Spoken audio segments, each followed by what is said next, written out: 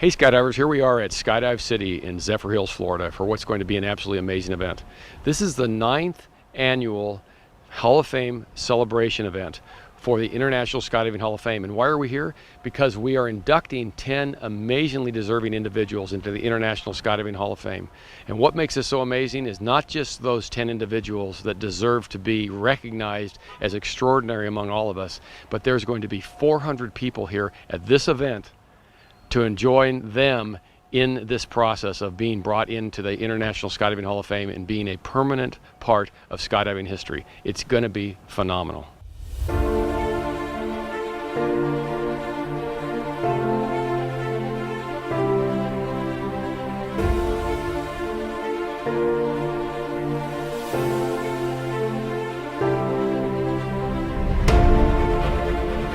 So part of what's so amazing about this event is there's people from all over the world who are going to be here. And for everybody that is here joining us this weekend at the celebration event for the International Skydiving Hall of Fame, this is where the process starts. They come over here. Look at all those name tags. Those are only half of the name tags for this event. That shows you how many people are going to be with us this weekend celebrating these amazing individuals.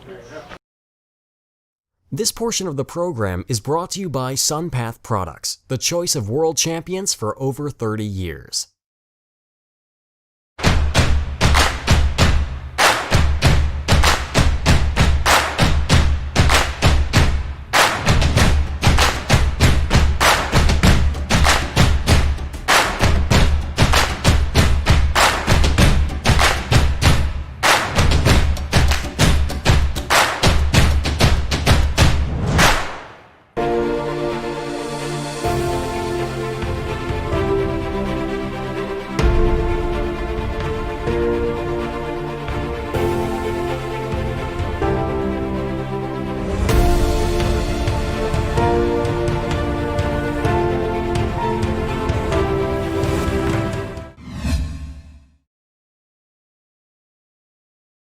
We have with us Carol and Lee Schlichtemeyer, and they are the sponsors of this Canopy Piloting Forum. So first we'd like to say thank you very much for making this forum possible. And we'd also like to have you share with us, what were your thoughts on why you felt it was important that this information be provided to those attending this weekend? Well, canopy piloting or swooping is something that, quite frankly, many of the attendees here are older, shall I say, may not be familiar with the competitive forms of canopy piloting. So we thought bringing freestyle canopy piloting here would be a good idea for this meet. Could you explain to us, Lee, when you say freestyle, what does that mean? It's basically gymnastics under a canopy. So they're doing things that are not the standard canopy piloting competitive events. They'll be doing things that are a little bit of the show-off in a safe manner. Carol, have you seen these kinds of activities before? No, I haven't. So this will be brand new for you also. Yes, it will. Well, we're all looking forward to it, so thank you very much for making this possible.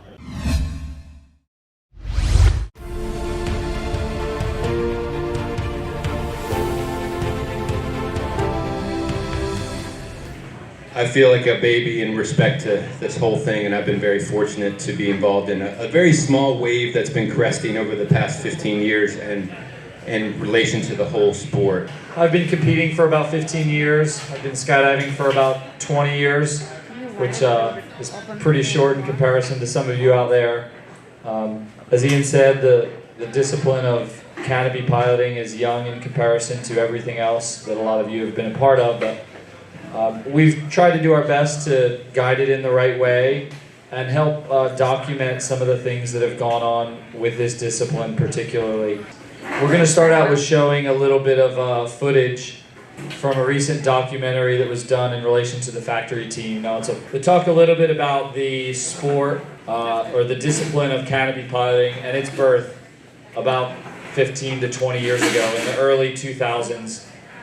It talks a little bit about blade running. It talks about some of the folks who were around in the beginning of the discipline, and also some of the folks that were around and real pioneers in the sport who helped birth this discipline. You'll hear some names in there that never necessarily competed in this discipline, but really helped it come about.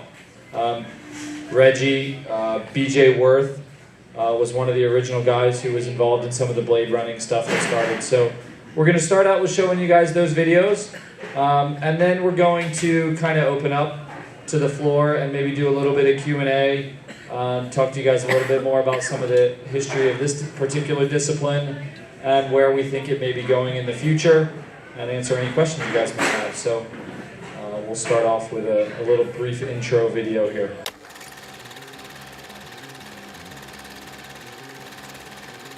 My first canopy piloting competition was in 1995. It was before it was called canopy piloting or even swooping. It was fast accuracy competition was the first one that I did. After that, I went to a couple of pond swooping events, things like the Pond Swoop Nationals at Blue Sky Ranch in Gardner, New York. I did that a couple of times. I went down to a pond swooping meet in Titusville, Florida.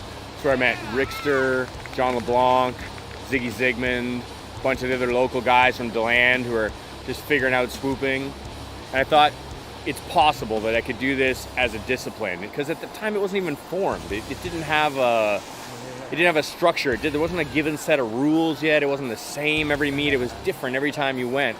The first blade running events started in kind of the mid-90s, like 95, 96. I got fortunate to get involved in going to those early competitions on behalf of Flight Concepts in 95 and 96 in Squaw Valley, California. BJ Worth kind of conceived of the idea of setting up like giant slalom runs with blades and jumping out of helicopters and flying through like a timed event.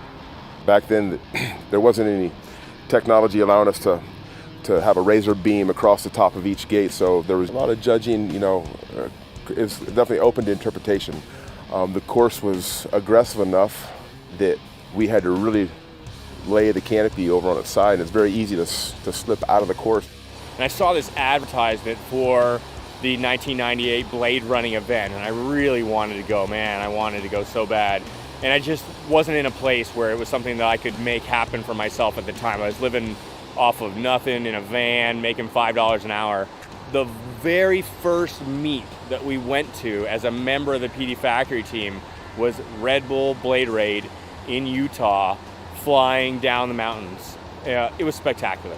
Coming through the entry gates on the top of that mountain, 11,000 feet above sea level, flying a 79 or an 84 velocity, you're passing the gates at 80, 90 miles an hour and continuing down the mountainside, whipping hard turns left and right through these big, tall entrance gates, these flags, and it was dangerous. It was scary, but it was exciting.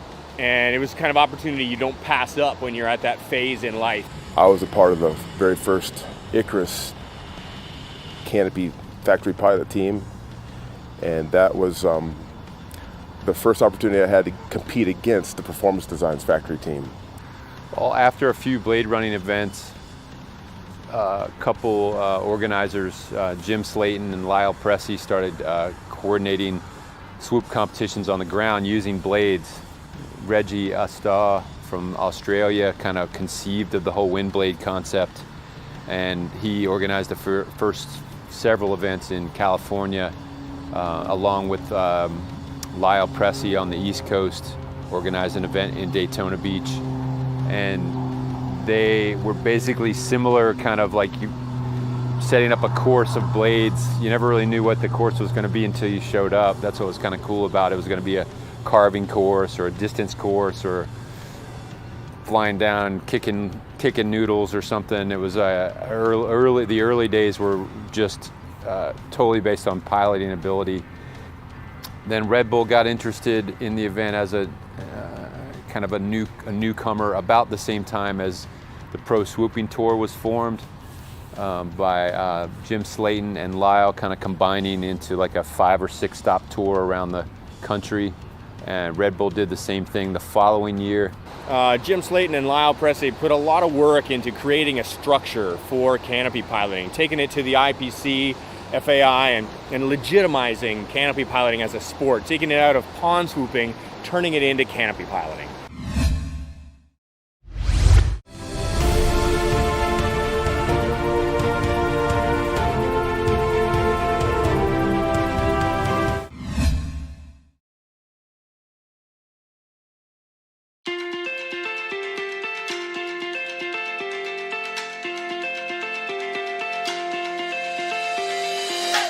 After 9/11, she and Ted Strong organized the next one. She's been very influential in all of the pioneers of sport parachuting reunions.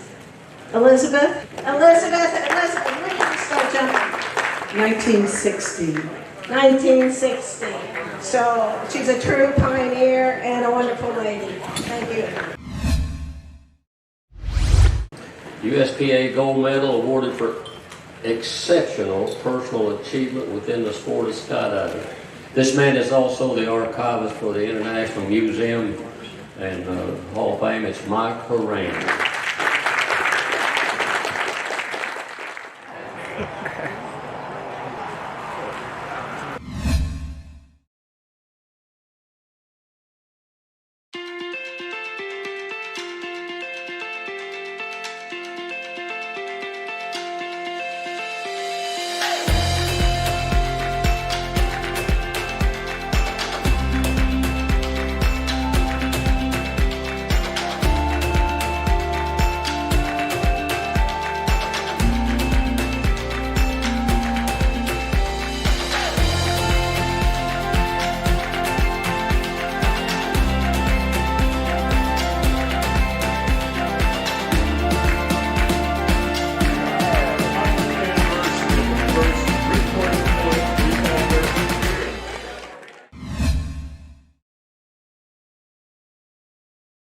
It is my absolute honor to be here with this panel of gentlemen. My first parachute jump in 1955 at the Naval Air Station at El Centro. And my first jump was a free fall out of a C-47 using a seat pack of all damn things. But in any event, my first jump was back in 55. Dr. Stapp asked me to study escape from high altitude. And it became very evident real quickly that there was a serious problem. Pilots and astronauts are not skydivers. So we had to look for a system that would protect them even if they were second lieutenant. So we did a whole series of dummy drops up to 110,000 feet with unstabilized. Just go to 110,000 feet. Cut the dummy loose, and we had accelerometers, XYZ accelerometers in them, and film to record the rotation. And we had some of these, and the dummies, some of them were dropped in such a manner that we would induce a spin. Some of them we tried to make them as stable as we could. Make a long story short, we had some dummies that spun at the rate of 200 RPM. From 100,000 feet, which would kill a man. So now we start looking for a way how to prevent that from happening. We never considered free falling stabilized because you could never train pilots and air crews to do that. As a matter of fact, if you told them they had to learn, they'd probably quit anyway. So we started looking at different methods of getting stabilization to get down.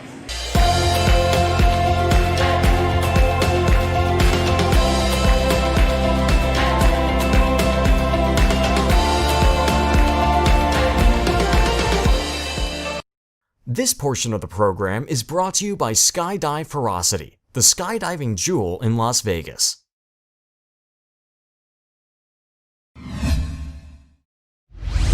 All right, skydivers, this is one of my absolute favorite people to have a chance to talk with. Art Thompson is a bona fide, certified, genuine rocket scientist. This guy can do virtually anything in that realm. I've been to his shop near Edwards Air Force Base, and it is amazing the capacity that organization has in both tooling and brilliance. We're talking to Art today because he was a critically important part of the Red Bull Stratus project that allowed Felix Baumgartner to earn an entirely new world record for the highest altitude skydive ever at the time. Breaking a record that had stood for how long? 52 years. For 52 years, that was set by Joe Kittinger. So, Art, how did you get involved in that project? Where did that come from? Well, I mean, Joe, he's always been the pinnacle of trying to reach for a skydiver. Was like the ultimate. And so Felix had come to me, called me on the phone and said, you know, Art, do you know Joe Kittinger? And I said, yeah. And he says, well, you know, if you were going to break Joe Kittinger's record, how would you do it? And I said, well, Felix, it's 3:30 in the morning, so why don't I give you a call in the morning, you go back to bed, and I'll call you and give you an idea. And so I ended up writing a 87-page proposal and flying out to Austria and presenting to Dietrich Mateschitz and the head of Red Bull, proposing, you know, our method of doing it. And part of that was using a you know, pressurized capsule as opposed to Joe, which was in an open basket, using American balloons and American spacesuits. So we had, that was kind of the start of it. It was definitely a challenge. I mean, with some of the issues, you know, in Joe's time, we weren't such a litigious society. And so Joe's program was Air Force project, low budget. They were tasked with how do you put somebody into space and can man survive. Ours being a private program, there's a lot of legal issues. Nick Pantanilla, who tried to break Joe's record back in the 60s, died in the process, and there was a lot of lawsuits. It made everybody afraid of doing anything, you know, unusual. And so I knew that I had to make sure that it was a true flight test program, that we were on top of our game with the way we did all the design engineering, the flight processes. I knew that I was going to have battles with the FAA. I had to work everything out with the Air Force Surgeon General and NASA to get their approvals on it. And so my approach has always been looking at projects, what incentive are they going to have? How do I sell them on why they want to help me? And so that was a big part of it, knowing that NASA and the Air Force, they would benefit from the data on how to reduce or stop flat spin. The design of the flight systems and life support systems was critical because that was something that we could share with them. Hey skydivers, this is huge. We have the privilege of talking with Alan Eustace, who is one of my heroes for having earned an amazing world record for the highest ever skydive in the history of the world and the universe. It's just amazing stuff. So give us the appropriate descriptor of what it is that the record that you hold, Alan. So there's three records. One is the highest exit altitude, 135,890 feet. And then they split drogue records, using a drogue and not using a drogue. So I have two other records. One is speed with a drogue, which I think is about 822 miles an hour or something like that. And then also distance fallen, which is whatever, 135,000 minus 10,000. I think the landing altitude is about 5,000. So I have both those records. Okay, now you got to tell us. I'm sure you've gotten this question many times, but we've got to ask you, and maybe the answer's changed. What inspired you? You know, I'm an engineer and a skydiver and a pilot, so those are three things that I've always loved. And, you know, I was thinking about what it takes to do one of these high altitude skydives, and almost everybody that had ever done it had done it with a capsule. And I was also a scuba diver, and so I looked at scuba diving. I said, well, isn't that beautiful and elegant? You know, you can swim under the water, you can come back up, you have everything you need. In the previous attempts, there had been a lot of problems, like, you know, Joe being able to get out of his capsule. He had trouble getting out, which would have been a really bad problem. The Russians, somebody jumped out of capsule, two Russians actually. One was fine, the second one broke his faceplate. Ended up dying in the attempt. Nick Pantanilla had a jump where he couldn't disconnect from the capsule. And then even if all of it succeeds, you still only have like 9 minutes of oxygen, or 9 minutes of oxygen from the time you leave till the time you have to get down in breathable atmosphere. And what happens if your reserve comes out, all this kind of stuff. I said, why bother with all that? Let's just do scuba diving. Let's just have 5 hours of oxygen with me, and I don't have to worry about any of this. And the exit's easy because I just release myself, almost like a 3-ring release actually from a balloon. It's lighter weight. I thought it was safer, and so that's what we ended up doing. And for me, it was like, well, I did a paper study of it, and I said, well, I think it'll work. And then there was a moment of truth where you say, am I just going to put it in a drawer and claim victory, or am I going to build it? And you know, I made what was a stupid financial decision to go ahead and build it instead of declaring victory and putting in a thing, but it was worth it. We built a great team.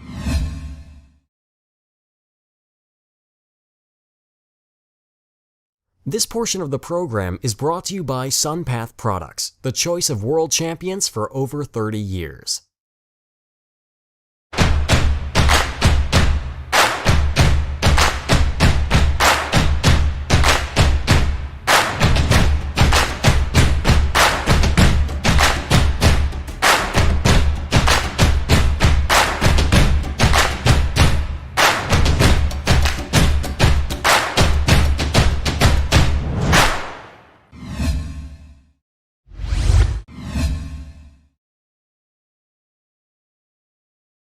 Members of the International Skydiving Hall of Fame are individuals.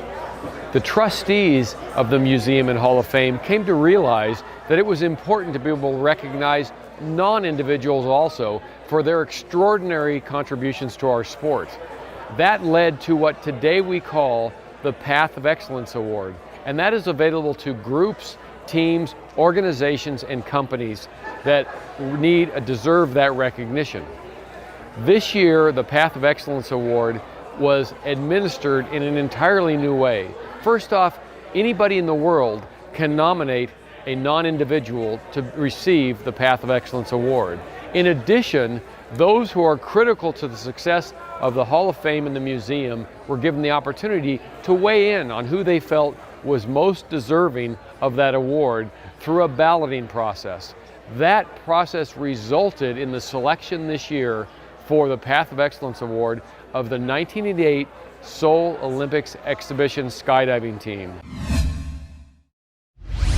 This year, we honor the 1988 Seoul Olympic Skydiving Exhibition Team. Again, can't say that enough. But for those skydivers who might not have been around in 1988, let me summarize the significance of what happened on that September 17th over the capital of South Korea. More than 80 skydivers and support staff put on an aerial show the likes of which had never been seen before. Skydivers from 24 countries entered the airspace over the Olympic Stadium one at a time, and each landed on target in perfect sequence. They were followed by formation skydivers who formed the 5 Olympic rings of 6 skydivers in each ring with perfect timing and symmetry. The world saw, like never before, what skydiving was all about. Our sport was on the map in a big way as over 1 billion viewers around the world saw this performance, up close and personal, either from the live television broadcast or as spectators in the Olympic Stadium. But nothing tells the story better than pictures and video. So let's step back 3 decades in time and watch the jump as it was captured in 1988. As the Olympic skydiving team descended into the opening ceremonies, the eyes of the world were upon them. Over 100,000 spectators filled the stadium, and over 1 billion viewers worldwide watched the live telecast. The parachutes thrilled the crowd and changed the image of skydiving forever. Yet this was only the beginning. 12,000 feet above the Olympic Stadium, the Rings freefall team, comprised of national and world champions, waited anxiously for the command to jump. Immediately after exiting the mammoth Chinook helicopter, the formation begins to build. What looks like a simple jump actually took weeks of practice. Each jumper must fine-tune his fall rate to match the others in order to gracefully fly into the formation. 30 skydivers from around the world holding hands in free fall to form the Olympic rings became the most lasting image during the opening ceremonies of the 24th Olympiad.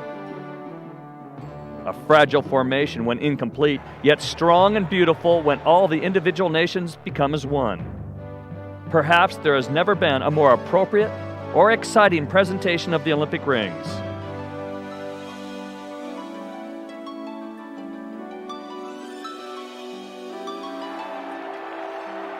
A missed landing would be unthinkable. With the pressure no less than that of an Olympic competitor, these professional skydivers, with a combined total exceeding 120,000 jumps, performed flawlessly.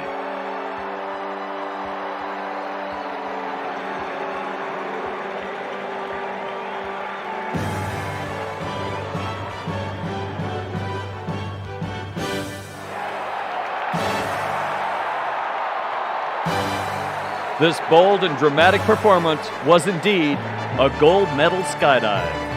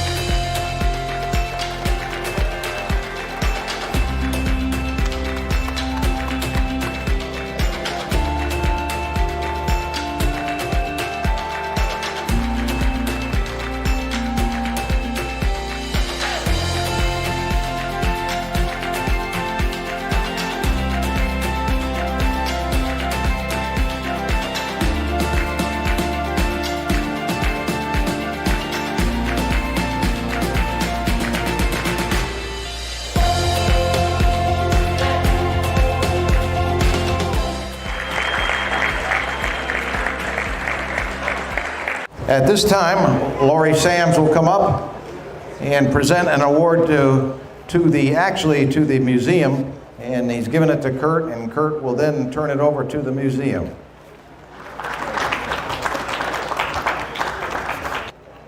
The 1988 Seoul Olympic Skydiving Exhibition Team, celebrating the extraordinary achievement of the 1988 Seoul Olympic Skydiving Exhibition Team at the opening ceremony of the Games of the 24th Olympiad in Seoul, South Korea, September 17, 1988. The wildly successful exhibition skydiving performance was seen by over 1 billion viewers and became a positive image for the sport of skydiving all over the world. The commitment to perfection and precision demonstrated by the exhibition skydivers, photographers, pilots, and support staff created a moment in time of enduring value to the sport of skydiving. At this time, I would like to have Jim Captain and Laurie Sams come up and accept this.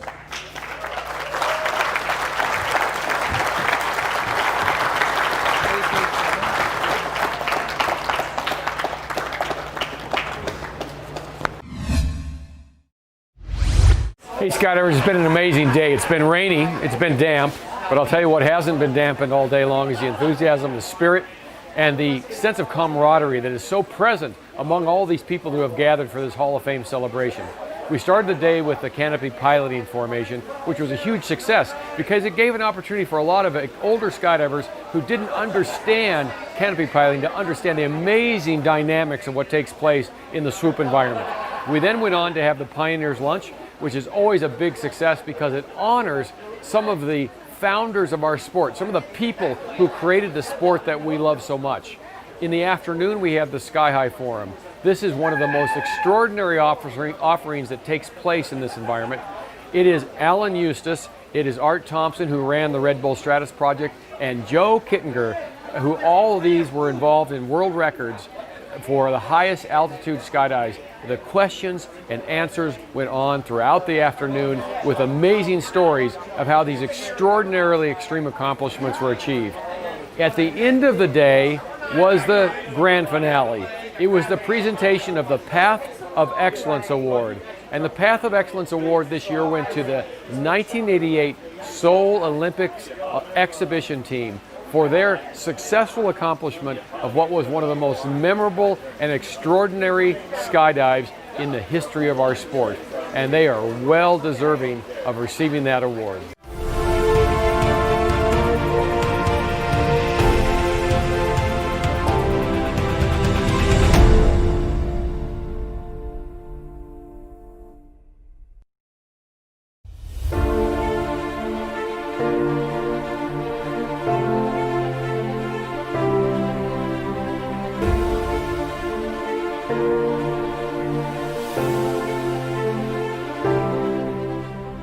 Good morning, skydivers. This is the kind of day we all dream of. It's a beautiful Florida day, and the 10-way Speed Star meet is underway as we speak. So good morning to all of you. They got off to an early start.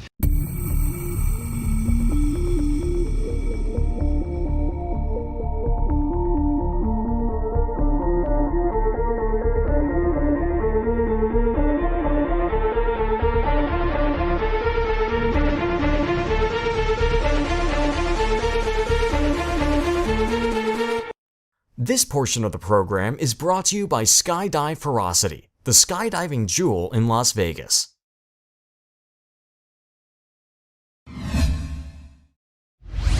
This is the 10-way competition, which is 10-way Speed Star Wars.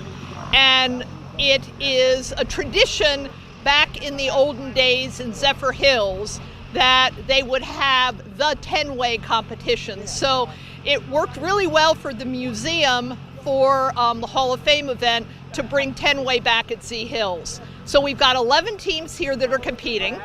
We had 10, but we had a late entry, so we're up to 11.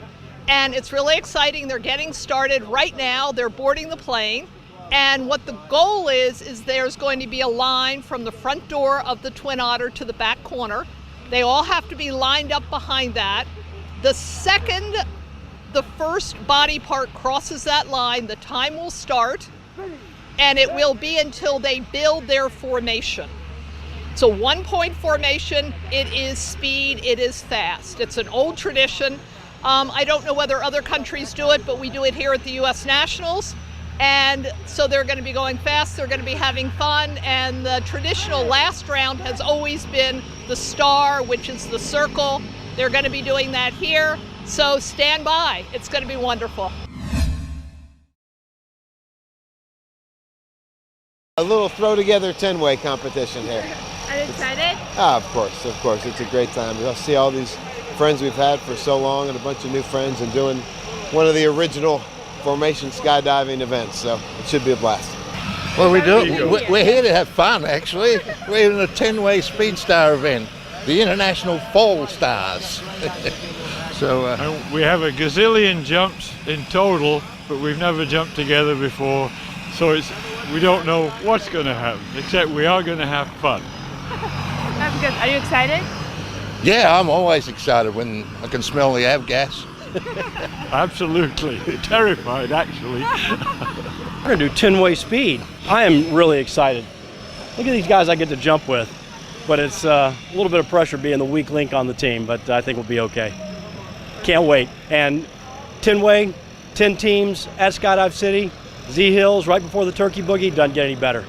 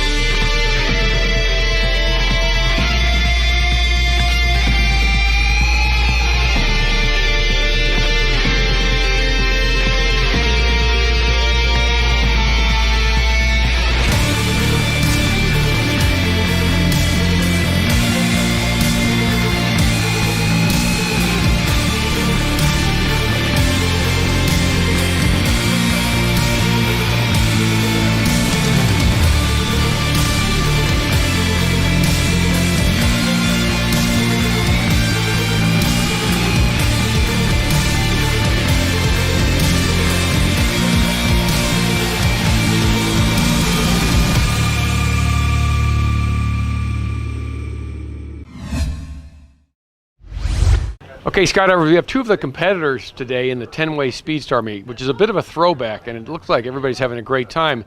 Very popular. We have 11 teams registered in this meet. So could you please introduce yourself? Sure, I'm Lee Estabrook. And? Truett Miley. So tell us, how's the competition going? You guys having fun? Oh, it's awesome. It's a whole lot of fun. 10-way is its own little animal, filled with chills and spills and just some good, clean fun. What are your observations on this compared to other kinds of skydiving, Truett? Just one thing to remember, go fast and get in. Is that working so far? Yes, it is. We've been doing great. And how many rounds have you done so far? 2. This is our last round. And this will be the final round, and are you guys doing pretty well in the competition? We're doing better than our practice, so that's good.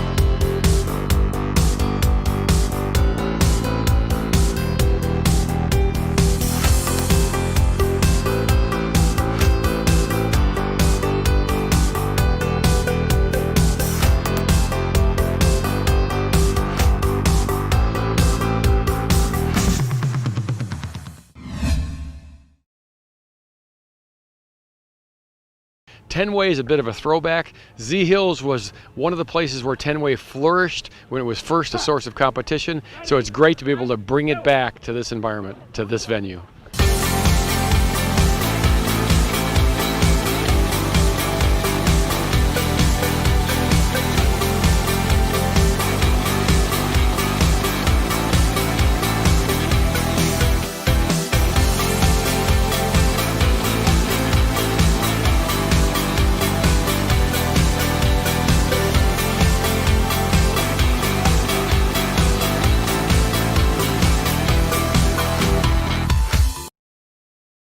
This portion of the program is brought to you by SunPath Products, the choice of world champions for over 30 years.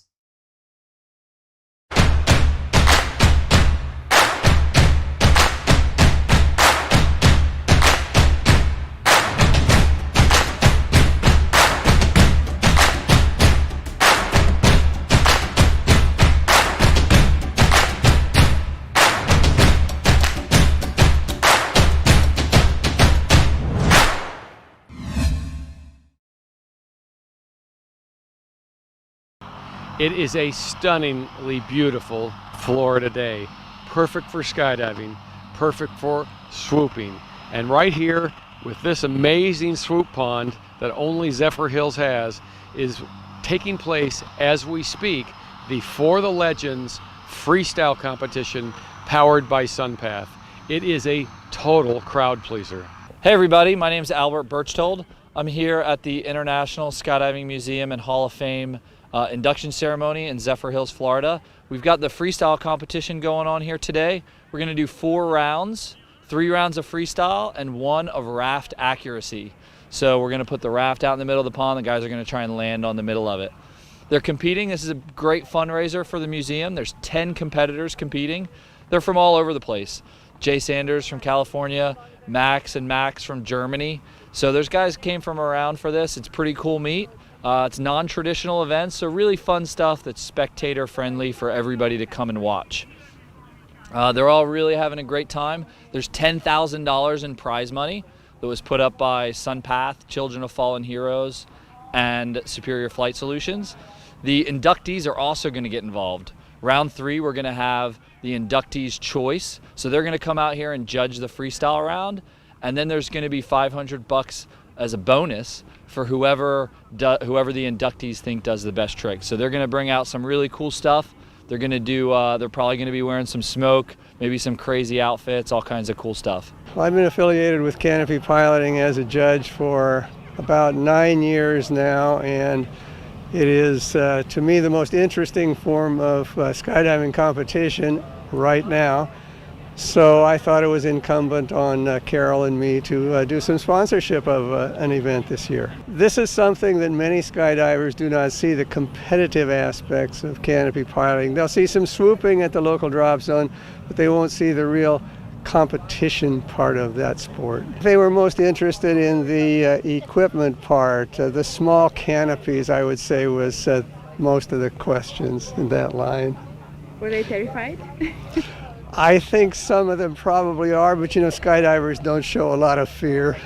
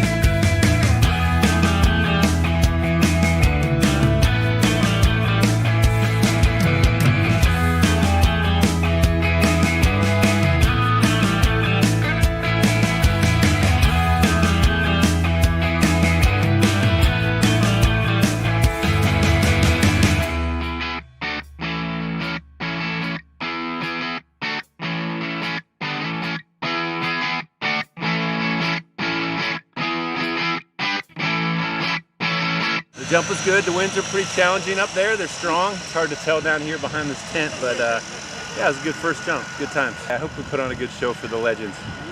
It's been, we had some struggles yesterday with the winds and stuff, so we decided to do it today, but looking forward to jumping again.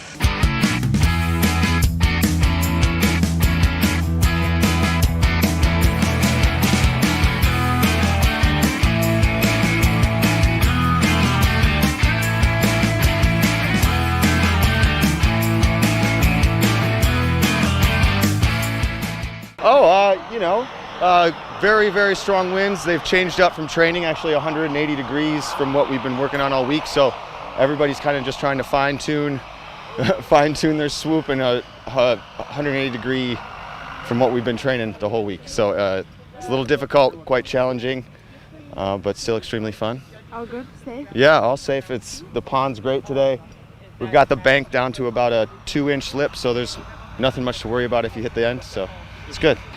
So yeah, it was my first run today. The winds are pretty strong up top, so on my approach, didn't really mitigate it very well. So I ended up not where I wanted to, so I didn't have enough power to make it all the way out of the pond cleanly. So I got pretty wet, hit the bank a little bit, got mud all over me, but you know, it's fun. So it's fun. You're having fun. I love it. Yeah, it's great. I actually am pretty excited about it. I'm glad they get to see it and see what we're doing these days, and hopefully we can get this event in nationals. That's kind of the goal. So we'll see. You know, hopefully.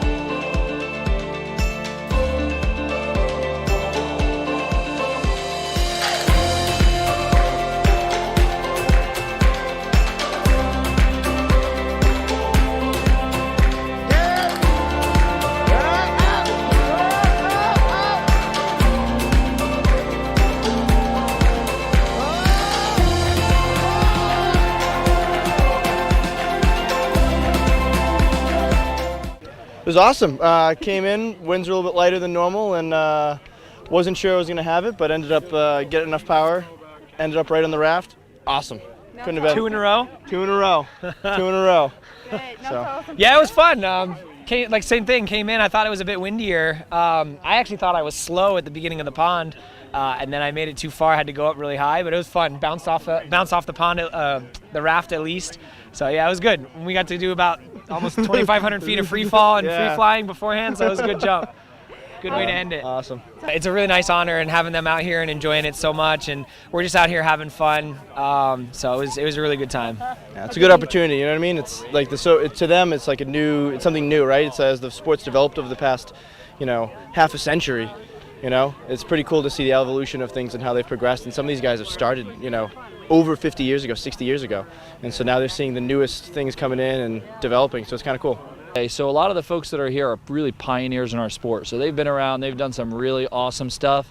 But the stuff with the canopy piloting and some of the newer high performance wings, they don't really know a whole lot about. So it's really cool, great opportunity for us to come here and share some of what we do with them. And it's been a real good back and forth. We've had a chance to learn a lot about the history of our sport and what they've done to help bring us to where we are today in the history of skydiving.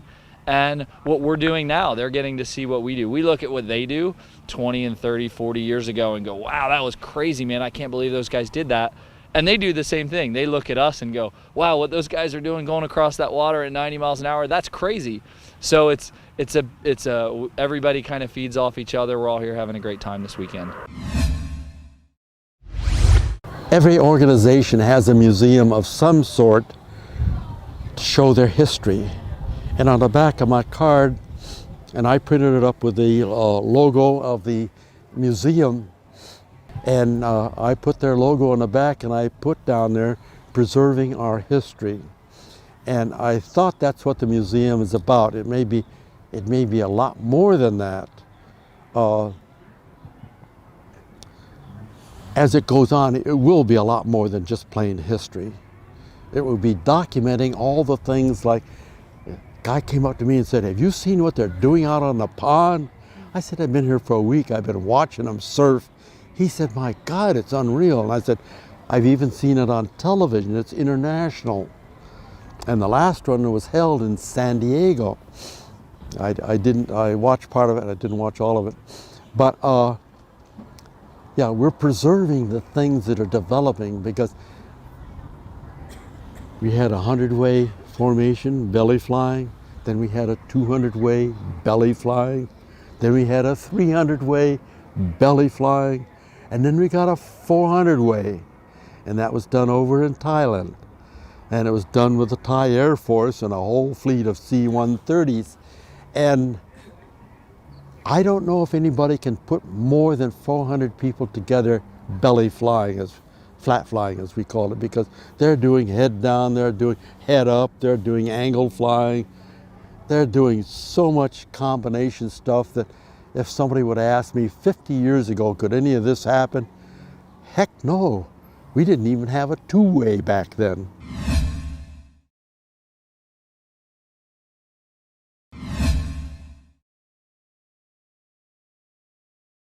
One of the premier events this weekend at the International Skydiving Hall of Fame Celebration Weekend is the Jumpers Over 70 World Record Attempts. Behind me is that team of jumpers over 70 who are seeking to set a brand new record for the largest skydive ever built by jumpers over 70.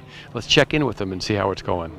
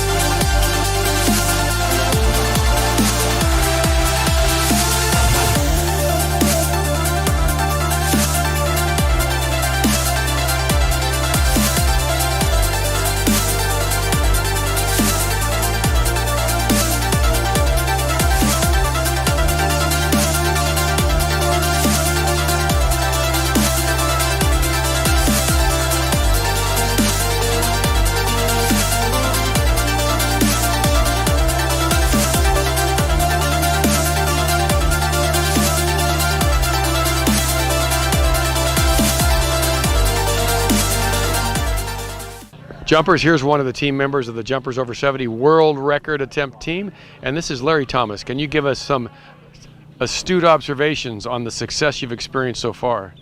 The guys are trying really hard. The skill set is not quite there. We're having fun doing it. They're great attempts. These guys are all in their 70s and a couple in their 80s. It's magical that we're still out here jumping and having a great time. It's beyond magical. It's profoundly inspiring. You guys are amazing. How's this going to go? Are you going to be successful? Well, we'll do our very best, and I'm optimistic. Come on, I'm looking for a solid yes. Yes. There's so many old friends that we get to see once in a while, and this is one of the places, so it's fun. In one weekend, we found out we had 14 JOS people here, and so we did a 14-way one weekend. Then the next year, we got a little gathering, and we did a 16, and then we did a 20. And then the 20 held for a couple of years. We couldn't seem to excel go any more than that.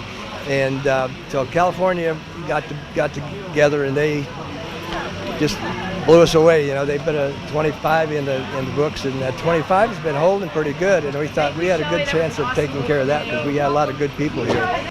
We're going for 26. The record is 25.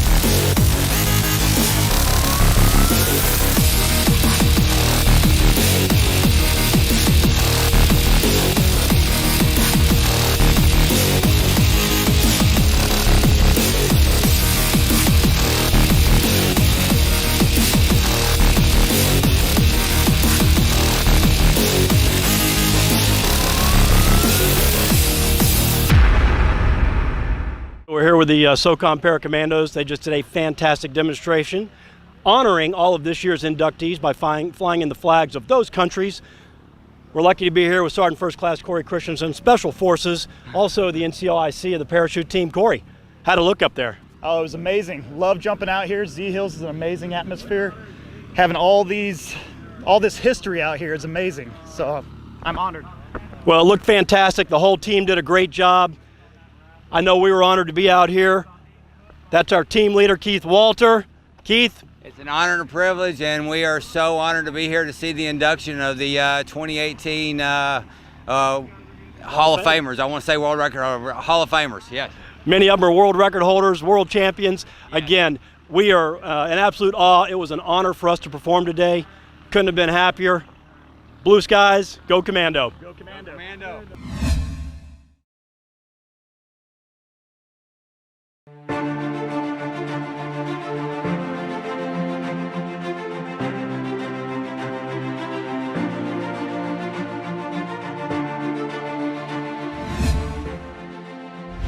The first award was sponsored by SSK, and they'll receive a certificate for a Cypress filter replacement, and that will go to the person who had the best crash of the meet into the water. So it kind of fits. They're probably going to need this.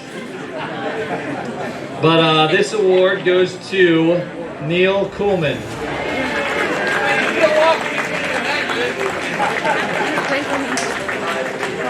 And we'll add that no one was injured at this meet. The Neil will get a free Cypress filter replacement from SSK because he's going to need it. Congratulations, Neil. And the next award is, we did a 3-round freestyle meet as well as a raft round. And the next award was one of those freestyle rounds we had all the inductees for this year's Hall of Fame come out, and we had the competitors actually do a bit of a wow round. And there is $500 prize money for the folks who were the inductees' choice, and that was donated by Tony Suits. Tony is here to present that money and that award, and that goes to, it was actually a 3-way tie. with Kurt Bartholomew, Jay Sanders, and Jesse Wire.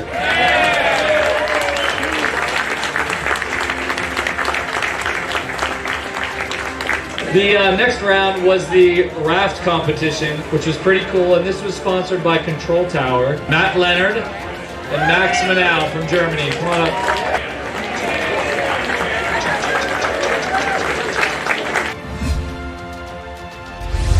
Now on to the overall winners of the freestyle meet. We did 3 rounds today, which was awesome. We managed to get 4 jumps in today in the meet, which is cool. 3rd place was sponsored by Superior Flight Solutions.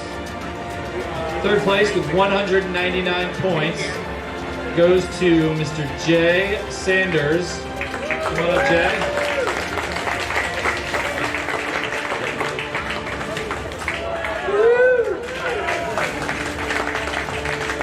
Second place was sponsored by Children of Fallen Heroes.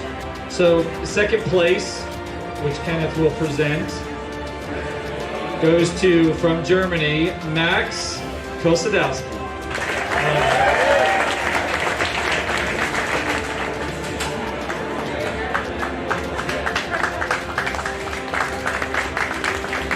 So 1st place, and the title sponsor of this event, Sunpath Products, with 297 points from Team Alter Ego Fast Tracks, Mr. Kurt Bartholomew.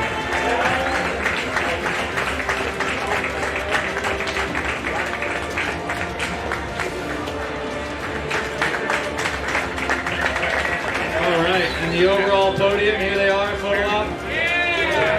Give them a big round of applause, everybody.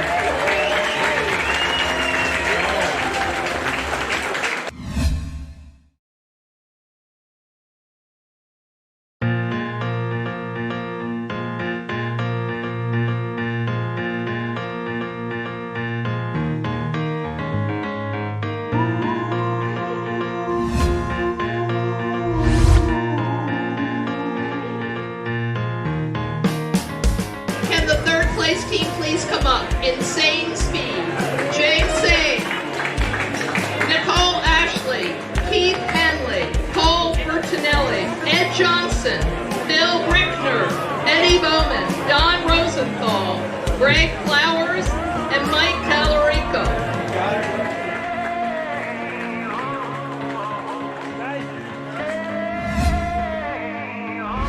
Second place team, Derek Thomas, Dave Ruffle, Chris Fucci, Sally Craig, Mike Rabel, Alberto Amaranda, Randy Cutlet, Jack Renaulter, Jack Jeffries, and Louis French.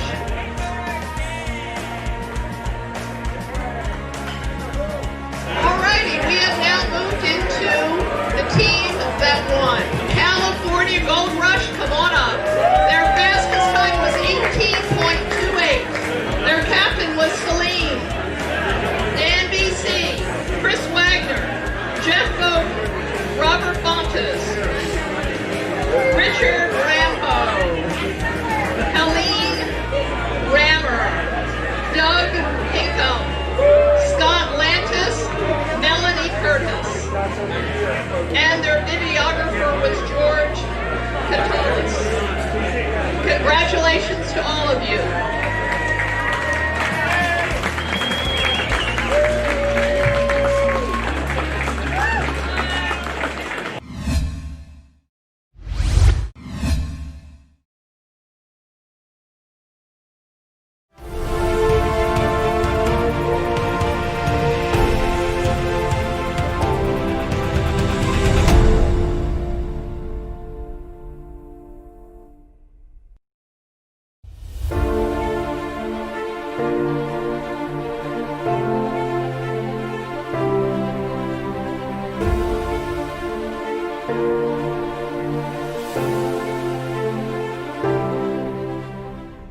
I'm having the privilege this morning of interviewing Jay Stokes, who's not only one of the most accomplished skydivers in the world, but is also a dear friend.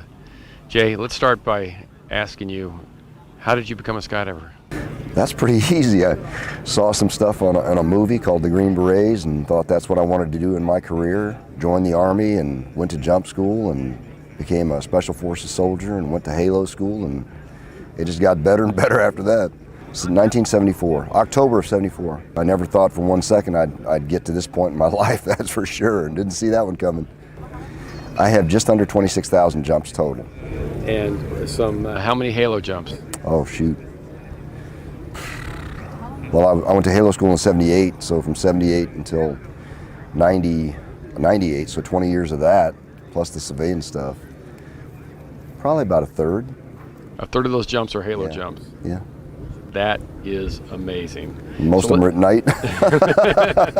So let's talk about how skydiving is a part of your life today. Oh, wow. Well, fortunately or unfortunately, I'm the president of the United States Parachute Association, so I'm kind of steeped in that heritage, so to speak. I get to be on the blame line for a lot of things. I get to be the point man, so to speak, but it's okay. I'm good with that. Let's talk about what you do on your 9 to 5 gig. 9 to 5, I work for a company called Tactical Air Operations. We're based out of San Diego, California, and we train the Navy in military static line and military free fall, and we just picked up a contract with the Air Force to train them in military free fall. I think that the skydivers who are watching this would find it fascinating to know how many jumps you take those kids through on your Navy program and what they're capable of when they leave your program. Could you run us through that? Okay. Well, amazingly enough, we run the static line program in 5 days. What Fort Benning does in about 3 to 4 weeks, we do in 5 days. They make 5 static line jumps. We move them from there into a free fall program, and they start jumping by that following Friday. So Monday to Friday, they're doing classroom, packing, wind tunnel time, and then we start jumping by that Friday. They'll make a total of 25 to 29 jumps, and 3 to 5 of those will be at night with combat equipment, oxygen, all up. So they are leaving your program with 25 to 29 jumps, and they're Halo qualified, is that correct? They are. That is darn, and they start with no jumps at all. 0. That is pretty darn amazing. It shows you the quality of the instruction and the quality of the students in that environment. Yeah. So talk to us for a moment about the tactical significance of skydiving in the military world. Well, obviously in the military side, you've kind of got 2 options. You could use military free fall aspects for lower jumps. For instance, the Navy off the coast kicks a boat, jumps out at say 5,000 feet, deploys a main parachute, square parachute, lands on the boat, sinks their gear, and then they do over the horizon navigation into the denied area. The other aspect obviously would be the offset jumps, or what we call hey-ho's, high altitude, high opening. 25,000 feet open, fly from point A to point B. It's amazing today what kind of equipment is coming out. We've got parachutes with a 4-to-1 glide ratio. I mean, from 25,000 feet under canopy, you almost don't have an O2 system to support the time under canopy. So what's your distance you can travel from a 25,000 foot deployment? With the RA1, which is a newer style of parachute, you're looking at 25, 30 miles. It's ridiculous, it's crazy. And they make a better parachute too. It's called a high glides, which gives you a greater ratio. So like I said, I mean, if you're at that altitude for extended periods without O2 or limited O2, you're gonna get hypoxic. So the O2 systems have to be upgraded too.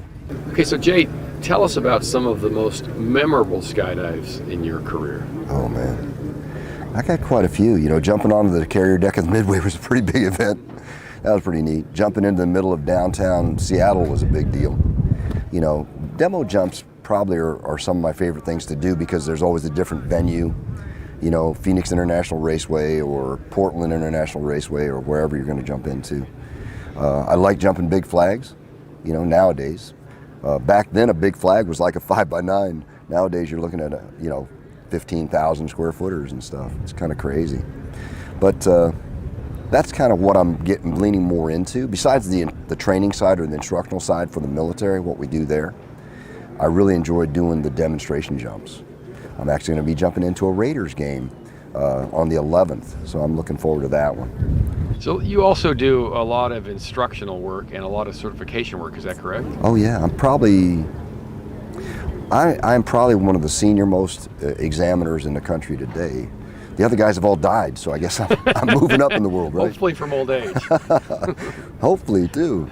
So, But, do you have any idea of how many people you've have earned their instructional ratings with you? oh shoot. You know what's funny is I do keep records and I keep database stuff, but I didn't start doing that until around 2000. I was an instructor in 1980, moving forward. So if you do the numbers, you're talking about 15 to 16,000 coaches, jump masters, because we did it then, instructors, examiners. Crazy, isn't it? It's amazing. Ridiculous. And I know that one of those people who earned an instructional rating from you was me. I know. I remember that. That's how we became friends, and that was a real treat to do that. What regrets? When I mention regrets, what comes to mind as it relates to your skydiving career? Are there any? There always will be, because there's things that you want to do, things you think you want to do, but maybe you really don't. But it's one of those little things. Here's something that happened to me about a year ago. I had a trip going to Brazil, and then Sammy, my buddy, who owns a drop zone that was going to do the wingsuiting world championships, wanted me to do a flag jump, and I said, sure, I'll do that. My regret is that I couldn't do it because I was leaving the same day I was supposed to do the flag jump. He understood that, but to this day I still feel bad about it because I couldn't get that done. That missed opportunity. Yeah, and I feel bad because he's a friend. He's a person that I like. So what thoughts would you have for skydivers out there that are new in their career? What piece of advice would you give somebody that maybe has a dozen jumps or 25 jumps and they're thinking this might be something they want to do for a while? Well, first and foremost, I tell them don't think you're entitled, because you're not. You need to work for what you get, you need to earn it, and you need to seek out those folks that have that knowledge and not just use them, but actually tie into them and give something back too. It's not all about us. It's about the sport itself, and it's about what we can give back to the sport. We're here because you are being inducted into the International Skydiving Hall of Fame. Can you give us your thoughts on that honor? Never thought it would happen. I've thought about what I'm going to say tomorrow night, and thought about how do you say what you want to say in 2 minutes? You really don't have enough time to do that. So I'm going to try to keep it very simple, and I'm going to basically say that I'm in it, I'm there because of my family, my immediate family and also my skydiving family. And my two biggest contributors probably for me as a skydiver were Gene Paul Thacker and Ted Strong, and they're both in the Hall of Fame also. They pushed me very hard, especially Gene Paul. He is a very demanding guy, but he pushed me into the instructional side of it, the examiner side of it. He's the reason I did the record attempts. He said, yeah, you want to do that? Let's see what we can do.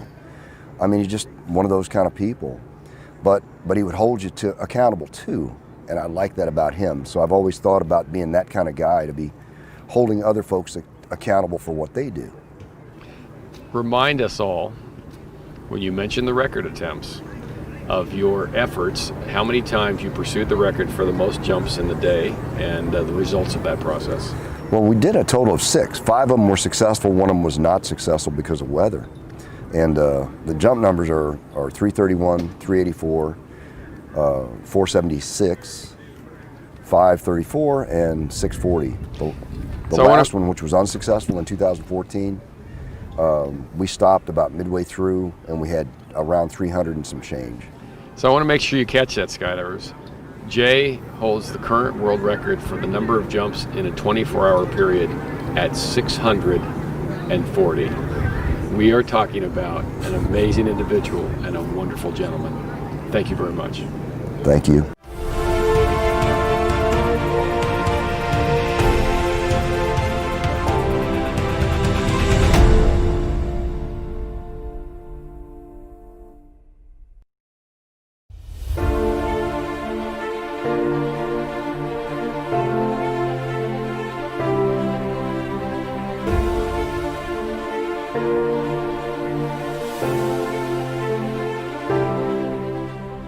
This is an amazing honor to have the privilege of talking for a bit with Henny Viggers from Holland.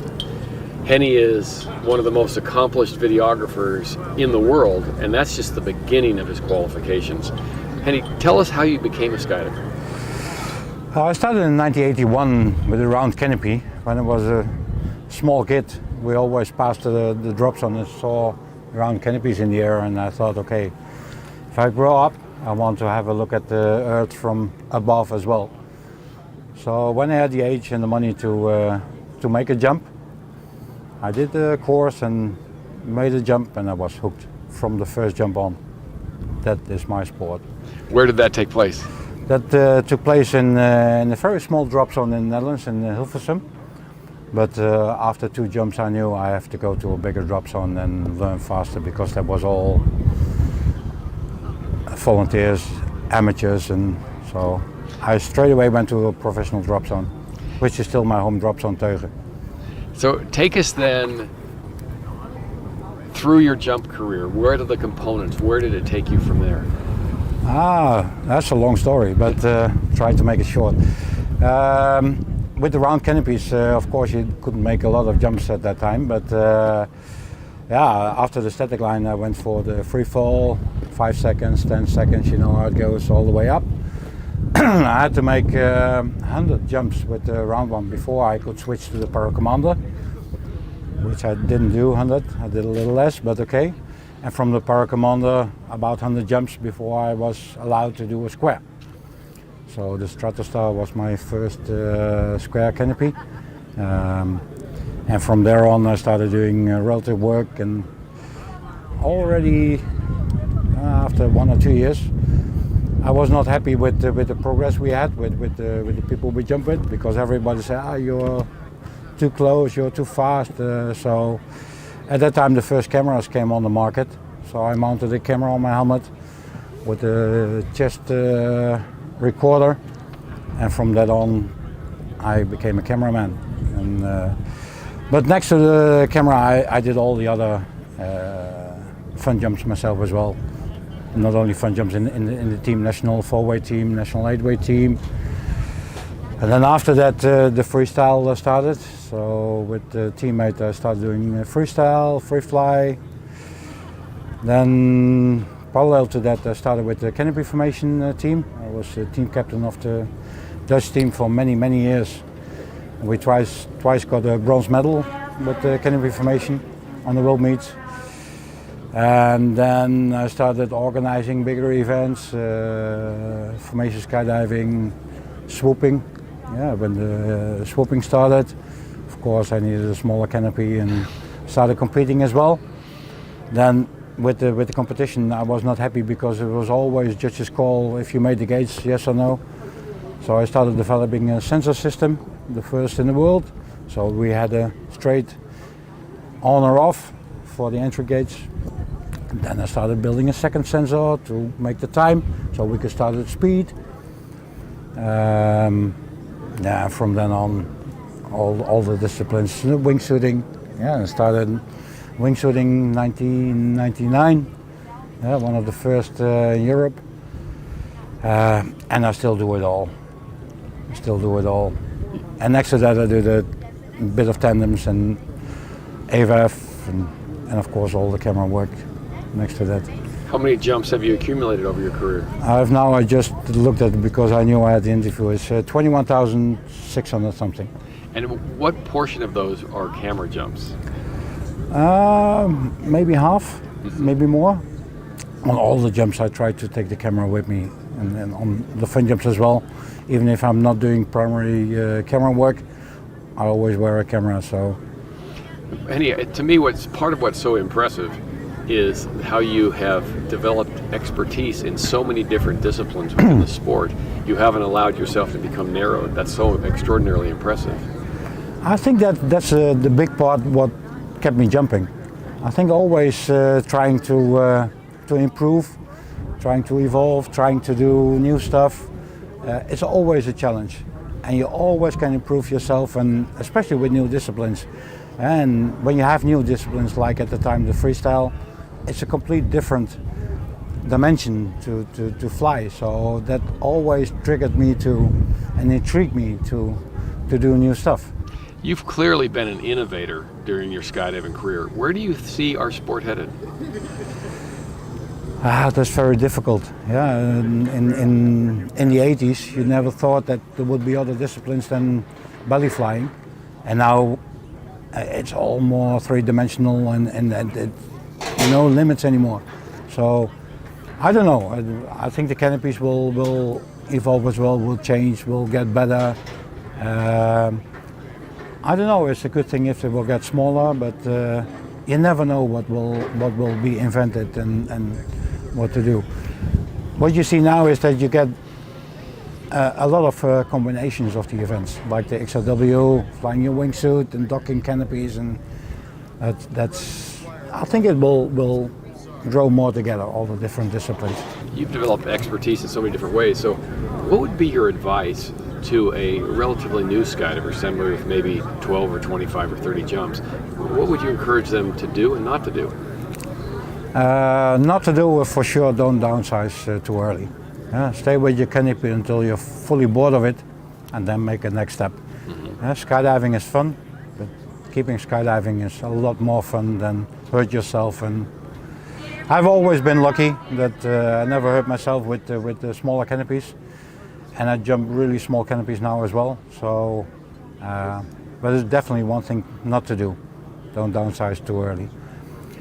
Things to do is have fun and jump as much as possible and really get everything out of the jump and listen, learn, watch, not only jump but look around and pick up everything you can do to improve yourself, and always try to improve yourself. That's the best way to keep having fun and progressing in the sport.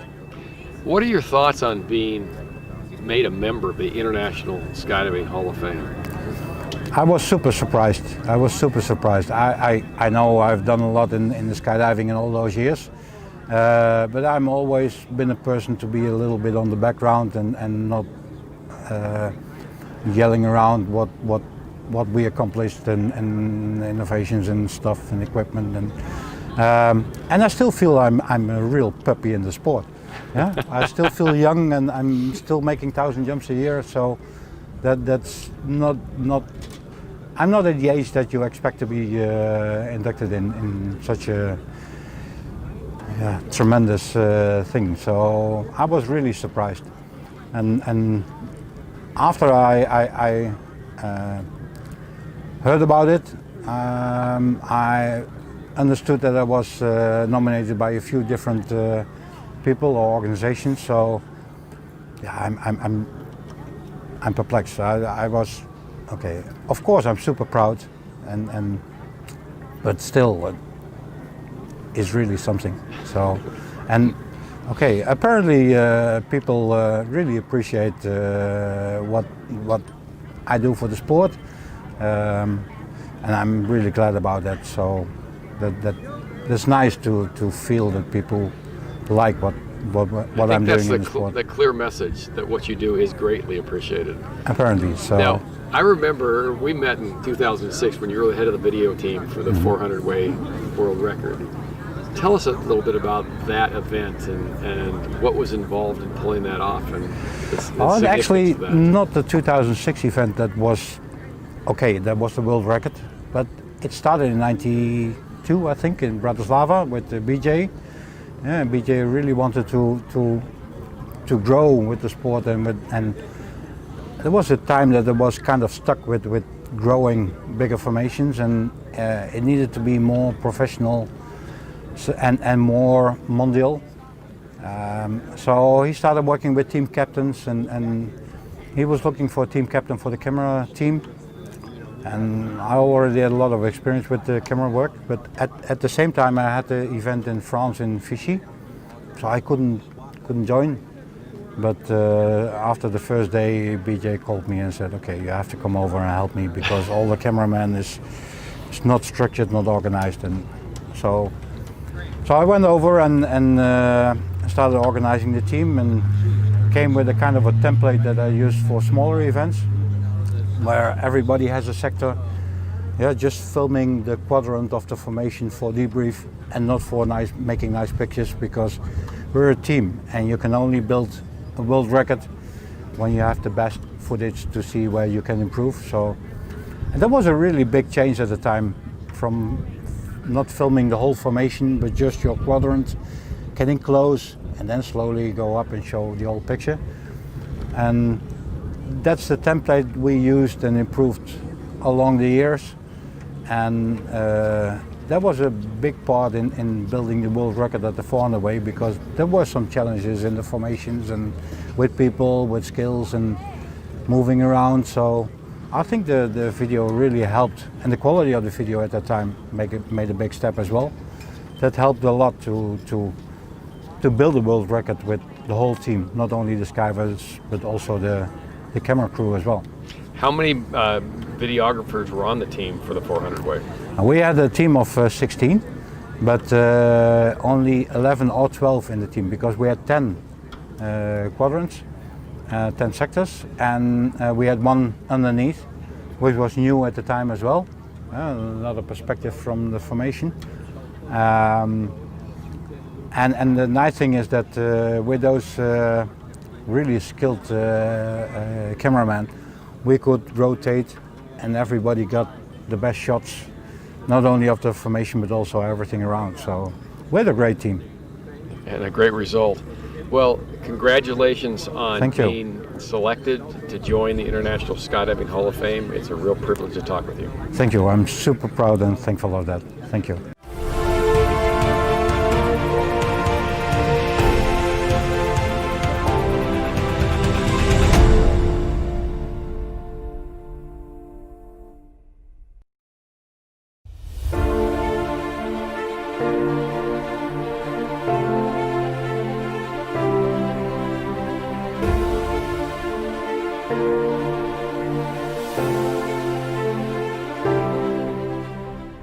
Skydivers, this is a real privilege and a treat to interview a dear friend and a wonderful individual, Roger Ponce de Leon. Roger is here because he's being brought into the International Skydiving Hall of Fame. And nobody could be more deserving than Roger for all his amazing, amazing contributions to our sport, the sport that we all love. Let's start from the beginning, Roger. How did you become a skydiver?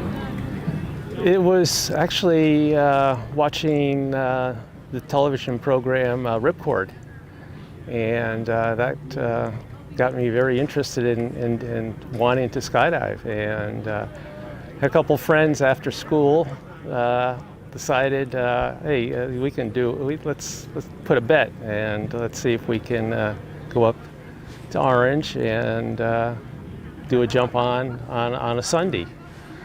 And 3 of us showed up for it, and the other 3 did not. It was only $35 to do a jump at those days, and it was a static line, so it was a 3-hour trip up there, and we ended up doing it at probably around 1 o'clock on a Sunday afternoon, and it was fantastic.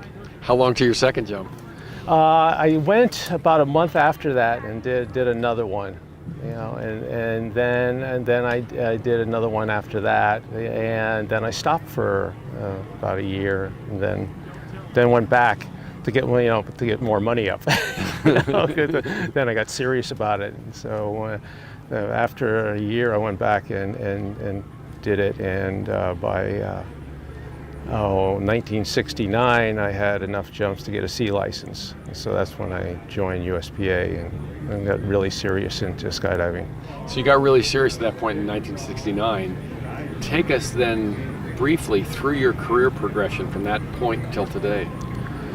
Well, back in 1969, we were still jumping rounds, so I still had we had a 7TU, and what we did is I had an old surplus rig and was using that and trying to do sport skydiving with a front-mounted reserve and a military harness and everything else, and did about I would only average maybe 40 jumps a year at that time period into maybe into 74, and then in the mid-70s is when I got a team together and went to the Nationals and did a 4-way competition in the mid-70s, and continued doing that, and by 77, when 76, 77, when they had 110-way teams down here, we were being fairly competitive and doing 8-way at that time period, and then also doing 10-way. And that's by reaching out from the drop zone I used to jump at and coming down to Zephyr Hills, I ended up meeting other people, and that's how I end up being known because someone believed that I had the skills to do what they needed for their team, and they brought me in, and that's basically throughout my skydiving career. I had believed in other people as well as people believed in me, and that's basically from doing 4-way to 400-way teams and being able to be in the leadership of quite a few teams, and also being able to work with some of the best organizers in the world throughout that whole time period. Tell us about the organizing process. What are the challenges and the rewards of being a part of organizing a large formation event? Well, the challenge is, to begin with, is trying to make a formation that will actually work. And then after I come up with a formation that, or we, not just I, but we come up with a formation, and just getting the right people that can do the job and do it and perform to their ability of where they're the most comfortable at. It doesn't mean that they need to go in the center when they could be used someplace else. But that is a decision on the leadership, is putting people into the right positions, knowing either if you know the person or you give them an application to fill out if you don't know the person, and find out where they're suited for or the best for their skydiving ability. And at that point, bringing the people in and getting the logistics of a drop zone that can handle the planes, and just making sure that you can never make sure on weather, obviously. Weather is always a factor in some of the stuff, but the right location is the best thing too. If you can find a location that's a safe location. And the biggest thing that I've tried to bring through in large formations is something that is feasible, that we can actually do, and do it safely, so everybody comes home. And whether we make our goal, well, okay, maybe sometimes we don't, and maybe we do. And when we do, the satisfaction is beyond belief. It's fantastic. What would you consider to be some of your most noteworthy or memorable jumps? Well, the jump that's always has been in my heart has been the Olympic rings in '88. That was the first time that it was ever live to the world, and so many millions of people had seen that live. And we trained for a year before that to do that, and from all walks of life, and all the team members were people that were either current world champions or were world champions, and that brought a brotherhood of people from all over the world to make that work.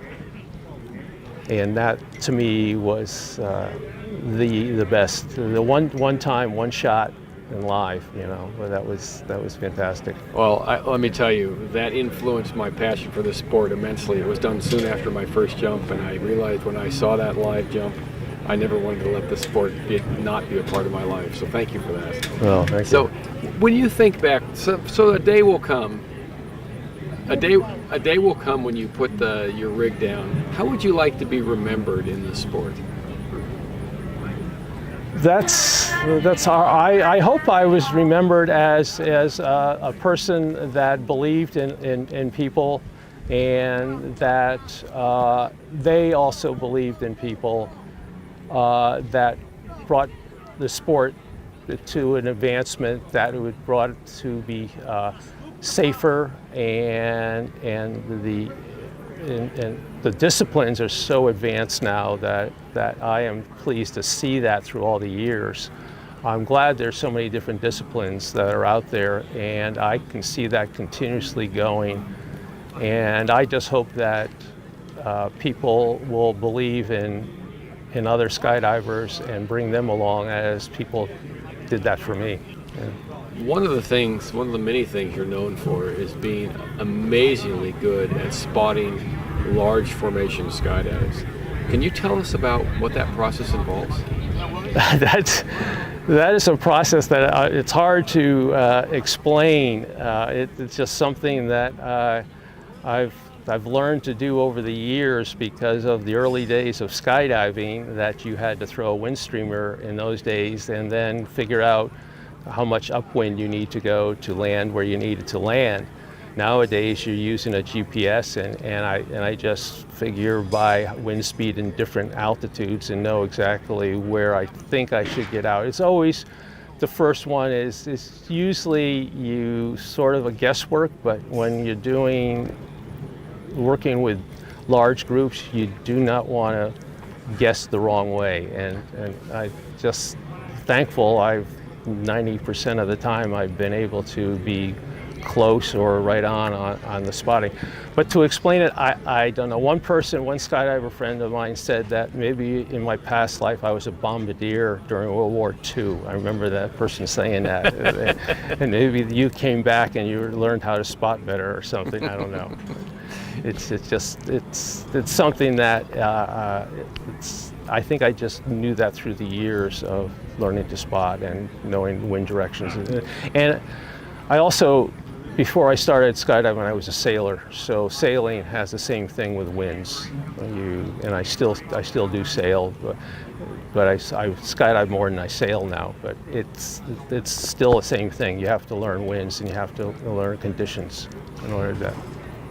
We're at Skydive City in Zephyr Hills, and I know this is a storied location. And I seem to recall that there's some noteworthy experiences that you've had here. I recall a story about in advance of a competition, you're finding yourself in a canopy wrap.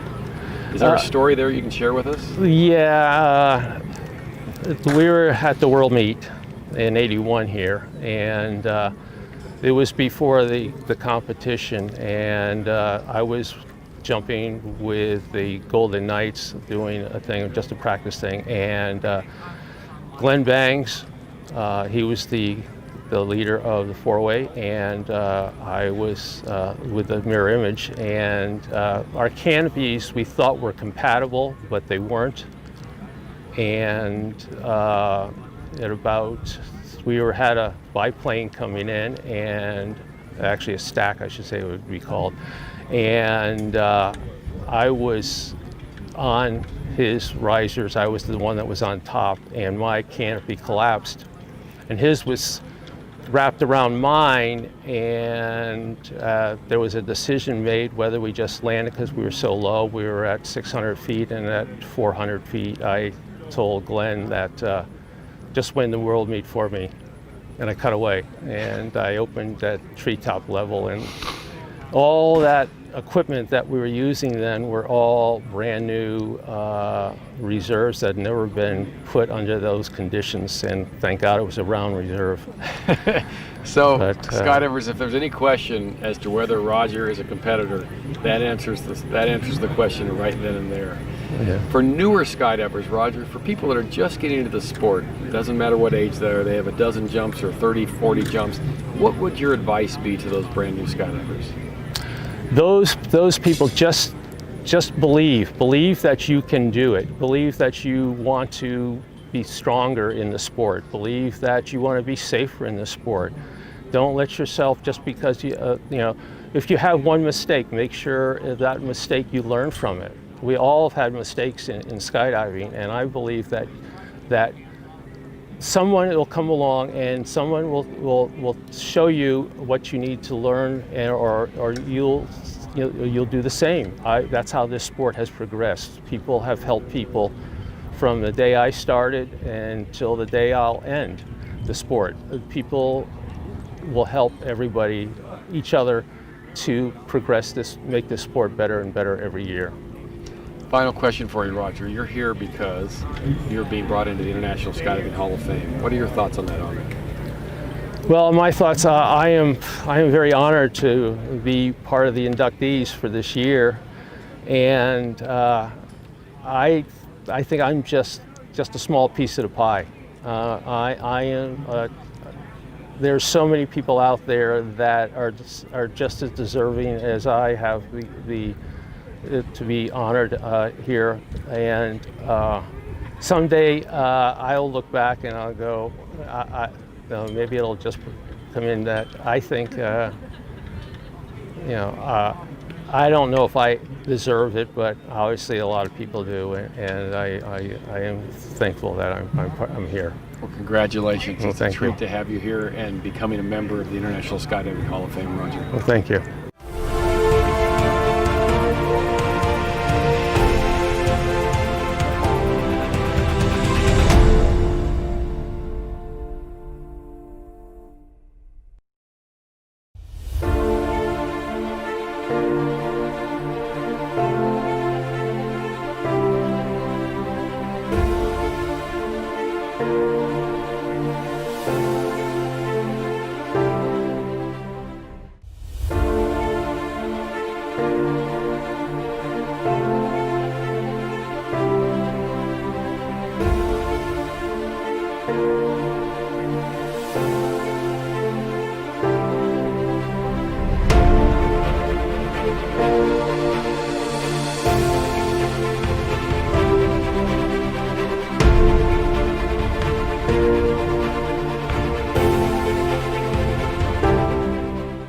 The very first one was with the military. We stepped off a balloon. My first jump was out of a balloon. A military blimp, with I think left over from World War II. And have a cage underneath it, and you just step off. Number one jumper ready, you step to the front of the cage, and you step off from 800 feet. So you open at 400 feet and land. So I remember thinking, what am I doing? Oh no, what am I doing here? As you fall. That was horrible. And then terrible landings and unsteerable parachutes. You used to pull down on one side of the parachute to make it go that way, I guess. I'll make it go that way. I don't really remember, but that was pretty awful. And then the military jumps you do, you're carrying loads of weapons containers and parachutes. And you land and you've got to follow a light in the dark. And you're just walking into the distance carrying equipment. So that was okay. We thought we was having fun. We used to fire the big guns and all that, and Land Rovers, riding around in Land Rovers with the guns. But then the local drop zone came out to our TA centre, the Weekend Soldier Centre, and give us a quick course and chat. They were the first course at this drop zone. We were the second course at this drop zone. So we trained by the first course. And I loved it. The first jump, you could steer the parachute. The first I thought in the plane, this is comfortable. Everything was comfortable. Where the military stuff, if it was comfortable, they said you had it on wrong. Ha. And the plane was upholstered. A little Cessna 172, I thought that was good. And the gear was comfortable, and you could steer the parachute. I thought that was great. And the very first jump, I landed by the cross. There was a red cross just over there, wherever. Wow, I was just chuffed to monkeys after the military jumping. So I loved that, and I loved it. I couldn't get enough of it. And the guys I started jumping with, I was dispatching them after a couple of months, because I was just there all the time trying to get jumps in. I did accuracy, then style, then 4-way and 8-way. Then we introduced CRW into the country. Then after that, I did freestyle for 10 years. I came out here in 79, started in 72 in England, came here in 79. And then I did freestyle, head down for, free flying, not freestyle. I didn't do freestyle. I can't touch my toes. I did free flying for 10 years. And just when I was getting fed up with that, I started wingsuiting. I made suits for Patrick de Guernon and my friend Adrian. And I would make the suits, and then they would make the wings, put the wings on. And I thought, I'll do that, and then they both died for different reasons, and I thought, no, I don't want to do that. Then I saw Birdman make suits, and I thought one day I would do it, and I'll see if that catches on, because they were very complicated. There's piano hinge all the way, both sides, back and front 4 times. I thought, well, that's really complicated, no one's going to like that, and I'll see if it catches on. And it got popular, and so we made a really simple version with zips. And I spent 10 years making parachutes too. I made the first elliptical parachutes in the country. Yeah, and I called it Jonathan because everybody's asking me why are you doing that? What's wrong with the rectangle? Have you read Jonathan Livingston Seagull, where all the seagulls are asking the one seagull, why is he flying high doing barrel rolls? Why aren't you hunting for food like the rest of us? And he's just saying, I don't know. It's just something I've got to do.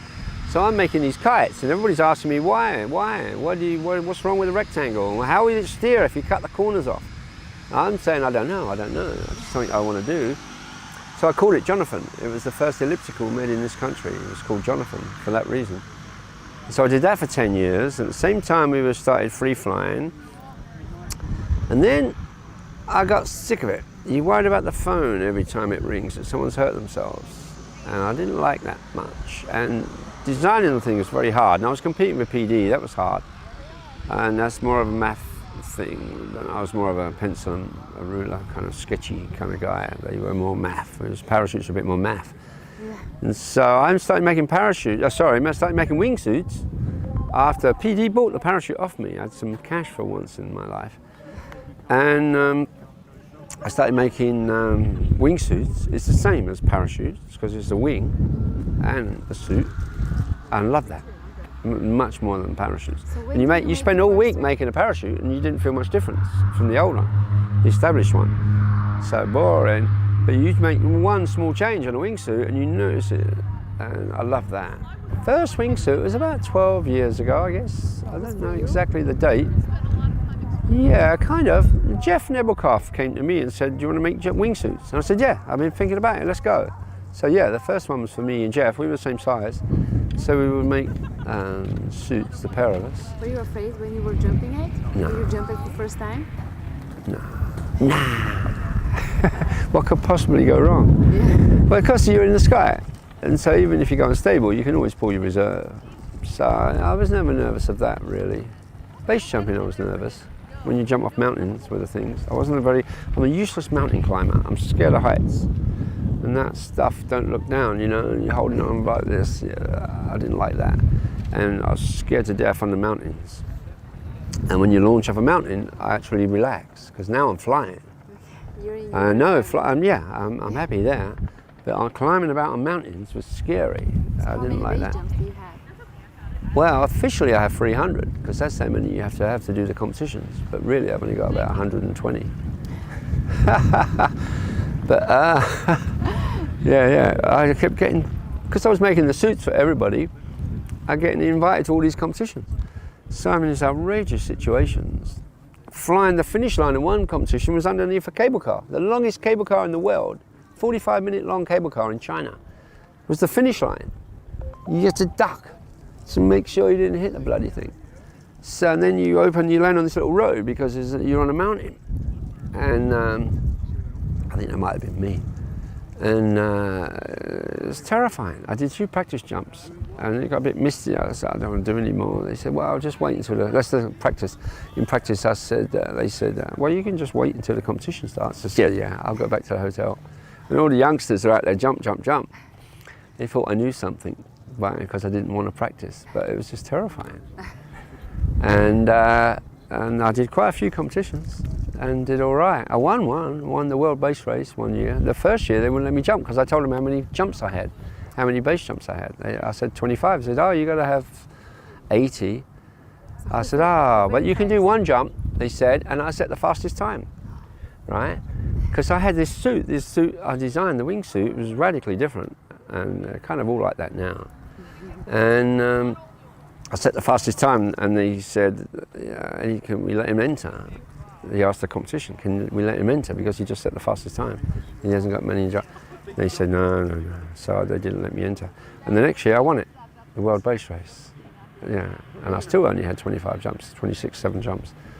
So yeah, I just started lying about my number of jumps.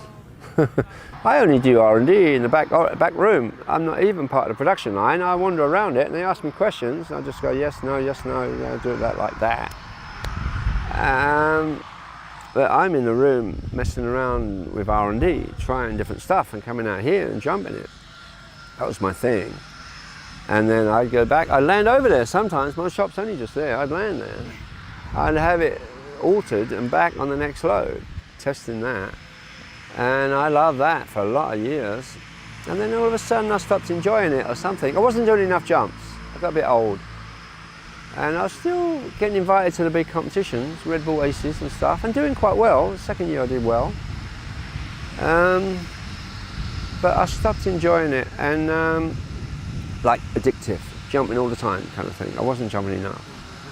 And the job was suffering, I think. And I got young guys now hired, just hired some younger guys, and watching what they're doing and helping them. And they got something outrageous in the shop. I should show you it in my shop right now. This thing's like nothing. Like, it's wider than it is long, so it's a higher aspect ratio at last. Because wingsuits have always been a really low aspect ratio. Reference to a glider is high aspect ratio. The wings going out, and the body's short, so it's a high aspect ratio. So wingsuits have always been long, like a human. There's a very low aspect ratio flying unit, right? So this wingsuit is wider than it is long. So it's a high aspect ratio. The latest one? Yeah. It's just a prototype. It might never go to market, but they jumped it today for the very first time. No, I've just stopped jumping, just this year. Stop jumping Yeah, this year I was to be invited to Aces, which is like the biggest competition out of helicopters, where you fly around targets underneath helicopters, 5 helicopters. Red Bull Aces, yeah. So I did all 3, and was I going to get invited this year? Am I going to retire? And because I got sick, I hurt my knee, falling for a floor over there.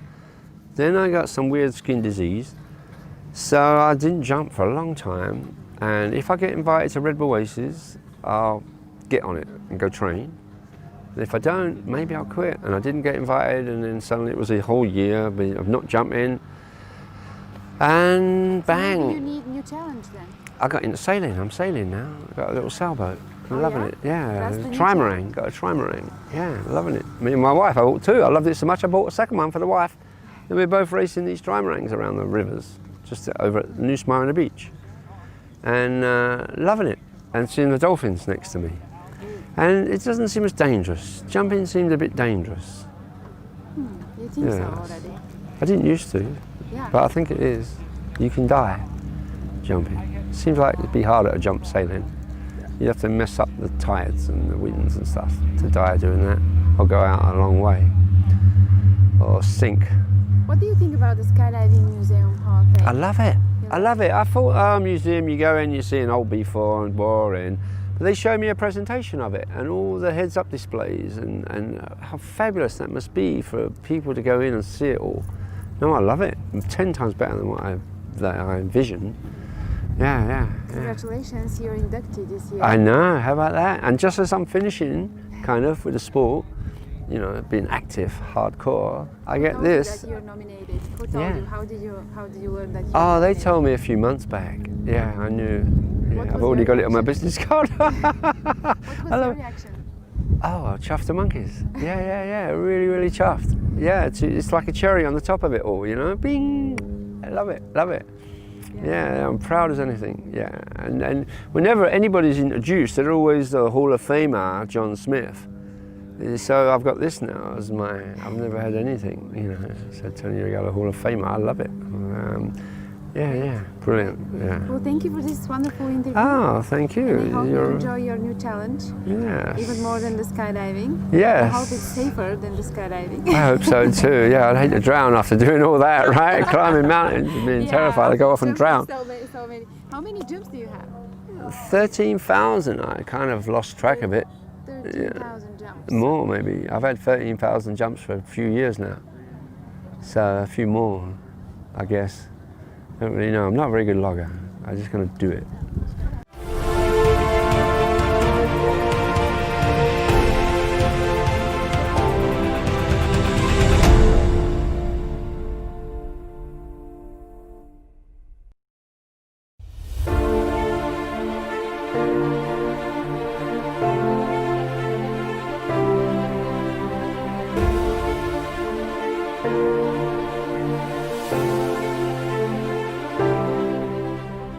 I'm here at the International Skydiving Museum Hall of Fame. We are here with our most recent inductee, Coy McDonald. Coy, can you please tell us when you started skydiving? January, 1955. 1955. You're asking me hard questions now. But then you joined the Strack team, didn't you? Yeah. And the Strack team was the original Golden Knights exhibition team. It was. Yep. It was at Fort Campbell, Kentucky. No, it was Fort Bragg, North Carolina.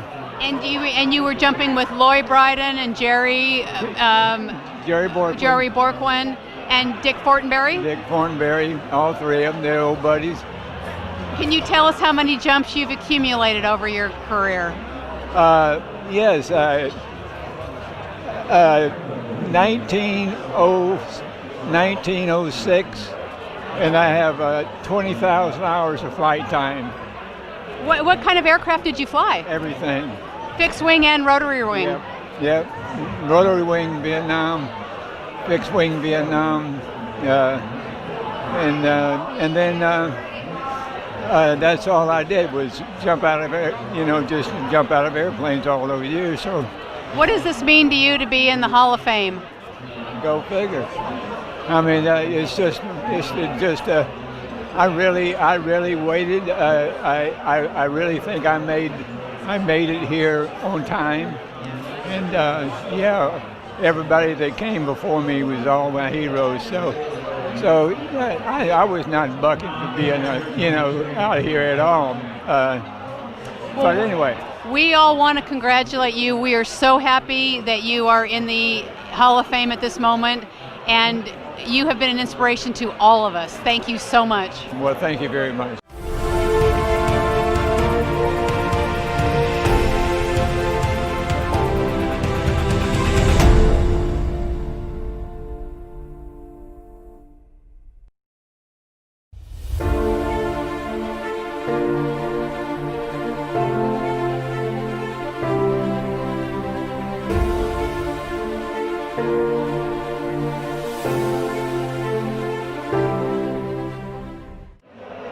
It's been wonderful. It's been amazing. It's been amazing. It's been an amazing life, and it's been an amazing ceremony here. I started was a student at the University of California in Berkeley, and they had a club, and I thought that was the most bizarre thing I'd ever seen. But of course, that was Berkeley in the '60s, and so I said, "Well, that looks like fun." It's been fun ever since. So you fell in love in the skydiving from the first jump? Oh, you bet. Yeah? You bet. So can you tell us some of the most memorable moments in your skydiving career? This is one of them. Yeah. But just meeting all the people and loving all the people and just amazing touching people's lives. It's been great. It's not the individual jumps. It's just the wild enthusiasm and fun everybody has. How many jumps do you have? 1,656. Do you still jump? Yeah, I jumped today. Oh yeah? Yeah. How many jumps did you do today? Just one. Just one? Yeah. So what's next for you? Finishing working, and then I'll retire in a couple of years. I'm 75 now, and I'm still working full time, so it'll be nice to actually retire, have a break. Yeah. Do you have any regrets connected with the skydiving? None. None? None. If you have to start all over again, would you do it again? Oh, you bet. The same way? No, well, the same way that we did, because that's what we had. I'd love to do wingsuit jumping. You want to try wingsuiting? Oh, sure. Yeah. So what do you think about canopy piloting? That's fun, but it is not as much fun as the high-speed stuff. Yeah. So all the free fall part was the whole reason I started, not just jumping and landing. Yeah. So what do you think about Skydiving Museum, about the International Skydiving Museum? I think it's a fantastic idea. And the best part is having kids and other people be able to experience the skydiving and to see just the sheer joy in doing it. And the availability and all the different things that you could do with the canopies and in the air. It's a a sport that most people can't get their fingers around. But the way they've got the museum set up is to give people an interactive way of feeling like you're doing it both in free fall pictures, but also being able to look around and try pretending like you're in the parachute guiding it. It's going to be fun. Anyone you want to thank? Yes, I'd like to thank Norman Heaton for nominating me and for being such a good friend. Well, thank you and congratulations. Thank you. I appreciate it.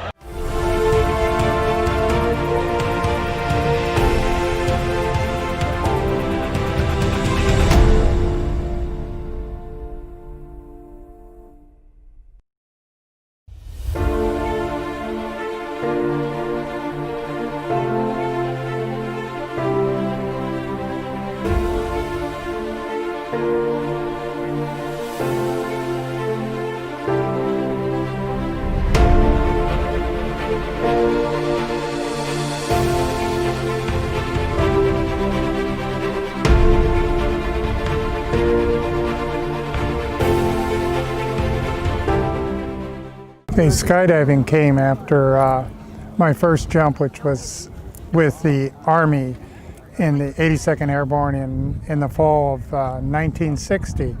I served out my military career, did a few random jumps, but it wasn't until I graduated from college in the mid-60s that I started jumping in Lake Elsinore, sport jumping, and of course this was a relative work drop zone, so that was my start. It was a little mixed. I mean, I had moved out to Southern California and I was quite bored, surprisingly. I mean, the beach, what have you. So I started jumping, and having made military static lines and other essentially static lines, I wasn't as apprehensive maybe as I should be. I just wanted to do it right, and maybe I overamped a little at times. I don't think there was any magic moment. It was satisfying to me. It felt like something that it was always, there was a challenge on the horizon. I mean, you can do this, you can do that, and my original interest, I'd started even in the military carrying a camera on military static lines, and so it was only natural, and I was lucky to meet several freefall photographers at that time, Carl Banish, and he started putting a camera on my head, and I would be filming what we called POV, point of view, inside a formation with a wide angle lens, and getting the feeling as if you were participating, whereas he filmed from the outside. So that was really where I started with essentially a helmet-mounted 16mm movie camera, and from there I graduated to still cameras, and there was no end in sight. Well, early on I did a lot of jump filming and but this mentor of mine, Carl Banish, broke his leg, or foot, I guess, and a job came up to film a commercial, Winfield cigarette commercial in Australia with Paul Hogan, and that was probably the first memorable jump, and it was a bit of a challenge. It was very rewarding, and I think I just went from there. Video wasn't at that time. This was with a 35mm camera. And it was the same cameras that they used in filming Gypsy Moth a few years earlier, and it had an anamorphic lens. So the lens was physically bigger and heavier than the camera. So it was a first for me, and it was quite a challenge.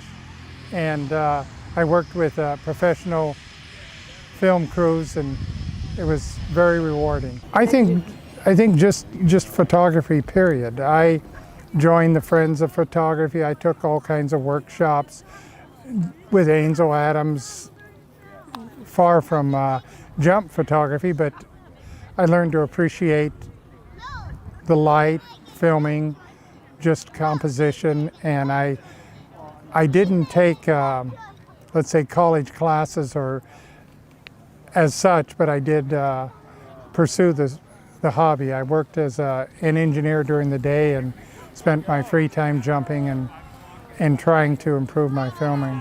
When did you do your last jump? My last jump was done in, I think in May of 2011. I had a serious accident. I collided with a parachute during my deployment, and I damaged severely my left leg, and as a result I was advised not to jump, so I followed that advice, and my wife was quite happy that I stopped. I was 71 at the time, so had 12,500 jumps, so I felt satisfied or fulfilled. Possibly it had to do more with the background than with the jump per se, and it would be possibly like Point Break, filming over Lake Powell, and it was very spectacular. I've done others that were also quite striking. I originally in 1970 went to Bled, Yugoslavia, and this was my first experience filming in Europe, and I rather enjoyed that. It was different, and the backdrops were spectacular. It was a world meet. We went over as what we called ourselves a free fall exhibition team, and we went there to demonstrate relative work, trying to get it recognized and put into the competition. Yeah, can you tell us a little bit more about Point Break? What was your job there? I was primarily filming, and I did some stunts. The lead or the primary cameraman was Tom Sanders. However, I was filming freestyle at the time, so following the completion of the filming, Patrick Swayze was able to jump with us for 3 days, and I got to film him being a natural dancer. He was quite graceful, and he did freestyle type moves. So it was quite challenging. Do you have any other big movie productions in your career? Yes, I've done actually quite a number of them. I did Terminal Velocity, where I was a primary cameraman, Honeymoon in Vegas, and Operation Dumble Drop, and a Maxwell Smart movie, and I mean, there's quite a few others. I jumped dressed as a flying Elvis, and with a 35mm camera on at night in downtown Las Vegas, because we were jumping right on the strip, and so the drop zone was a bit tight, but it all worked out. I was quite current jumping, so it helped. I mean, I was well attuned, I guess. I've done a lot of TV shows and commercials. I mean, one of interest back in the days of round parachutes, I filming for, it was the $6 Million Man. And in filming it with 35 movie camera, I had my head cocked up as the parachute was opening. And it was a Para-Commander at that time, a round parachute. And so I have that on film. It was not a shot for them, it just happened to have bumped the switch. Well, later, they ran that film in reverse, and that was how the Bionic Woman show started. This is how she was injured. And a lot of things like this. I met a lot of stunt people that I could look up to. Dar Robinson was one. I did a lot of work with him. And it just, I guess there was probably 100+ shows. When I started, it was not too many people jumped camera. It was very expensive. You had to shoot 16mm. You didn't have video. All the cameras were manual. You set the focus, you set the aperture. So you had to really understand the operation of the cameras. You had to get used to that, I guess. I worked a lot with film companies, so they tended to push you in one direction. They wanted you to film less with wide-angle lenses because that's what they did. And in order to match the footage, it would be nice if you had closer focal lengths. And so it was totally different. You couldn't really make a living doing just filming at those days. It's more later in the advent of the video and the automatic cameras that it became a full-time profession for many camera people. Thank all the people that have been there for me throughout my career. There are too many names to mention. However, I could say that a lifelong friend of mine was a movie director, Kevin Donnelly. He's also a jumper. And my association with him, I'm sure, opened a lot of doors, gave me a lot of opportunities that I might not have had otherwise. And we did pursue a career before there was such a thing as a jump career in filming. So I would like to recognize him. He's no longer with us, but he definitely was instrumental. I think it's long overdue. It's a very ambitious project, and they seem to be well on track, and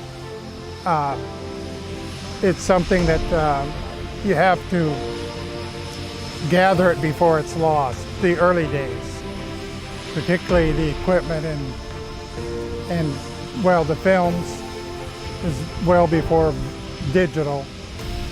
So I think they're moving into that, plus they're making it very modern, very interactive. It sounds very positive. Well, thank you so much for this wonderful interview.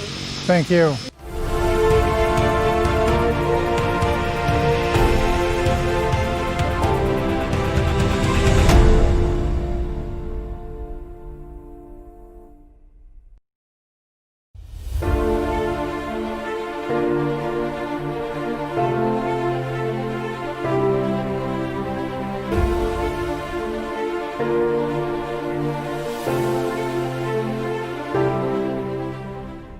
I started skydiving in 1959. I was 19 years old, and I started in a town way south of where I lived. I had to hitchhike down to jump there, and I did the basic jumps at Camden in Australia. It was style and accuracy, and I had 50 jumps, and I was competing against military guys who had 400, so I didn't expect to win the competition, become Australian champion, but first competition, things turned out well for me. How well? Very well. Did you win? Yes, I came. Oh my gosh, that's fantastic. That's wonderful. And so then did you go on and continue competing in style and accuracy? And then did you move on to another discipline? No, I had to stay in the competition realm in order to come overseas to compete in a world competition, which was a few years down the road. And in between time, I got into relative work, and my partner and I, my jump partner and I, were the first to make a successful baton pass in Australia. So we were more excited about that than winning the competition. I took first and he took second in the competition, and then within a few months we made the first baton pass in Australia. Well, one of the other firsts I'd really like to talk about, because I know everybody is anxious to hear your quick story, is about your very famous book, Sky's Call. I do believe that was the first free fall photography book that was ever published. Is that correct? Yes, that's right. And when did you publish that? The first was called Sky's Call. We had, that was 1974, and we hadn't anticipated ever doing another one, but when that demand came up, we then had to think of another title, and my wife thinks of titles, so it was called Sky's Call 2 in 78, and then in 2000 we had Sky's Call 3. So the 3 books were done in that decade, and we had 150 photographs in each one. At the time that we made the first relative work, the first time humans flew together in Australia, it was obvious to me that no one else out of 10 million people had seen what I'd seen. And it seemed important it was important to me to take those images down to the ground and show people. And while I had to stay current in competition in order to come overseas, my heart was in the imagery side for all that time, which was 6 years leading up to the first book. So it was taking pictures and getting ready. And then seeing we had the pictures, it seemed like a good idea to make a book. And it would just be the one. That was the intention, it would just be the one. And those 4 years were the most intense and draining period of my life. I thought I was worn out at 34. The decade between the 30s and the 40s are when you're the best mix of experience and youth. That's why the best bike riders are in their early, mid-30s, athletes and so on. That's when, if you're going to do anything, that's the decade you'll do it. Look back from the pioneering time through all the evolution and developments that happened, and that was the decade of the 60s. The 60s, yeah, in the 60s we just had flat canopies with holes cut in the back, and then we went to Paracommanders, which won the world competition. The pulled apex flattened the canopy, cut down the frontal area, and they could fly faster. People could land upwind, which we could never do before. And then by the end of the decade, squares came out, and then you could do everything. These things fly at enormous airspeeds, and along with that came the three-ring circus and the piggyback. Good afternoon, ladies and gentlemen. I'm Chris Fucci with the U.S. It was in that Special decade Operations that Command all Parachute Team, the revolutionary changes in parachuting happened. Since then, we've just had small but important decreases in weight and sophistication.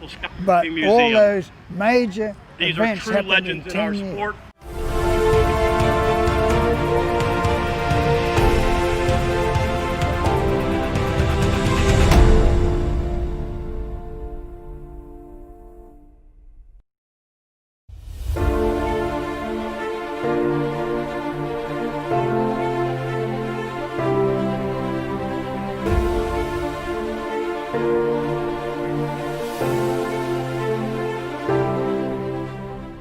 Ladies and gentlemen, we have a real wonderful individual here that we have a chance to talk to, Johnny Higgins. Johnny Higgins is a legend in our sport. He has accomplished amazing things, and we're going to share some of those with you if we can get him to tell us a few stories. Johnny is also the president and the owner of North American Aerodynamics, which is a parachute manufacturing company, and he'll give us some more detail about that. So let's start with this, Johnny. How'd you become a skydiver? I saw in the Sunday newspaper, there was a section about parachuting at Valley Forge, PA, and I looked at that and I said, well, that's pretty interesting. I think I should go up and see what that's about. So I went up there and made a first jump there, and at the time no one ever told me about a second jump, because this was 59. Never said about a second jump. So I never went back again. A year later, I thought, well, I'll take a ride up there and see what's going on. And I took a ride up, and I'm standing there, and the guy is in free fall, 10-second delay. I think, wow, what is that about? I said, I can't believe that. And I asked somebody else, and they said, oh yeah, we got a club here and all that. So I hadn't missed a weekend since then. Is that right? Yeah. That was in 1959. 59, yeah. Well, 60 is when I went back to take a look again, because I didn't know about a second jump. Right. And I went back in 60, changed my life. And where has it taken you since then? Give us a brief overview of how skydiving has been a part of your life since 1960. Well, it's been my whole life. You know, after that, I couldn't wait to go back and talk to my friends and tell them about what it was about, and I'm sure they would all want to go. Not a one. I have all new friends. I had all new friends immediately, because nobody wanted to do that. So that was my life. So I haven't missed a weekend since. Tell us about North American Aerodynamics and what your company does. North American Aerodynamics, we first started as the shoot shop because then there was no parachutes made for parachuting. It was all military surplus that we would modify and make into sport parachutes. And I started that in a hangar up at in New Jersey. There was a parachute center there.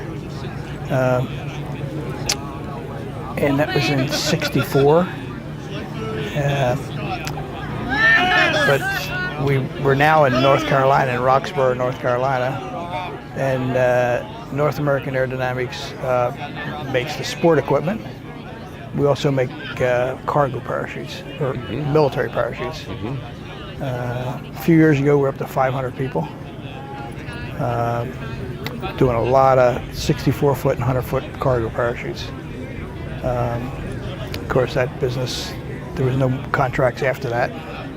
And next year, I think we'll be very busy again. Yeah. So, to help our viewers to understand, what is a 64-foot round parachute used for?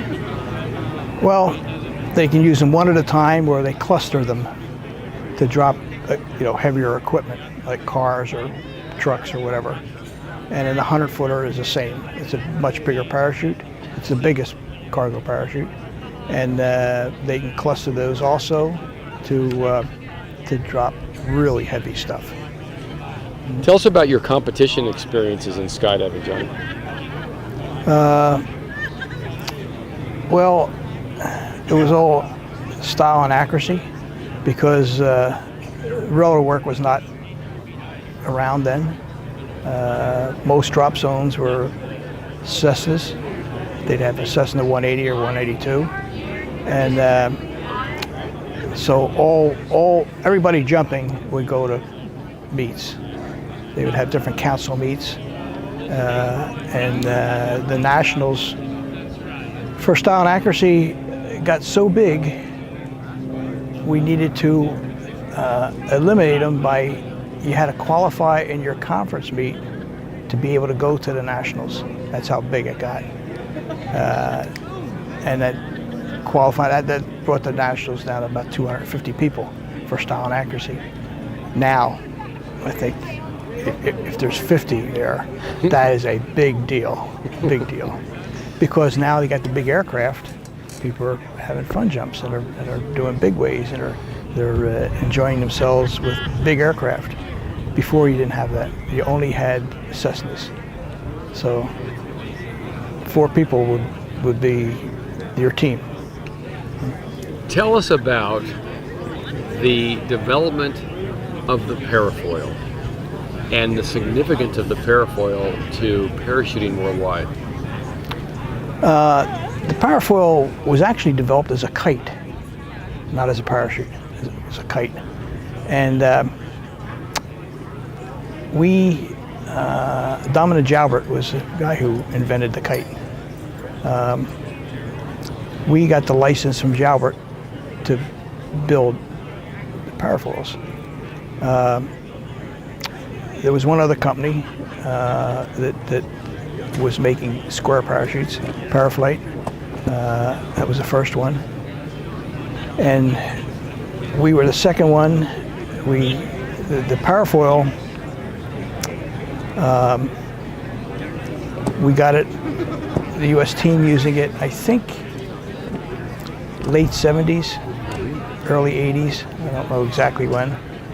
But by 82, the parafoil became the accuracy parachute in the world.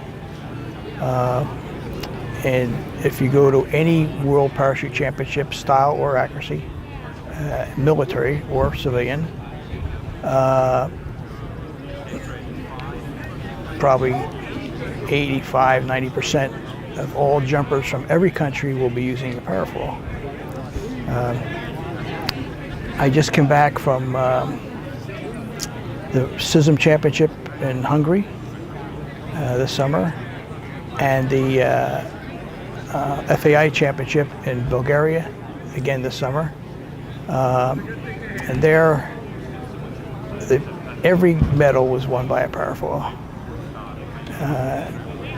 Again, most countries were using the parafoil, and this is what, 40 years later, more than 40 years later, 50 years later, and it's still the best accuracy parachute. We would keep changing things, keep modifying it, make changes. As soon as we get a competitor, we would have to go back to the drawing board and say, okay, what do we need to do now? And we would fix it. And we've been lucky enough to be on top since then. A lot of teams or a lot of countries have tried to copy the parafoil, and what they would do is they would just make a copy, but something would get lost when you're making a copy or not. It's not the original, and they've been competition, but they've never taken the stage. So we've been very happy and very lucky that the parafoil still today remains the best canopy of choice throughout the world. Well, I remember, Johnny, last year, I think I've told you that I was in China and jumping into an air show over there, and the Chinese accuracy jumpers all had parafoils. They filled the sky with parafoils. Yes. It was just amazing to see how many of them were up there. Yeah. We do a lot of business with China on the canopies, parafoil canopies. So tell us about some of the most significant individuals that you have been mentors and supporters and role models for you in skydiving. You got some awards? Well, going all the way back to the early days when we were style and accuracy, Roy Johnson was a style and accuracy guy, and probably the fastest guy in the world. So he was somebody I always looked up to. Then after that was Mark Jones, who worked with us, he was so tuned to his accuracy jump. When he would land, he would tell you where the temperature changed and everything about the wind. So, and I used Mark to make my development on the parafoil. I would come up with what needed to be changed. I would build the canopies, and I would give it to Mark, but I would not tell him what it was or what was happening, because then he would understand what it was supposed to do. I would just say, okay, try this and let's see what you like. And all my canopies that I developed, I did it through Mark, with him not knowing what I did. And it seems to be working.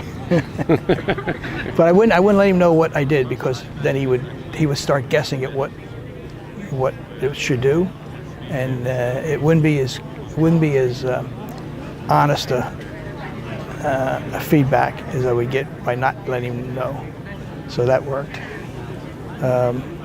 So Mark was important. A lot of teams, different teams, were important to me too. That when they switched to parafoils, Sylvanian team was one of the hottest teams around. They would be winning meets, and they always had a B team. When somebody retired, somebody else stepped right in, and they would still keep winning. They were really good at that. One thing that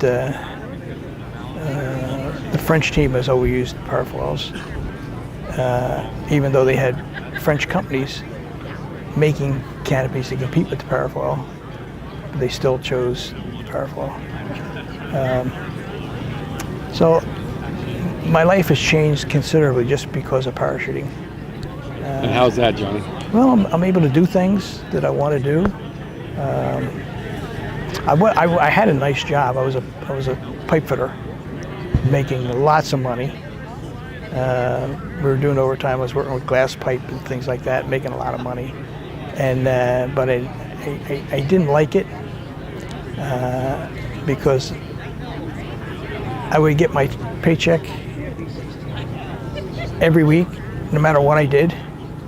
And I thought, no, I can't do this. I want to be making money on my own, and I left and started my parachute company.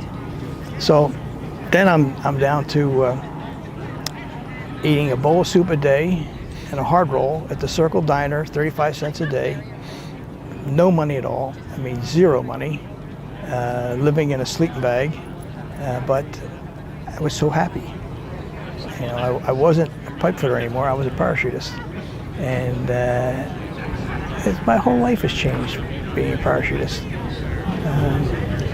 How would you like to be remembered in the parachuting community as far as your contributions and what you're known for? That's a hard question. Yeah.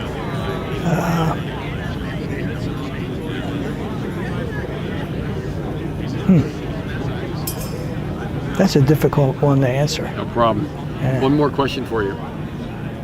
Is it true that Bill Morrissey is a federal fugitive? Yeah, but nobody knows it. He doesn't even know it. Thank you, Johnny. It's Okay. great talking with you. Thank you.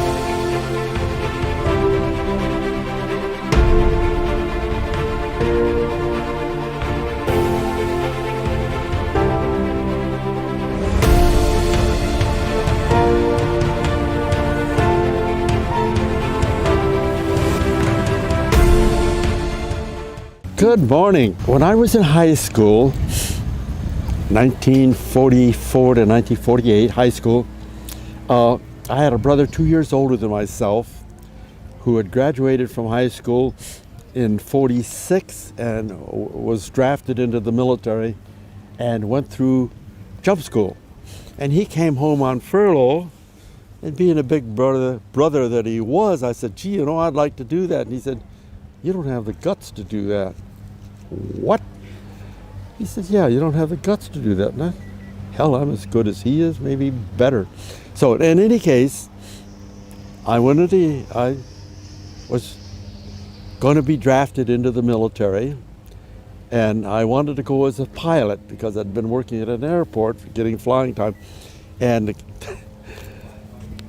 the recruiting sergeant said, do you have 2 years of college?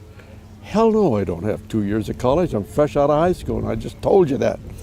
He says, well, we require 2 years of college now. And I said, well, that ends that. And I said, well, if I can't fly them, I'll jump out of them, and I'll wait and be drafted. He said, you can't do that either. And I said, why not? He says, they won't take a draftee and put him in jump school. Oh, so like a stupid guy that I am, I volunteered for 3 years of service directly to the 82nd Airborne Division. No other nonsense. So I got directly to the 82nd Airborne Division.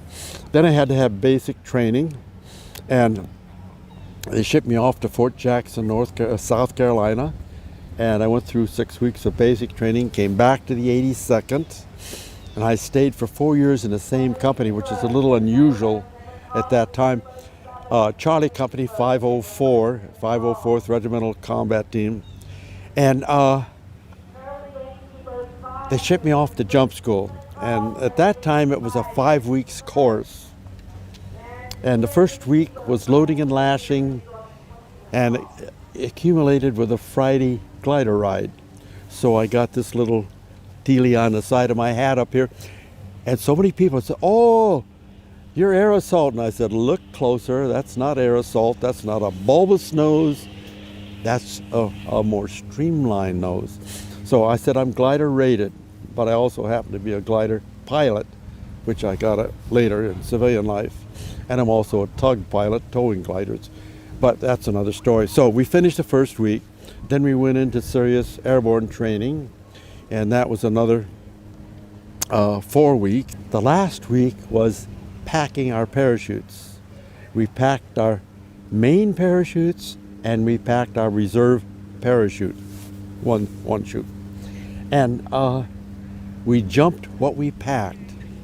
And you talk about being scared, we were more scared about our own rigging than we were about the parachuting, which is just a little bit distorted. But in any case, did the 5 jumps, and on that Friday, after the last jump, they got us all lined up, and the colonel came out and said, well, you gentlemen have 2 unique situations here. And we were all curious, and I said, well, the first one is you're the last class to get glider training. That's stopped, so there's a week out of jump school already. And you're the first class in which nobody quit. And I think that record still stands. 200 of us came from Fort Bragg out of the 82nd, having been around jumpers for that time period and doing all of our push-ups because we were grunts, we were legs. A non-jumper is a leg, and they treated us like legs because we hadn't yet become qualified. So we were pretty well conditioned, plus mentally, plus physically, plus having been around the airborne troops that made you want to be a part of them. And I think that encouraged all of us to do our best in jump school. So in any case, that record, to my knowledge, still stands. It doesn't say much for the American intelligence, but people signed up for airborne thinking they were going in the Air Force. And if you don't know the difference, you belong in the airborne. First experience was probably my best static line jump ever. Really.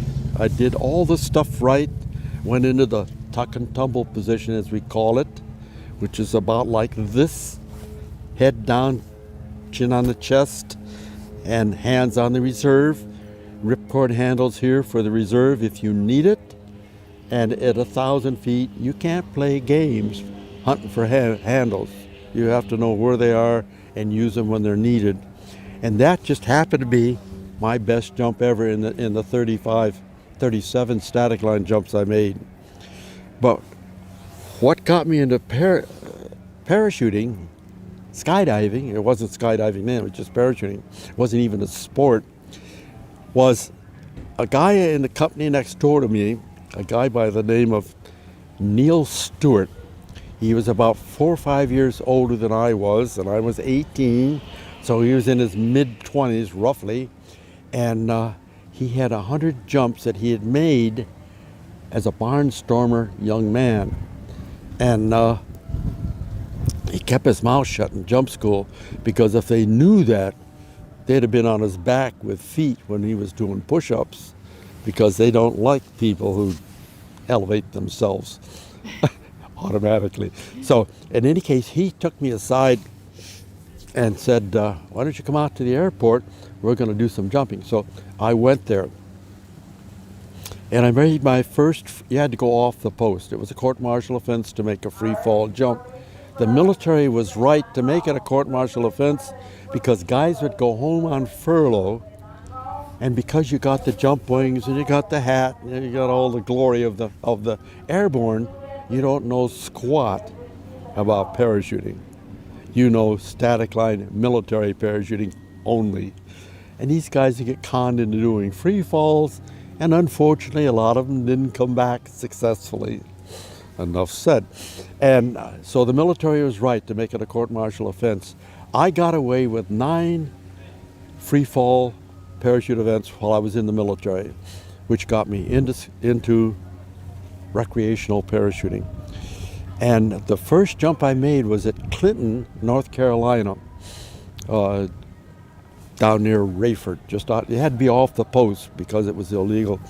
And Neil Stewart, my instructor, said, do 2 things. Spread your legs, spread your arms, and you'll fall either face to earth or back to earth. If you fall face to earth, things are fine. You'll see what's happening. And if you fall back to earth, use your judgment. You know, you may want, if you stay that way, bad things are going to happen. So having jumped in the military at 1,000 feet, I said, well, I'll go up higher to be safe. So I went from 1,000 feet up to 1,500 feet. And I did one flop, boom, locked in face to earth. And that's when I fell in love with skydiving. It was great. And I delayed so long that the guys who had come to the airport with us had to run around the hangar to watch the opening. And they came up to me and said, why did you delay so long? I said, it was wonderful. And they said, do you know how low you were? And I said, I have no idea. I just delayed and I pulled when I had to pull. So I got about 1,000-foot free fall out of a 1,500-foot jump, something like that, whatever. There's going to be a world championship in Moscow in 1956. And I said, boy, I'd like to attend that. We went to Russia and we beat the French. We came in 6 out of 10 countries. And that was 1956. In 1957, we went to Yugoslavia. We did well there. I was high score on the U.S. team in Russia. I was high score in Yugoslavia. I was high score in a meet in France that we did where we competed against the Israelis and the French and whatever's. And we did well there. We came home with a trophy. And in 1958, we got together and started writing the requirements.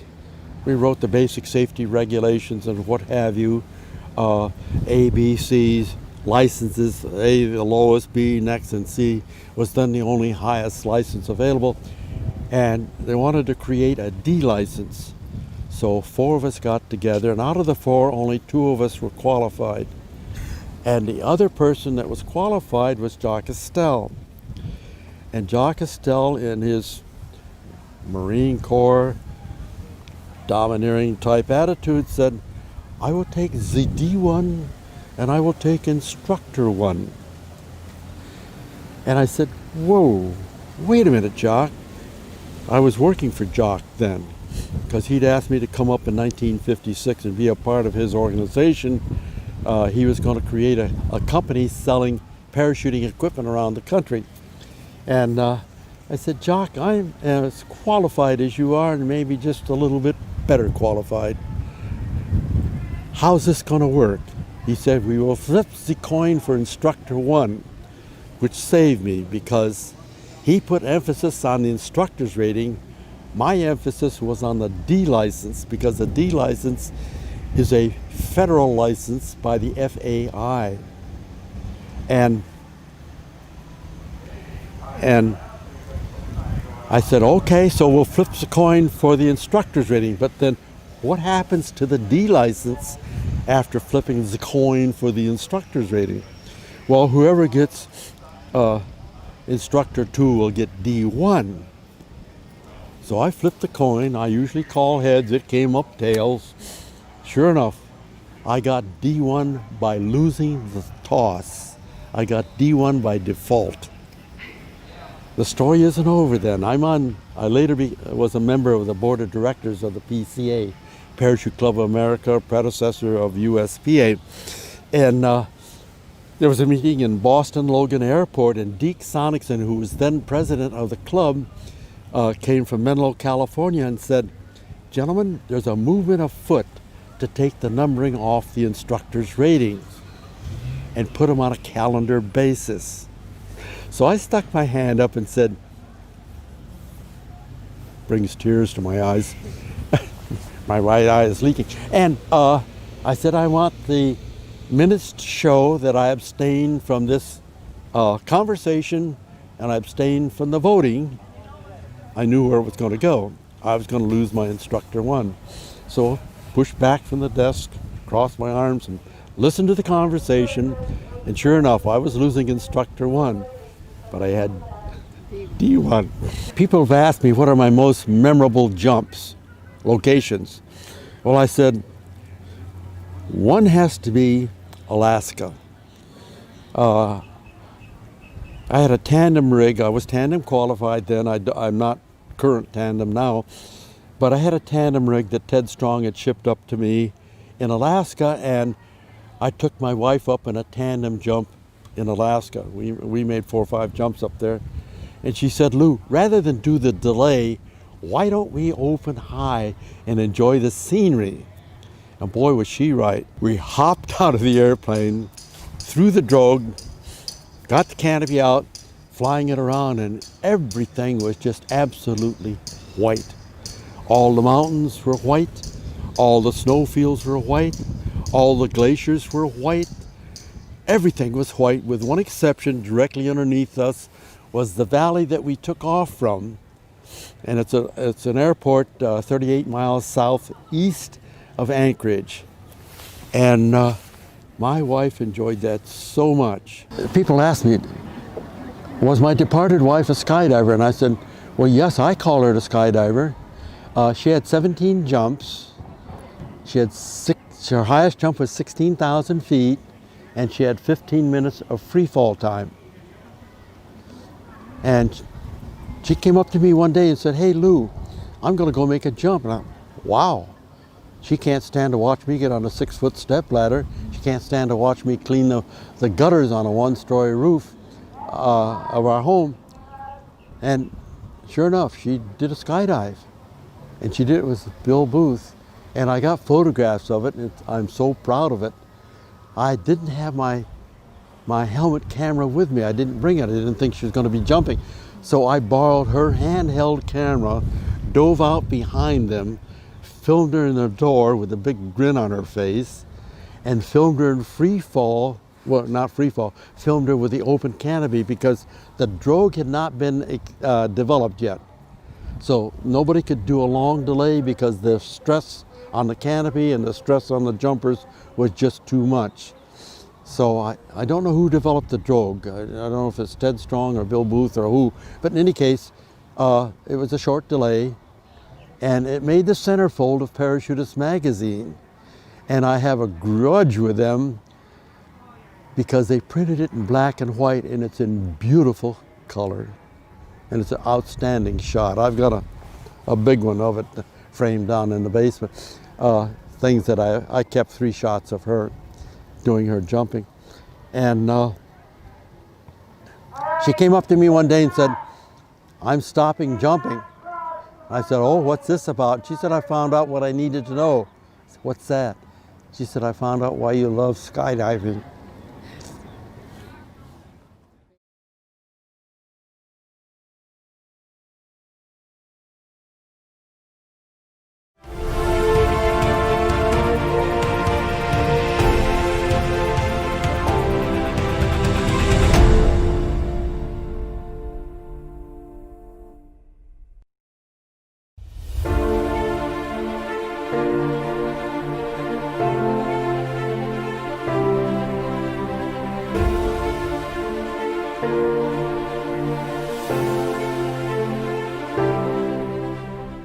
Good afternoon, my name is Doug Garr, and I'm representing the Skydiving Hall of Fame and Museum. And in this year's class of 2018, I'm here sitting with one of the inductees from 5 years ago, Jackie Smith, and she's going to tell us a little bit about her skydiving career for you. Okay, so Jackie, I'd like to start by asking you, what motivated you to first decide, I think I want to jump out of an airplane? I was in the British Army and posted to Aldershot, where the parachute regiment were based. At the time I'd never flown in an aircraft, and I used to watch the paratroopers jumping from the helium-filled barrage balloon, which is on the fields near the barracks. And I used to think, oh, I'd love to give that a shot. And I put my name down for a parachuting course at Netheravon. I didn't realise that freefall parachuting existed. I thought I'd be enrolling on a military parachuting course with the men. And yeah, I ended up at Netheravon doing a basic parachute course, 4 jumps. And prior to me jumping, I used to do lots of sport. I was very competitive in swimming and badminton, and just everything fell by the wayside because I just loved skydiving. It was called parachuting then, yeah. Yeah. Well, so I'm assuming your first few jumps were static line jumps. Yeah. And you made them with other guys. Were there any other women in your class? Number one, and number two, how did you feel being dominated by the male sex? Well, it was a very male dominated sport at the time, but when I applied to do the parachuting course with the Women's Army, they initially told me that it wasn't open to females. I wasn't doing the military parachuting side, I was doing the free falling, the sport parachuting, and eventually they gave a course where 3 women were allowed to go on the course, 3 Army women, and it was Joint Service Parachute Centre, and it exposes you to adrenaline so that if you get into a sticky situation you can control the adrenaline that you would in a scenario where you know, like a war situation. And I did the course with Junior Parachute Company, 3 girls, and I think there was about 20 blokes, as we call them in England. Yeah, yeah. So how did your initial training go? Since you were so enthusiastic, were you kind of a natural skydiver, or did you have little bumps along the way? I found back in the day the equipment was very heavy, and you know, it was just webbing, there was no padding on the harnesses, and there was lots of hardware like D-rings and alligator clips, and just everything was heavy. I think the backpack alone with the main parachute was 40 pounds, and then the reserve parachute on the front, I think that was about another 20 pounds. And at the time we had to do a test, females had to do a test, and if they couldn't pull the reserve handle, they were told to go away and take up another sport, because you know, if you don't pull you die, don't you? But I think that was something that put a lot of the females off. But I was very strong. I used to swim competitively as well, and I think, you know, all of my swimming gave me a good strong shoulders, and at the time I needed that strength to just even lift the gear up. It was so heavy.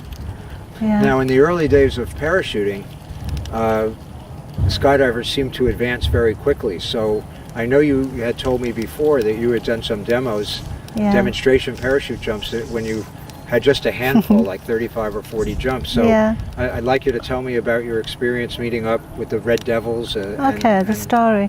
When I started competing, it was the Army Championships at Netheravon in 1971.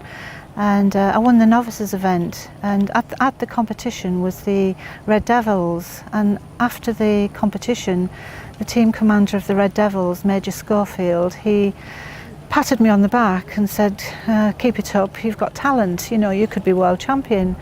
And I was gobsmacked that he even spoke to me, because he was up there in the sport and I was down there.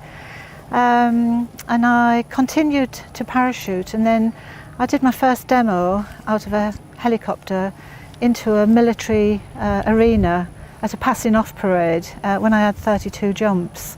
I was jumping a C9LL with a B4 backpack, front mount reserve. I don't think we had goggles then either, and landed in the arena, and the helicopter landed in the arena too. And so we packed our parachutes with all of the crowd.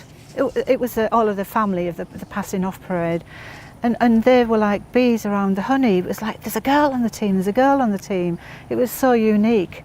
And we packed our parachutes and took off and did another one. We took off from the arena and we did another parachute display from the arena. So I'd got to know the crowd, and then they saw us pack our parachutes and then and jump again. So that was 32 and 33 jumps, 32 and 33 jumps. Well, for its day, with the way that was considered experienced. Yeah. So it's nice that you got into exhibition parachuting early. Yeah. I do remember from your resume, though, you told a very harrowing story about one of the jumps out of the helicopters where the winds upstairs were pretty severe, much like today. And you jumped anyway, and tell me about that story. Well, after I'd done the demonstration, I was invited to join the Red Devils parachute team, and there was no other female on a military parachute team anywhere in the world. And I mean, that took some getting onto the team, because although the parachute regiment had given me the invite to join the team, my female Queen Bee in the military had to give me permission to leave my unit to join the Red Devils. And it took a year of letter writing from the Red Devils and Parachute Regiment hierarchy to my Queen Bee, you know, Colonel-in-Chief, to allow me to join the Red Devils as a full-time member. And one of the reasons she didn't want me to join the team was, hilariously, she didn't want one of her soldiers flying over the crowd because they'd be able to see up her skirt. As if you wore a skirt in, you know, when you were skydiving anyway. But anyway, she relented and let me join the team. And I joined the team in February 1972. We went to Germany to do team training so that we could like bond and, you know, jump different parachutes. And I then went up from being on a C9LL up to, I did a couple of jumps on a PC parachute, which was classed as a high performance round parachute. And then I jumped, the parachute regiment bought me a different coloured team canopy to the rest of the lads on the team, so that I stood out on demos. Same colours, just a different design. And I jumped a Papillon parachute, you know, for the time that I was there. And we went to Germany, did a training camp, and then when we came back from Germany, my first demo with the team was into the Swansea show it's in Wales. It's on the southern part of Wales, and it joins the Mumbles Harbour. It's a big seaport.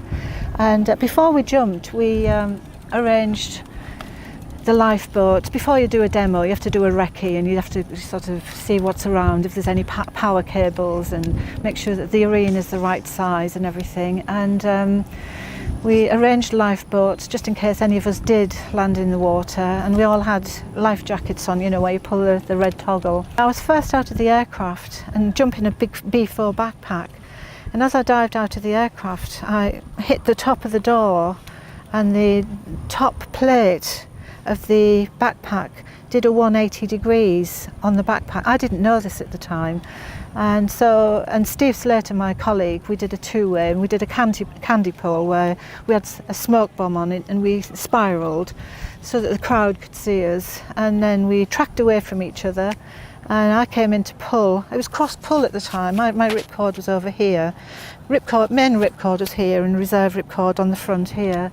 And couldn't pull it. I was at full stretch of my arms with the ripcord, but it just would not pull out. And I was pushing and pushing, and I'm not weak. I'm quite strong in the arms, and couldn't pull it. So I had to deploy my front mount reserve. And I don't know if you know, but the front mount reserve used to clip on to two D-rings that were hitched on here onto your harness. So when the reserve went up, I couldn't see because the smoke I was wearing on my foot was still coming up my body and going up my nose and everything, orange smoke. And I looked up when the parachute opened, and it was a round reserve parachute, and I blew 13 panels out of 22. I blew them from the apex to the periphery, so I only had, like, you know, less than half a parachute really. So I was still coming down quite fast, and when I was approaching the water, I pulled the toggle on the life jacket, and but because my main parachute was still in the container, my chest strap was still done up, and it used to be an alligator clip, and the RFD jacket inflated, but it couldn't go any further than the harness would allow it. So then it blew all the air out of my chest, and I just couldn't breathe. My my lungs were like constricted from breathing. But then I hit the water, and with quite a force, and was under the water for a little while, bobbed back up to the top, and the main parachute was still in the container, so it was really heavy, you know, because it was wet then. And we'd arranged the lifeboats to pick us up, and nobody came. I was bobbing about in the water for ages, and my colleague that I jumped with, he'd landed on the beach because he knew I was in trouble, and he swam out to me. It was about 400 yards out to sea, but by the time he got to me, he was cream-crackered, tired, and he was holding onto my life jacket to keep him afloat as well. So we just bobbed about in the water for like what seemed an eternity, like 20 minutes. And it was freezing. It was April in England. It was freezing cold water. One of my friends that used to be on the Red Devils was then a helicopter pilot, and he was flying with what was called the Blue Eagles helicopter display team, and he saw from a distance that I was in trouble, so he came and hovered directly overhead, but the downdraft of his rotors was causing so much spray I couldn't breathe, so I had to shoo him away. And eventually a little old deer came chugging past in a little boat, and as she came towards us she said, "Hello dear, would you like a lift?" So we said yes please, you know, we laughed, and but Steve could get on board her boat, but I couldn't because my reserve parachute was underneath the water and inflated with the water, so was getting dragged with the current. And the main parachute was, you know, soaking wet by this time, and yeah, but eventually another boat turned up, and with men on it, it's big strong men, and it took them an eternity to get me on board the boat, on her boat. But from a point of that happening, everybody had that as a news piece, that all of the press were onto it, the TV, it went worldwide. And suddenly the Red Devils were in the spotlight, and you know, Paragirl hurtles into the sea, and yeah, we got sponsorship for the team, and it was just amazing. It was adverse publicity, but it was good publicity. So at least I spelled your name right. So that brings me to your competition career a little bit. I mean, you know, you had an amazing run in national, international competition. Can you give me a summary of that? Yeah. I competed in, well, everything. Style and accuracy initially, but I used to enjoy relative work, FS, as they called it then. And I made the British team in '74, went to Hungary in style and accuracy, and then in '76, style and accuracy again in Wadonia in Italy. And then 1977, I went into 8-way relative work competition. So from going from a style and accuracy competition, World Championships in 1976, 1977 I was on the British 8-way team and went to Australia for the 8-way. We came fourth in the 8-way, and then I went back into style and accuracy the following year and made the British team again, so like 3 consecutive years, 76 style and accuracy, 77 8-way in Australia, 78 went to Zagreb, Yugoslavia in style and accuracy, and that was where I won the World Championships. Yeah, now you had a very distinct record there at that last international event. Could you tell us about that? The World Championships? Yeah, I was jumping a Stratostar parachute, and nobody was jumping Stratostars. My canopy had done 3 world meets, and I'd been to Australia. It was dirty. It had over 1,000 jumps on it. It was nearly shot away, really. Yeah, I went to the World Championships, and there was over 250 competitors, and they were all looking at my parachute because it was like obsolete then. They were all jumping 252s and big squares, and I got 5 dead centres. It was the first time the electronic pad had been used at a World Championships, and I got 5 0.00s on the first day. And but I never look at the scoreboard when I'm competing. I just compete against myself. I don't compete against anybody else's ability. Otherwise you psych yourself out. You think, oh, they've got 2 centimetres, I've got to beat their 2 centimetres. So I never looked at the scoreboard. I just had to get 0.00 on every jump. And then anyway, I got up to 9 jumps with 0.00, and then this was like getting serious. And after the 9th jump, there was 3 days of bad weather. Oh gosh. So I was sitting on 9 dead centres at a World Championships with 3 days of bad weather. And anyway, on the 3rd day, they announced, you know, accuracy is commencing. So I went up on the 10th jump, on the 10th lift, out of the Antonov, and we took off, and I was number 5 out of the aircraft. And I watched the girls go, you know, one went at a time. It used to be one out at a time then, and they'd do a big circuit and another person would go out. And I used to watch from the aircraft to see where the canopies were landing, because sometimes it was a long time since you'd seen the windsock and you didn't know what the weather conditions were doing. And when I looked down, the girl prior to in front of me landed by the side of the pit. And I thought, what's going on? I could see the windsock, but it was sort of swaying from side to side. And I thought, what's going on with the wind? Has the winds got up or changed round? Because she'd landed by the side. And then the next girl landed back that side of the pit.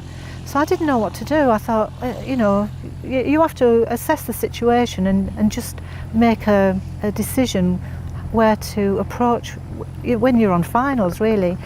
But anyway, the co-pilot came down and closed the door of the Antonov aircraft, and he said, he gave we were on a hold, and he went 5, 10, 15 minutes. We held off for 20 minutes. Unbeknownst to me, a Turkish girl had hurt her back when she landed in the pit, so they waved the other two off, and that's why they'd landed on the outside of the pit. But he couldn't relay that to me because they didn't have we didn't have radios then. I think it was just to the pilot. Yeah. So we flew around. I loosened my helmet and I sat back, loosened my leg straps and everything. I was jumping a SST racer at the time, and nobody else was jumping a racer. They all had front and back gear. I had one of those. Okay. And I just chilled out in the aircraft and closed my eyes. Anyway, the co-pilot tapped me on the shoulder and he said, "It's your turn now." So I took the run-in and I got out of the aeroplane in the original spot. You know, I had to just take it on where I'd last seen the spot to be from when I was on the ground. And yeah, I made my approach. But the windsock, it was the middle of the day and it was really hot. And the windsock was like, when thermals move the windsock, even though it's sometimes a little bit of a breeze, and the windsock was going 180 degrees that way, and then it was pointing up into the sky. So there was no main wind direction. So I just set up on the main direction that I knew from before I took off in the aircraft. And I set up really hot and really close, deep in brakes. I had to stall it out. Because my theory was, if you drop short, you're never going to reach the target. If you've got altitude and you overshoot, you've always got a chance to spill that altitude off or waste it off. And as I came in towards the, everybody was watching, everybody was around the pit. Not that I could see them out of my peripheral vision, but I was zoned in on the wire down to the dead centre. And as I was coming down, I could see those cameramen and everybody trying to capture this moment, the first time anybody had ever got 10 dead centres back to back. And I came in and I could see my left foot started twitching. And I thought, I don't need this. And I put my right foot out. And then the next point of contact was my backside, you know, it's feet and backside. And I just sat, and then I looked at the electronic readout and it said 0.00, and I just laid back in the pit, and then the rest of the British team just came in and carried me out, and it was just party after that. It was just amazing. Well, for viewers that don't really understand how difficult this was to dead center out a meet in an international competition is phenomenal. And,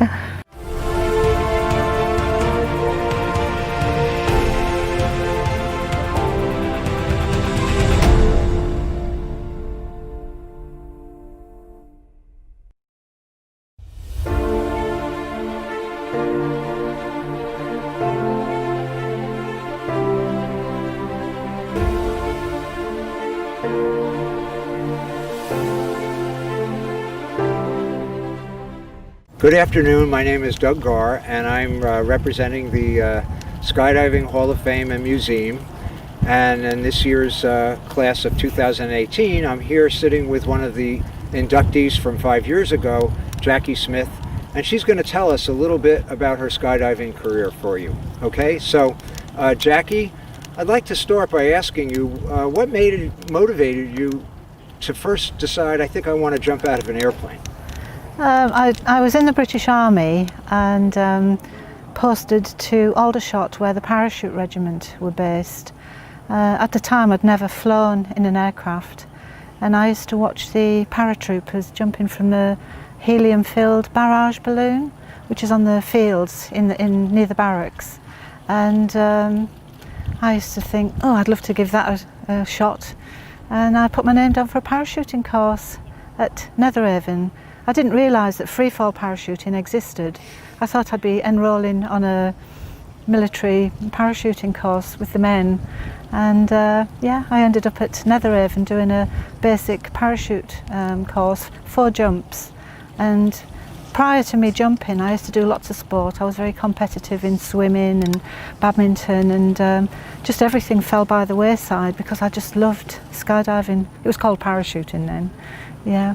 Yeah. Well, so I'm assuming your first few jumps were static line jumps. Yeah. And you made them with other guys. Were there any other women in your class? Number one, and number two, how did you feel being dominated by the male sex? Well, it was a very male dominated sport at the time, but when I applied to do the parachuting course with the Women's Army, they initially told me that it wasn't open to females.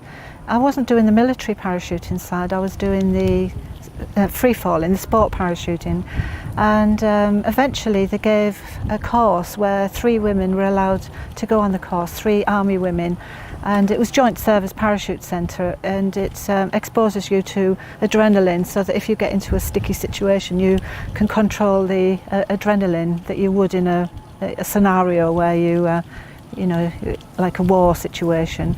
And I did the course with Junior Parachute Company, 3 girls, and I think there was about 20 blokes, as we call them in England. Yeah, yeah. So how did your initial training go? Since you were so enthusiastic, were you kind of a natural skydiver, or did you have little bumps along the way? I found back in the day the equipment was very heavy, and you know, it was just webbing, there was no padding on the harnesses, and there was lots of hardware like D-rings and alligator clips, and just everything was heavy. I think the backpack alone with the main parachute was 40 pounds, and then the reserve parachute on the front, I think that was about another 20 pounds. And at the time we had to do a test, females had to do a test, and if they couldn't pull the reserve handle, they were told to go away and take up another sport, because, you know, if you don't pull, you die, don't you? But I think that was something that put a lot of the females off. But I was very strong. I used to swim competitively as well, and I think, you know, all of my swimming gave me a good strong shoulders, and at the time I needed that strength to just even lift the gear up. It was so heavy. Yeah. Now, in the early days of parachuting, skydivers seem to advance very quickly. So I know you had told me before that you had done some demos, demonstration parachute jumps when you had just a handful, like 35 or 40 jumps. So I'd like you to tell me about your experience meeting up with the Red Devils. The story. When I started competing, it was the Army Championships at Netheravon in 1971. And I won the novices event, and at the competition was the Red Devils, and after the competition the team commander of the Red Devils, Major Schofield, he patted me on the back and said, keep it up, you've got talent, you know, you could be world champion. And I was gobsmacked that he even spoke to me, because he was up there in the sport and I was down there. And I continued to parachute, and then I did my first demo out of a helicopter into a military arena at a passing off parade when I had 32 jumps. I was jumping a C9LL with a B4 backpack, front mount reserve. I don't think we had goggles then either, and landed in the arena, and the helicopter landed in the arena too. And so we packed our parachutes with all of the crowd. It was all of the family of the passing off parade. And they were like bees around the honey. It was like, there's a girl on the team, there's a girl on the team. It was so unique. And we packed our parachutes and took off and did another one. We took off from the arena and we did another parachute display from the arena. So I'd got to know the crowd, and then they saw us pack our parachutes and then and jump again. So that was 32 and 33 jumps, 32 and 33 jumps. Well, for its day with the way that was considered experienced. Yeah. So it's nice that you got into exhibition parachuting early. Yeah. I do remember from your resume, though, you told a very harrowing story about one of the jumps out of the helicopters where the winds upstairs were pretty severe, much like today. Yeah. And you jumped anyway, and tell me about that story. Well, after I'd done the demonstration, I was invited to join the Red Devils parachute team, and there was no other female on a military parachute team anywhere in the world. And I mean, that took some getting onto the team, because although the parachute regiment had given me the invite to join the team, my female Queen Bee in the military had to give me permission to leave my unit to join the Red Devils. And it took a year of letter writing from the Red Devils and parachute regiment hierarchy to my Queen Bee, you know, Colonel-in-Chief, to allow me to join the Red Devils as a full-time member. And one of the reasons she didn't want me to join the team was, hilariously, she didn't want one of her soldiers flying over the crowd because they'd be able to see up her skirt. As if you wore a skirt in, you know, when you were skydiving anyway. But anyway, she relented and let me join the team, and I joined the team in February 1972. We went to Germany to do team training so that we could like bond and, you know, jump different parachutes. And I then went up from being on a C9LL up to I did a couple of jumps on a PC parachute, which was classed as a high performance round parachute. And then I jumped, the parachute regiment bought me a different coloured team canopy to the rest of the lads on the team, so that I stood out on demos. Same colours, just a different design. And I jumped a Papillon parachute, you know, for the time that I was there.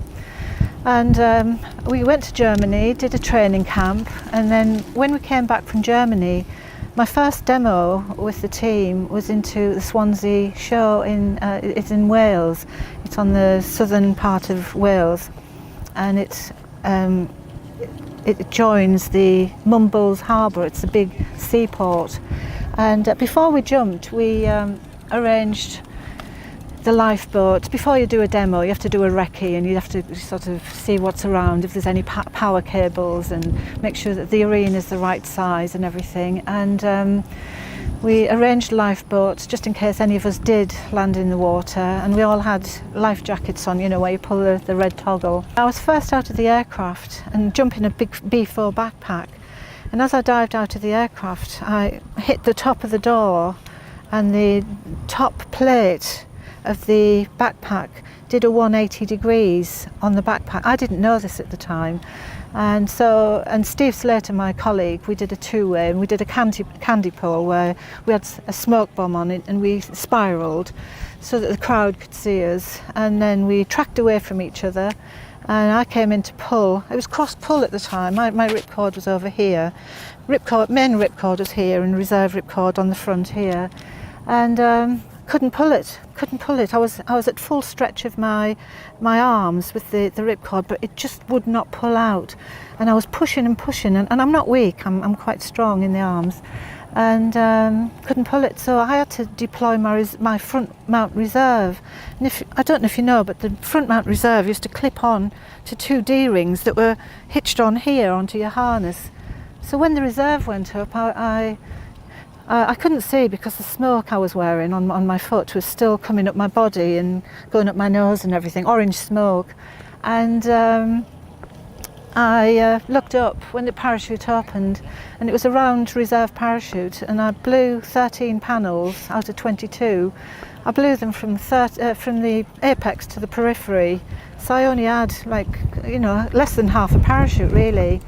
So I was still coming down quite fast, and when I was approaching the water, I pulled the toggle on the life jacket, and but because my main parachute was still in the container, my chest strap was still done up, and it used to be an alligator clip, and the RFD jacket inflated, but it couldn't go any further than the harness would allow it. So then it blew all the air out of my chest, and I just couldn't breathe. My lungs were like constricted from breathing.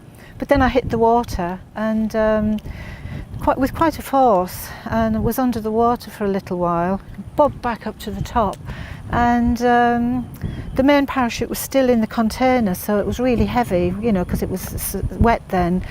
And we'd arranged the lifeboats to pick us up, and nobody came. I was bobbing about in the water for ages, and my colleague that I'd jumped with, he'd landed on the beach because he knew I was in trouble, and he swam out to me. It was about 400 yards out to sea, but by the time he got to me, he was cream crackered, tired, and he was holding onto my life jacket to keep him afloat as well. So we just bobbed about in the water for like what seemed an eternity, like 20 minutes, and it was freezing. It was April in England. It was freezing cold water. One of my friends that used to be on the Red Devils was then a helicopter pilot, and he was flying with what was called the Blue Eagles helicopter display team, and he saw from a distance that I was in trouble, so he came and hovered directly overhead, but the downdraft of his rotors was causing so much spray I couldn't breathe, so I had to shoo him away. And eventually a little old deer came chugging past in a little boat, and as she came towards us, she said, "Hello dear, would you like a lift?"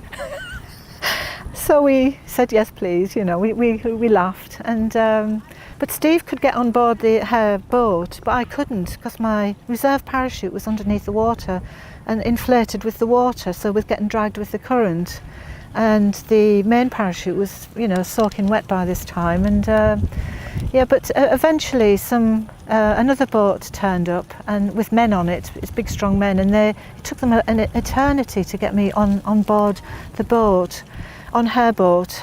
But from a point of that happening, everybody had that as a news piece, that all of the press were onto it, the TV, it went worldwide.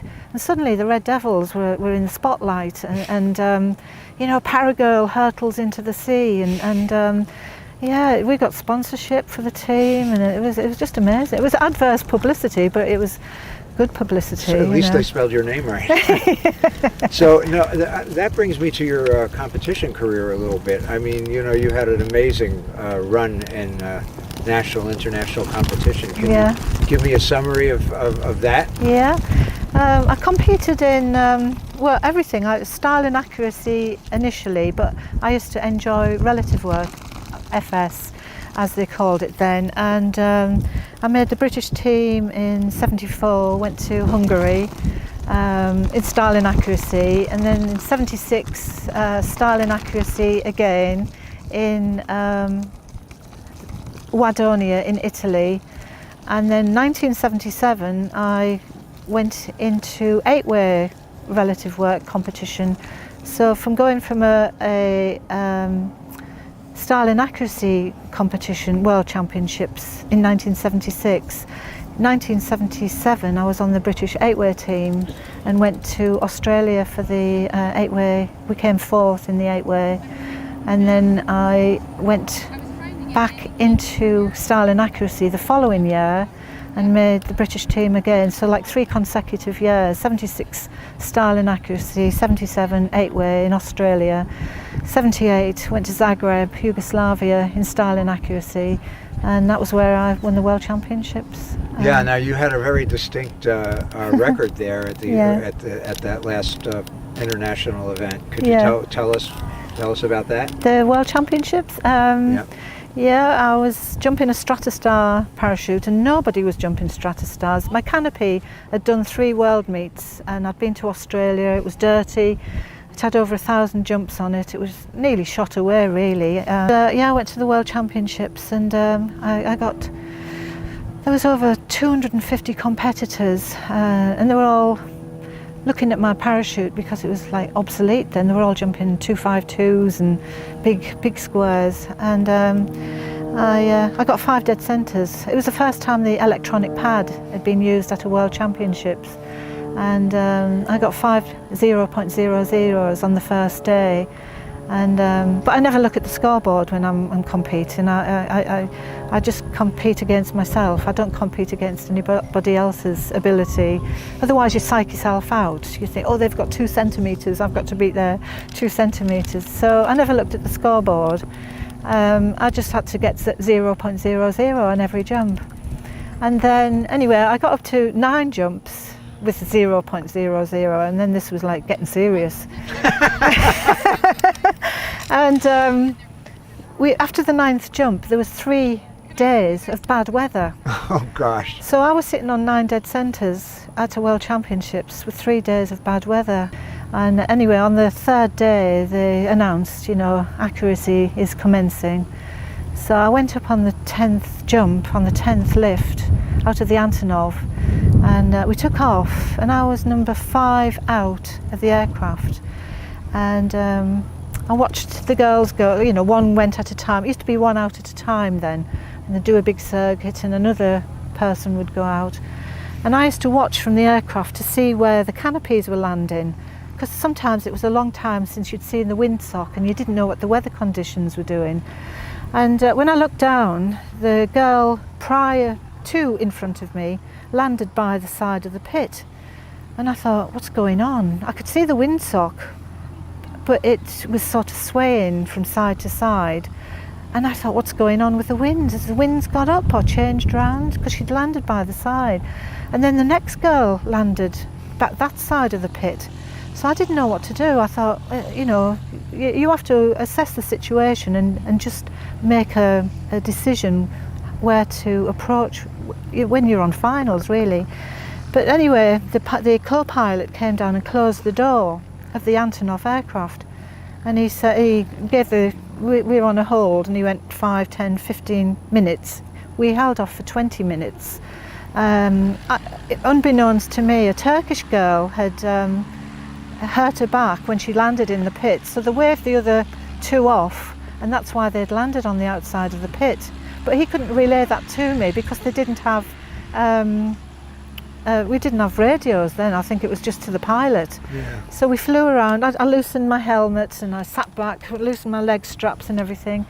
I was jumping a SST racer at the time, and nobody else was jumping a racer. They all had front and back gear. I had one of those. Okay. And I just chilled out in the aircraft and closed my eyes. Anyway, the co-pilot tapped me on the shoulder and he said, "It's your turn now."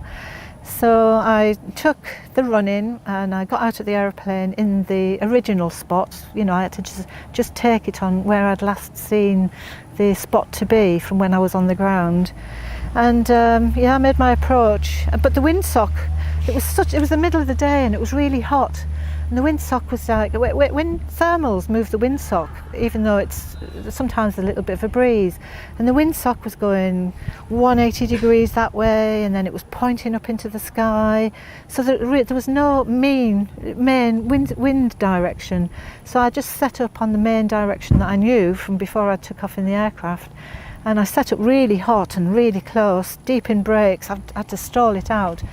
Because my theory was, if you drop short, you're never going to reach the target. If you've got altitude and you overshoot, you've always got a chance to spill that altitude off or waste it off. And as I came in towards everybody was watching, everybody was around the pit. Not that I could see them out of my peripheral vision, but I was zoned in on the wire down to the dead centre. And as I was coming down, I could see those cameramen and everybody trying to capture this moment, the first time anybody had ever got 10 dead centres back to back. And I came in and I could see my left foot started twitching. And I thought, I don't need this. And I put my right foot out. And then the next point of contact was my backside, it's feet and backside. And I just sat, and then I looked at the electronic readout and it said 0.00, and I just laid back in the pit, and then the rest of the British team just came in and carried me out, and it was just party after that. It was just amazing. Well, for viewers that don't really understand how difficult this was to dead center out a meet in an international competition is phenomenal. And,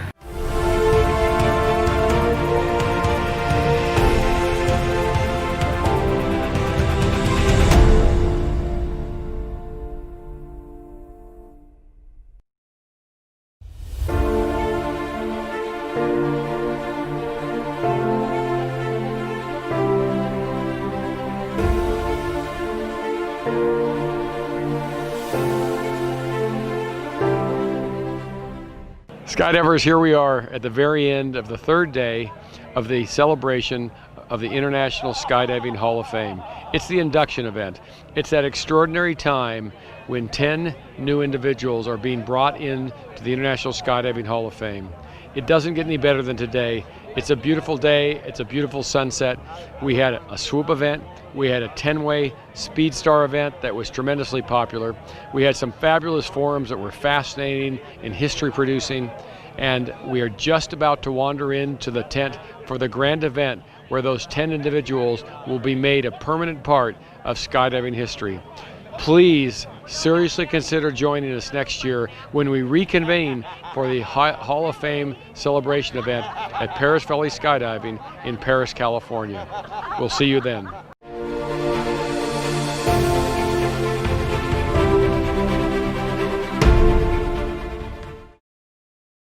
This portion of the program is brought to you by SunPath Products, the choice of world champions for over 30 years.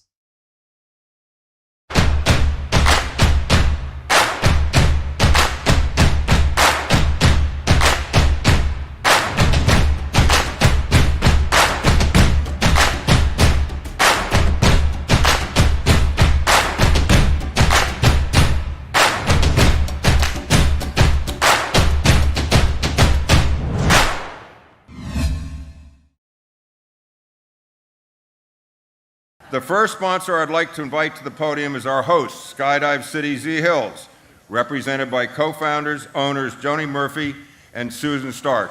Joni made her first jump in 1972, was a participant in the first 60-way big formation record, world record holder for women's fastest 10-way Speed Star, 14.8 seconds, in 1978, world record holder for women's 8-way sequential in 1978. 78 was a pretty good year for Joni. And finally is the historian for skydiving at this legendary DZ known as Z Hills. She is also the founder and owner of the Sunshine Factory. Susan Perkins Stark made her first jump in 1983, was a member of the Misty Blues all-women skydiving demonstration team, was a participant on the 79-way female large formation record in New York, and is a CFA and member of the Florida Bar. Please welcome Joni and Susan.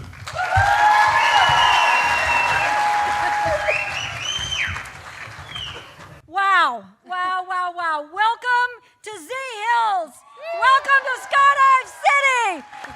Each and every one of you are absolutely fabulous. It has been a great honor for us to entertain you and to welcome the International Skydiving Hall of Fame. They've been an absolute delight to work with, to partner with, and to have fun with. We recognize the jumpers over 70. We recognize the For the Legend swoopers. We recognize the 10-way Speed Star competitors. We recognize all of you and the inductees because you're absolutely fabulous. Z Hills is honored to have all of you here and to be hosting this event. Thank you. Thank you. Of course, our staff, we couldn't do this without them. I'm not going to say much. This is my heart and soul. Everybody that knows me or anybody that knows me knows how much love I put into this place. First time I came here was 1972. I've tried to preserve the history. I think it's really important because, in my opinion, the whole history of skydiving has moved through this drop zone. So thank you so much for coming to the place that I love. It now gives me great pleasure to introduce the president of PIA, PIA being the museum's best friend and largest supporter. He is the VP General Manager of Butler Parachute Systems, and I'm proud to say a member of the Board of Trustees of the International Skydiving Museum and Hall of Fame. Please welcome to the podium Roberto Montanez. And good evening. Welcome to this wonderful ceremony for all of us. As I was sitting here trying to think about what I was going to say, it actually occurred to me that we are 99 years into this wonderful adventure of skydiving. So over 99 years, we have gone from jumping out of an airplane to jumping out from space, and so many other accomplishments in the meantime. The class of 2018 that we're honoring tonight is one of those classes that really shows what is possible when you really commit to a sport. The accomplishments that this group has done are really recognized, and we as members of the Parachute Association, we want to honor that, we want to recognize it, and we want to tell you that we're going to be here supporting this museum for as long as we can. And now we have a message from our honorary chairman of the board of the International Skydiving Museum, the 41st President of the United States, D-20,000, the Honorable George H.W. Bush.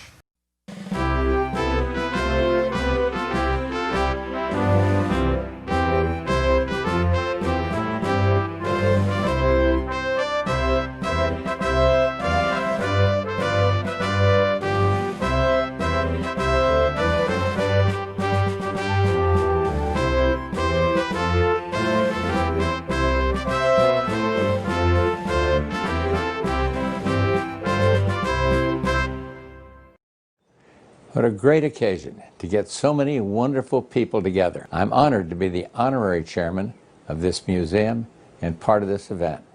Congratulations to all of you being recognized tonight. I thank you for your many contributions to the sport. To the founding trustees of the Skydiving Museum, thank you for bringing our dream closer to reality.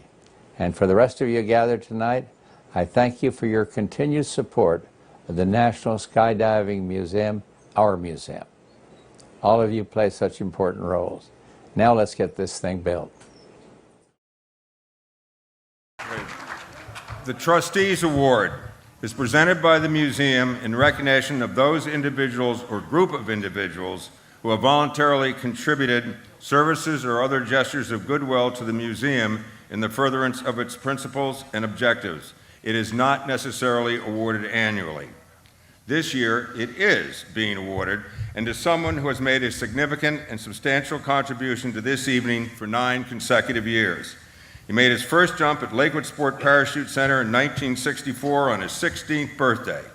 He became a ground instructor, working the radios, and then a jump master. He, along with Bobby Freet and the late Chris Lowry, became known as the Boy Skydivers, a term coined by Bill Otley.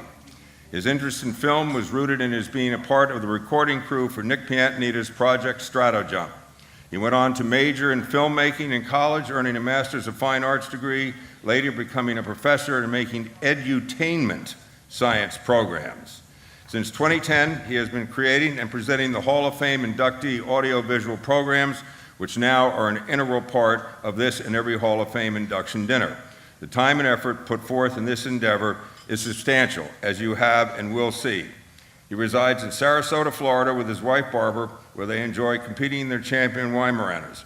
He was inducted into the Florida Skateboarding Hall of Fame in 2005 and is currently the chair of the Sarasota Bay Fisheries Forum on subtitle Habitats. I don't want to say I've known him for my entire skydiving career, but he shagged my chute on my first jump in 1965. The Board of Trustees of the International Skydiving Museum and Hall of Fame is both pleased and proud to present the 2018 Trustees Award to Phil Chiocchio.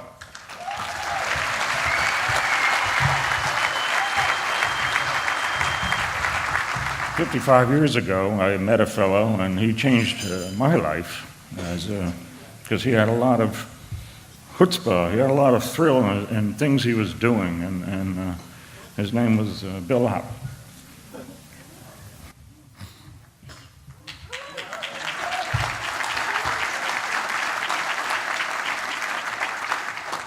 He volunteered to do things above and beyond just his job as vice president at the World's Fair. He did a lot of new things, and because he volunteered, our sport grew. And I've always followed that, because he was a fun person.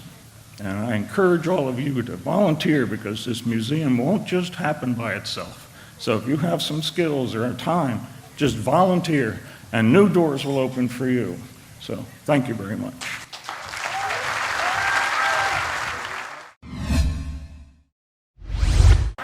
It is now time to induct the class of 2018 into the International Skydiving Hall of Fame.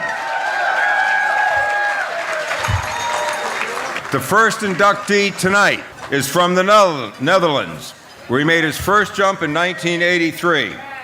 He has subsequently amassed a broad portfolio to include more than 20,000 jumps, involving formation skydiving, paraski, freestyle, sky surfing, wingsuiting, speed skydiving, canopy formation, canopy piloting, videography, and all first jump training disciplines.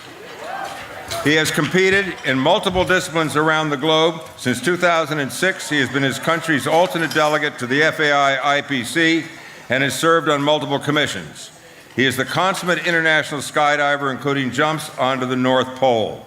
He is presented by Graham Windsor, a former president of the IPC, a member of the International Skydiving Hall of Fame, and a museum trustee. Please welcome Henny Wiggers.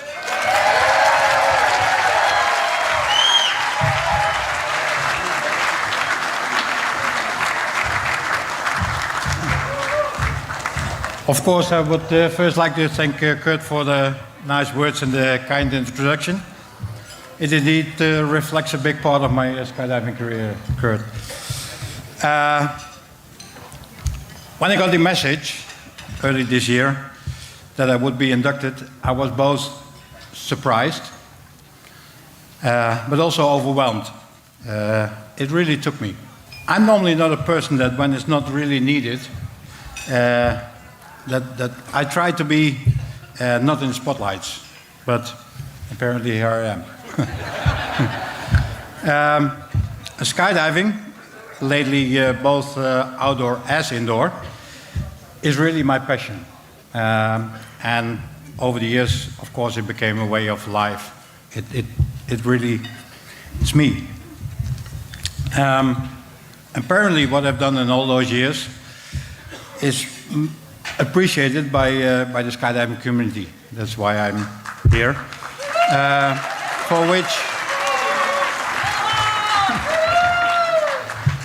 For which I'm of course super happy and proud, and it's really an honor. It's something special. Though I still feel I'm a puppy in the skydiving sport, although I'm skydiving for 37 years.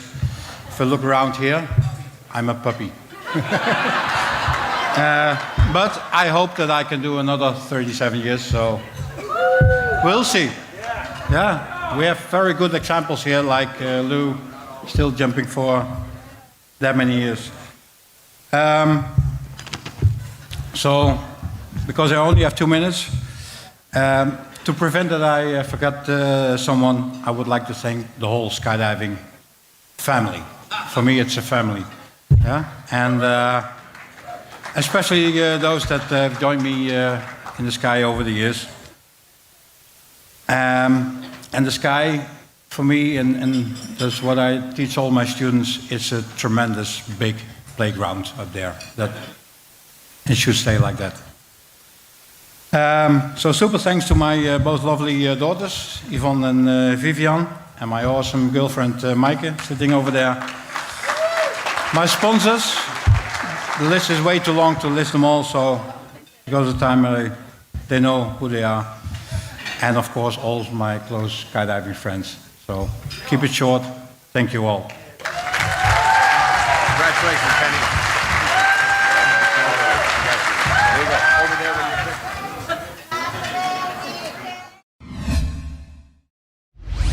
Our second inductee this evening has been a leader in both the civilian and military freefall communities.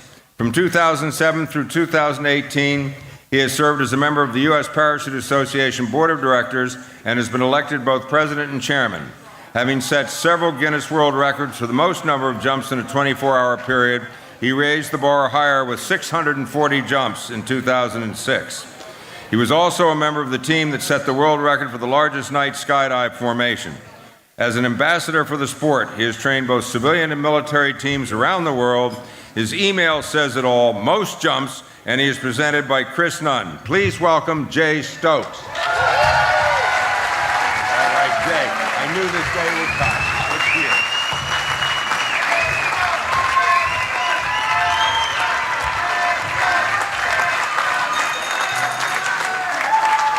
It fits, my God. Wow. You know, 2 minutes is not a very long time, so I'm going to make this really quick. You know, Henny kind of said it right. It's all about family. It really is. It's about your immediate family, you know, like your husbands, wives, your kids, your parents, things like that. It's about all the support they give us so that we can do the things we really want to do, you know. There's no way that I would be up here without the support of the family. But that also includes the skydiving family. And quite honestly, you know, 125 people work to make one guy get out of an airplane for X number of jumps. That's crazy, but it works. It works because the family works. And it is. It's all about that. It's about our skydiving family. It really is. And I would never have done those things without some of the folks that are in the Hall of Fame already. Ted Strong pushed me hard to do a lot of things for the military. And I love that guy. I'll always love him. But honestly, my skydiving daddy was Gene Paul Thacker. That guy, he was hard. You know what? He was hard but fair, and he made me do things that I didn't think I could ever do. He just pushed me to the limits. But you know what? Tonight it's all worth it, isn't it? It is definitely all worth it, because that guy helped me to achieve something. And now I'm in a place where he is. And God, this is great, isn't it? Man, I don't want to leave, but I got to leave. So I will say thanks to everybody. Love your family, and remember, we're all family. That's how it works. Thanks very much.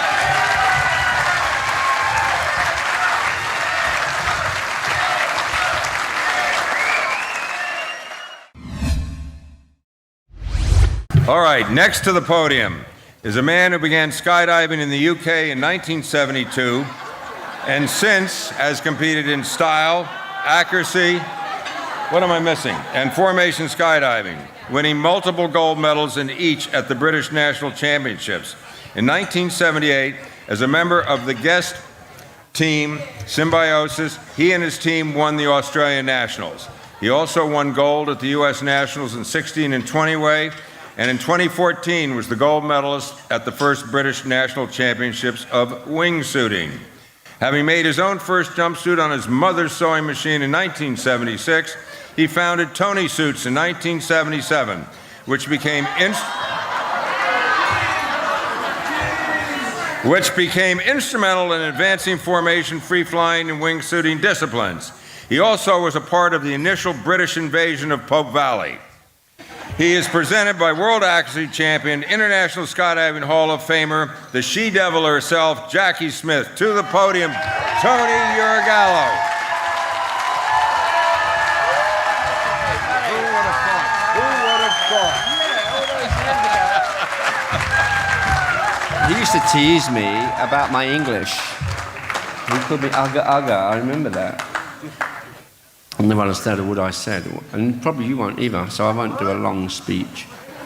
I'm just a skydiver, I'm not a good speech giver. And I was just having fun, the whole time, just having fun and seeing what happened. And it led me along, and I was just having a laugh. That's about it, really. Just have fun. Tony wants to say, thank you, everybody. Thanks to you guys for voting for me, and thanks to my shop for making me look good.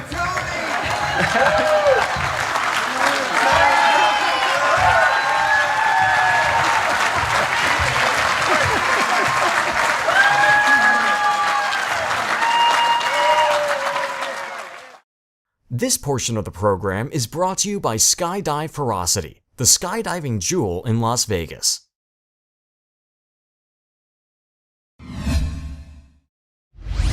Our next inductee was born in Quebec, Canada in 1904 and was an early pioneer of parachuting who greatly advanced the sport of skydiving.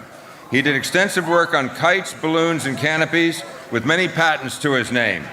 For the skydiving community, his greatest contribution was the multi-celled canopy, which he patented in 1963. In 1964, he patented the multi-cell wing type aerial device known to skydivers as the parafoil.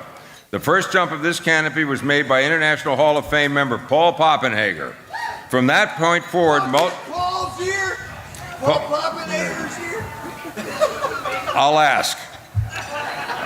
From that point forward, multi-cell ram air parachutes revolutionized and popularized our sport. Dominic C. Dom Jalbert is presented by Mike Beck, who will accept on behalf of the late Dom Jalbert and present the Hall of Fame blazer and plaque to Craig Older, Don's grandson. Thank you. I'm not used to speaking in front of people, so I'll make this very short. This is a very humbling experience to be around such a great family of skydivers. And on his behalf, thank you very much.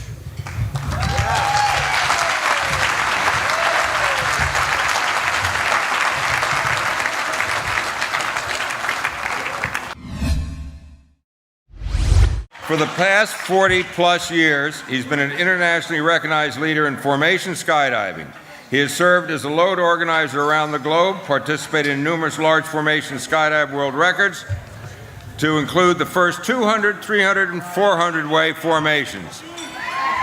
In addition, he has designed and participated in numerous world record large sequential skydives. He was a member of the 1981 Mirror Image, I remember that team, 8-way team, which won the World Championship, and in 1988 was a member of the exhibition team which opened the Seoul Olympics and was so honored for same last night with the Path of Excellence Award. He is presented by another most recognizable name in our sport and a member of the Museum Board of Trustees, Mary Lou Loughlin. Please welcome Roger Ponce de Leon.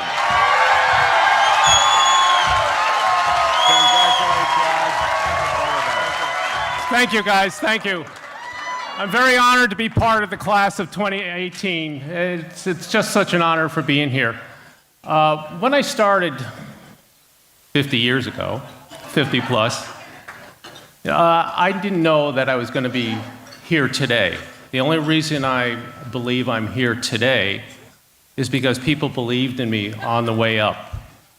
People believed in me in the beginning that I could do better, and they brought me into a position that I could be able to organize and be a leadership and be on teams from 4-way to 400-way. And all I wanted to do, once they helped me along, took them under their wing to get me better in the sport, I felt I wanted to give back. And that's all I wanted to do through my skydiving career, is making sure that if I could advance fellow skydivers in any little way I could, that's what I wanted to do, and keep people safe. Thank you for tonight. Thank you for everything.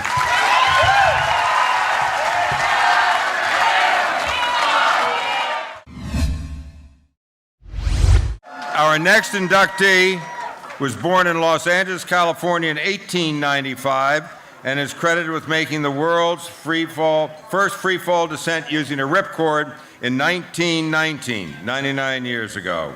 With an intense interest in parachute innovation and jumper safety, he formed his own parachute company also in 1919, which grew to 6 factories by 1939 and eventually to what is known today as Airborne Systems. During the World War II era, when canopies were made of silk from Japan, he delivered the first canopies made from nylon, the material of choice to this day for skydivers. His many patents for innovative design of canopies and parachuting equipment made possible what we enjoy today. Presenting and accepting on behalf of Leslie Irvin are Elizabeth Johnson, Director of Sales and Marketing for Airborne Systems, and Rob Sinclair, Chief Engineer for Airborne Systems.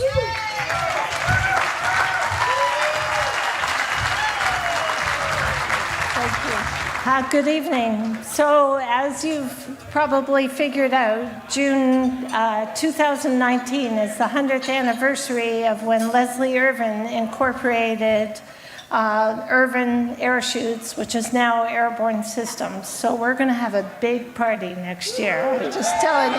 And you're all invited. California, we're going to do it there. But I just wanted to say that Leslie Irvin designed and developed the first bailout parachute to save pilots during the war. And it consisted of a soft pack, a pilot chute, and a ripcord. And when he incorporated the company in 1919, by 1939, his parachutes were used in over 45 countries in the world, which is outstanding. So his entrepreneurial spirit, yeah, he deserves it, yeah. His entrepreneurial spirit is alive and well in the company today and indeed in the industry today, as we can see. And this industry just keeps growing. And Rob, my friend Rob Sinclair, is also going to talk. I just wanted to tell you a quick story. You know, the company's been very proud of all the advances they've made over the years. When I joined Irvin, I was 16 years old. And I never knew Mr. Irvin, but a lot of the folks that I worked with knew him really well. And I used to sit down at lunchtime and go for a beer with them afterwards. And they tell me all the stories about the old days at Irvin Air Shoots. And they used to tell me, you know, Mr. Irvin would always say, anyone can have any kind of parachute they want from us, as long as it's 24 foot and white. Well, we advanced the technologies, and in 2005, the Huygens probe landed on Saturn's moon Titan after a 1.3 billion kilometer journey. And that's the longest journey a parachute's ever made in the history of mankind. And Mr. Irvin would have smiled when he learned that the main parachute for the Huygens descent control subsystem was 24 foot and white.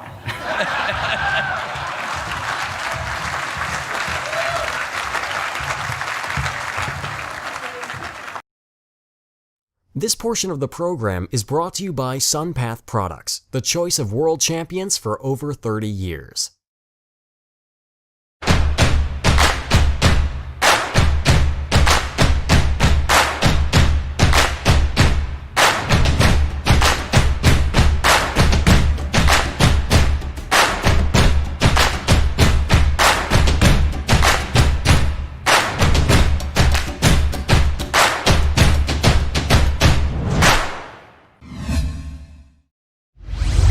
Next up at the podium is the dominant female competitor, both in the United States and the world in the 60s and 70s.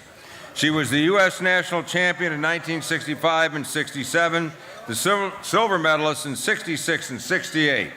Internationally, she was a member of seven U.S. teams beginning in 1964 and continuing through 1976, winning the gold medal at the 10th World Championships in Bled, Yugoslavia. At the time, she was a member of more U.S. teams than any other American competitor, male or female. As a style competitor, she won the U.S. National Championship 7 times. She also excelled in accuracy, winning the gold medal in 65. As team leader of the 72 team, I can tell you she was a true competitor, a great teammate, and an even finer person. She is presented by, I have the honor of, me, and so please welcome Susie Hunter-Jones.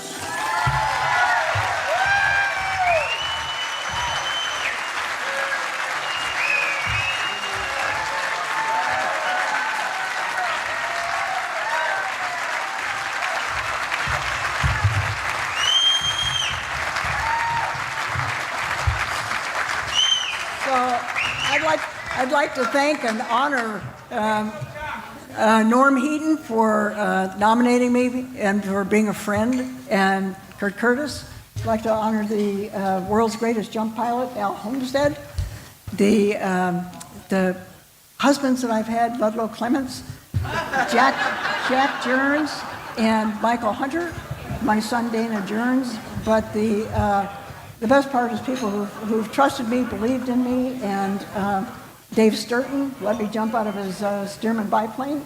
Soulmates, James Lyle Hayhurst. But the most amazing part about all of this is the quote from Jerry Garcia, "What a long, strange trip it's been." Starting in Berkeley, who would have guessed? I mean, who would have guessed that you'd ever see a gray-haired skydiver, much less be one? I mean, you can't believe that people actually keep on jumping that long. And it's not the medals and the scores, it is the people's lives who you've touched. And the sweetest part is rooting each other on. Facebook now is facades, and you don't know who people really are. But if you jump with them once, you know their soul, and you know whether you can trust them with your life. And the sweetest part is the wild, infectious enthusiasm of skydivers and how much joy that's added to life. Thank you all for being in my life, and thank you for adding such joy and enthusiasm. Yes.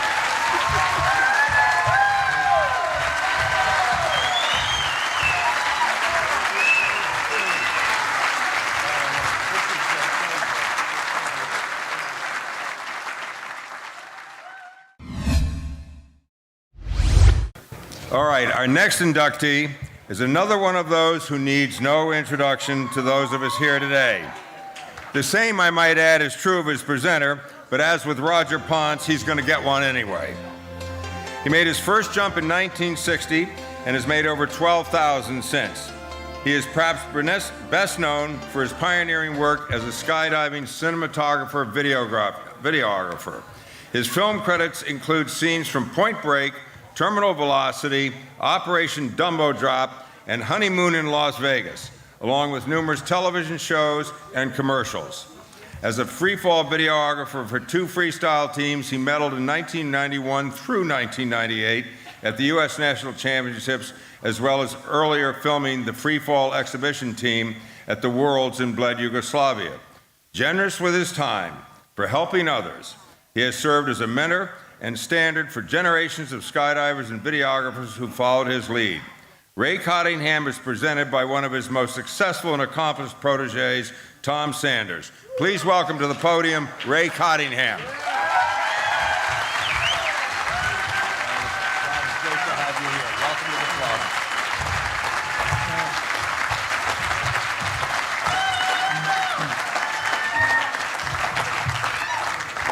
Given this recognition and honor, I'm sure many people are to be thanked. Fortunately for all of us, there's not enough time. I would simply like to thank the International Skydiving Museum and Hall of Fame trustees. Also, I'd like to thank my longtime friend and presenter, Tom Sanders. Over the years, many doors have been opened for me and opportunities have come my way.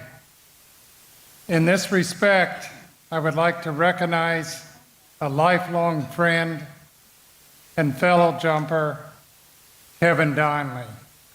Yeah. And finally, I'd like to thank everyone in attendance. Thank you.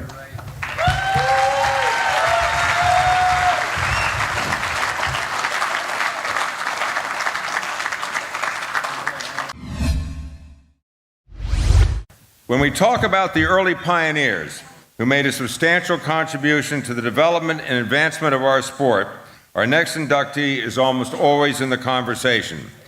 He started skydiving in 1955 in the U.S. Army in Germany and subsequently earned D license number 70. In 1960, he was elected a member of the original Army parachute team, now known as the Golden Knights. For nearly 10 years, he served as a demonstration team member, a member of the comp team, team leader, aviator, and instrument flight examiner.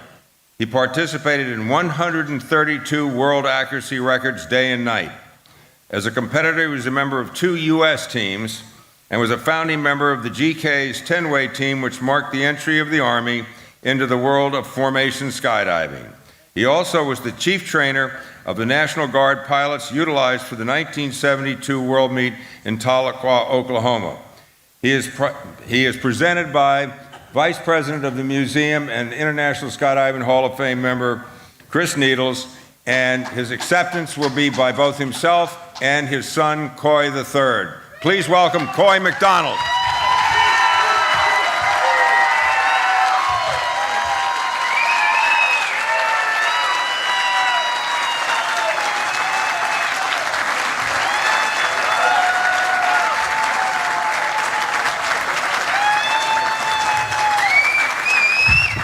To say that I am in awe tonight is an understatement. I just fly the airplanes, I don't jump out of them. My father is an example of how great this country is. It's great because it provides opportunities. And that opportunity for Dad was the United States Army. Dad was born in Oklahoma and grew up, as he would say, as poor as a snake. Coy Sr., my grandfather, took any work he could get. He worked as a tenant farmer, a migrant worker, and even a ditch digger. He got the ditch digging job during the Depression. And how he got that job was he and his brother found some shovels and just jumped into the ditch. They didn't stand in line to wait. It was the last story my grandfather ever told me. Dad quit high school to join the Army when he was 17 years old. At that time, he was driving an apricot truck in Escondido, California, and he wanted to get the heck out of there. The Army, in its wisdom, put him back behind the wheel of a truck full of parachutes.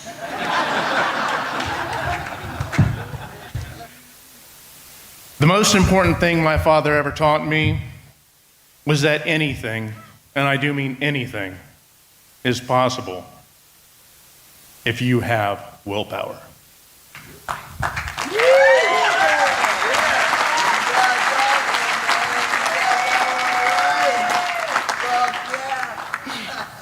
So how did my father, Joe Tentpeg Private, get his first jumps? The answer is willpower. He was the only one that had a car in his unit, and so he was able to get buddies of his to take him out to the drop zone. He actually drove the truck out there. They came with him, and then he grabbed the last parachute and jumped on board. And that's how he got his jumps. When Dad wanted us to learn a lesson, he had what I'd call mantras. He had sayings, Coyisms, you know. And what he was trying to do with that, he was trying to teach us. He was trying to teach us values. He was trying to teach us to be young men of good character. Some of these I'll share with you. He would say, "Son, if I say it, it's gospel." He meant if you said it, you keep your word. Another thing he would say, if you're not 15 minutes early, you're late. There was always an extra word in there. When I asked him to borrow money as a youngster, he said, "I didn't come looking for you to give you this money. Don't expect me to come looking for you to get it back."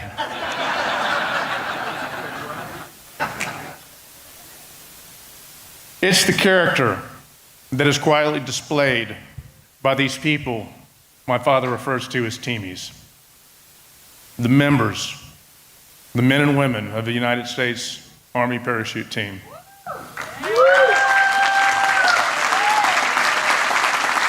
Thank you so very much.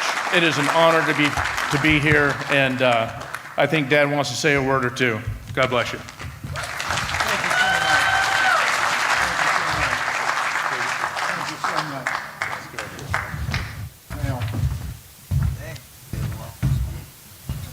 I really can't say anything except thank you.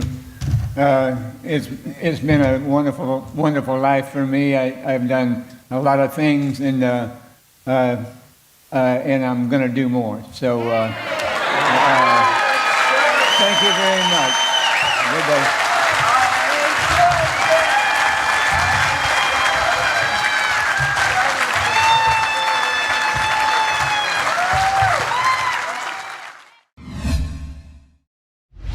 The final, but certainly not the least, inductee this evening is from British Columbia, Canada, and holds that country's license D3. He holds D410 from the U.S. He made his first jump in 1958 and followed that first with many other firsts in his native country, including the first baton pass in 1959. As a competitor, he placed first overall at the 1960 Canadian National Championships and was team leader of the Canadian team at the World Meet in Bulgaria that same year. He went on to be Canadian National Champion 3 more times. He then moved to Orange, Massachusetts, where he joined Jacques Estelle and Lou Sanborn at Parachutes Incorporated as an instructor, training many of the next generation of skydivers. In addition to many of the next generation of skydivers, in addition to his pioneering efforts in training and competition, he served as a judge at many major championships. Darrell Henry is presented by fellow Canadian and member of the International Skydiving Hall of Fame, Buzz Bennett.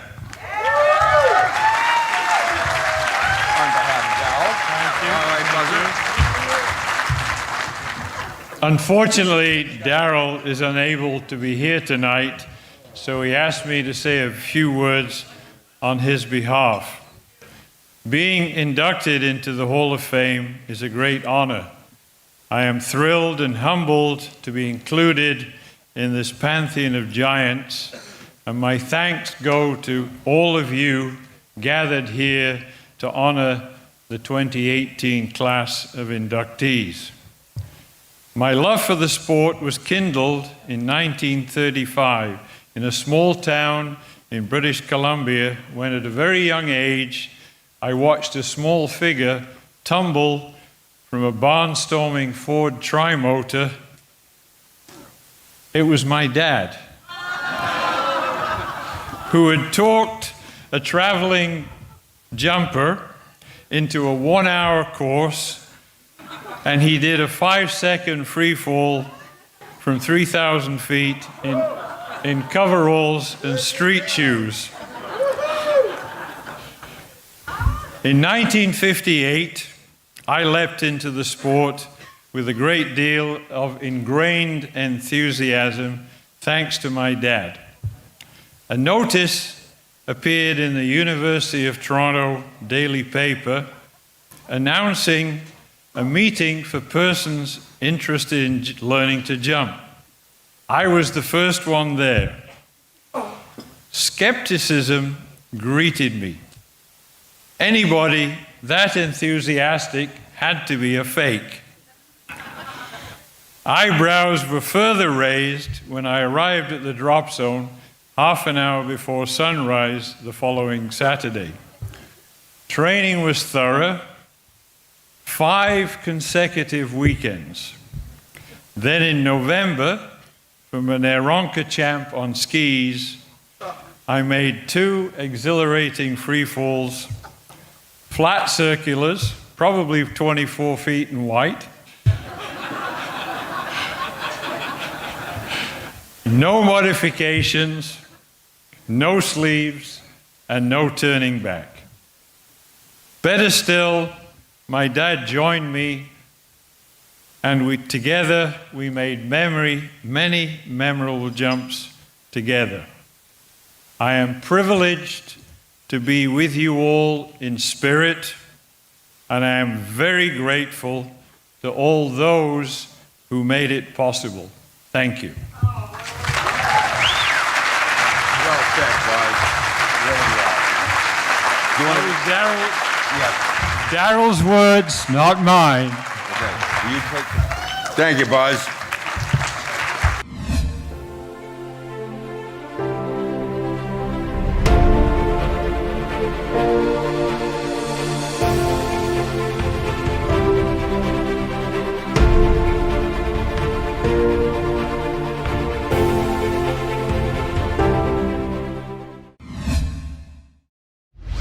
As many of you are aware, next year's celebration weekend and Hall of Fame induction dinner will be held at Skydive Paris.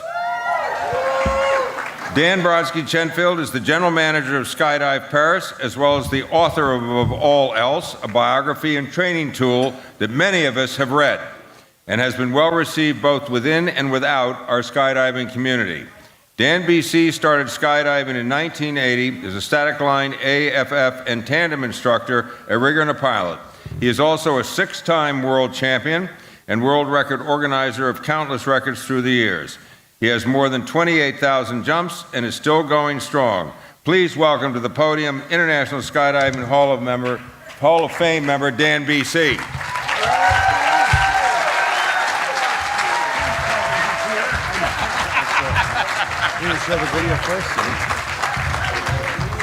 Thank you, everybody.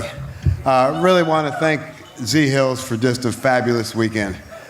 These events are something we really want to get so many other people to come to. You really just treasure the time to see so much history of the sport, so many unique individuals. You can walk around to any table here and you see people who have had a great influence on the sport and on so many people within the sport as I look at Lou Sanborn in front of me and saying this. I've looked at what the International Skydiving Museum and Hall of Fame people have in mind for what we're going to build with the museum, and please, if you haven't had a chance to look at it, please look at the presentation that Jim McCormick has. The vision is just incredible and really what the sport deserves.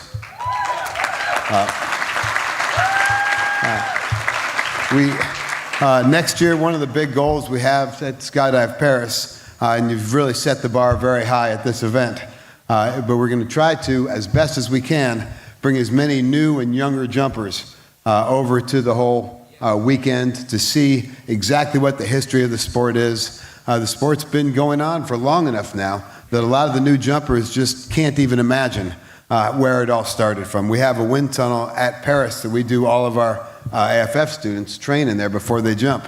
They can't imagine that anybody ever learned to skydive without one. All right, so as best we can, we're going to try to really connect the old and the new and have the opportunity for the younger jumpers and the new generation to really learn a whole new respect for everybody that planted the seeds and grew the sport to the wonderful thing that is now. And I hope you can come and join us next year. Thank you, guys. Thanks, Dan. Absolutely. Thank you all, and I'll see you in Paris.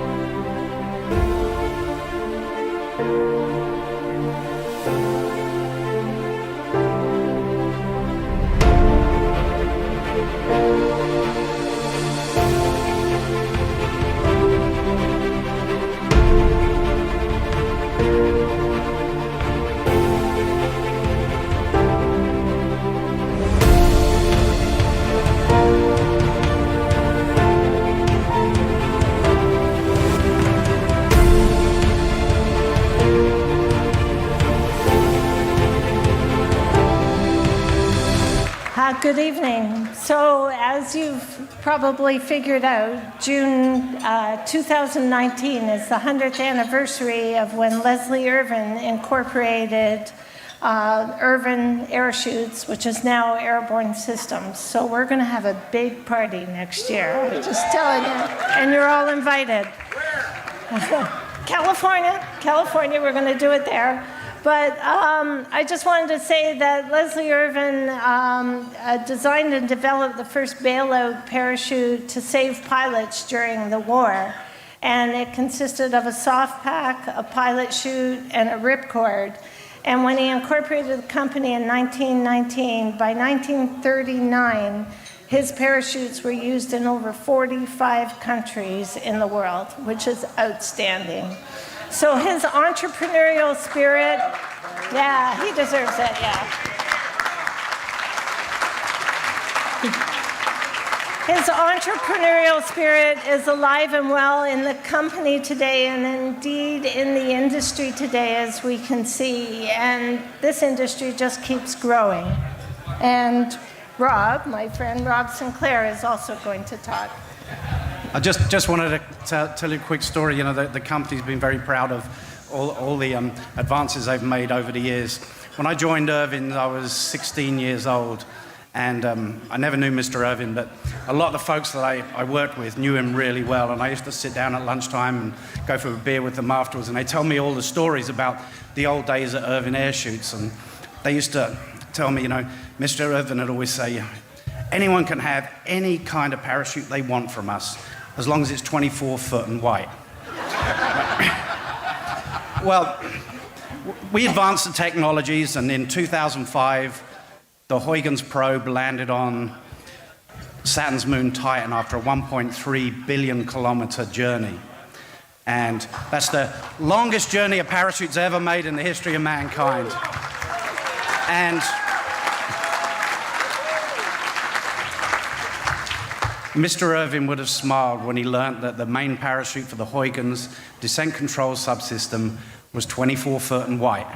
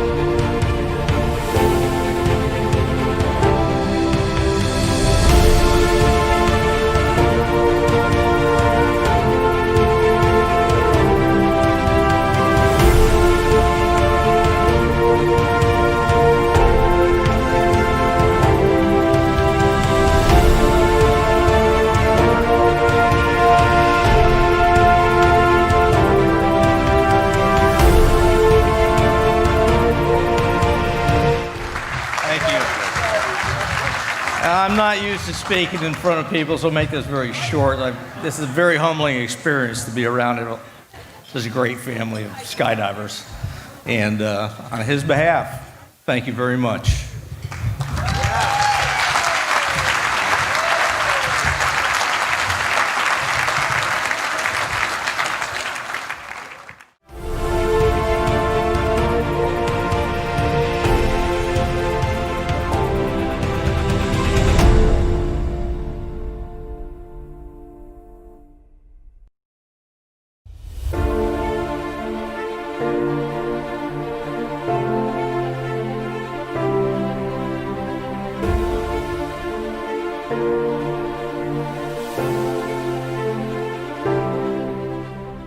Hey Skydivers, this is huge. We have the privilege of talking with Alan Eustace, who is one of my heroes for having earned an amazing world record for the highest ever skydive in the history of the world and the universe. It's just amazing stuff.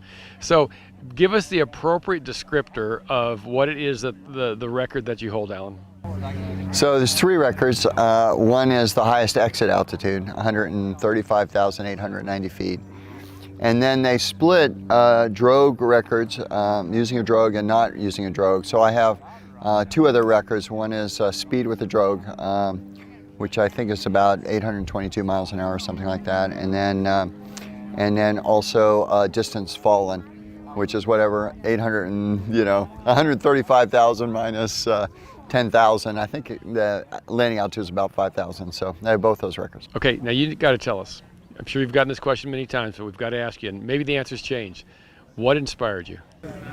You know, I'm an engineer and a skydiver and a pilot, so those are 3 things that I've always loved. And, you know, I was thinking about what it takes to do one of these high altitude skydives, and almost everybody that had ever done it had done it with a capsule.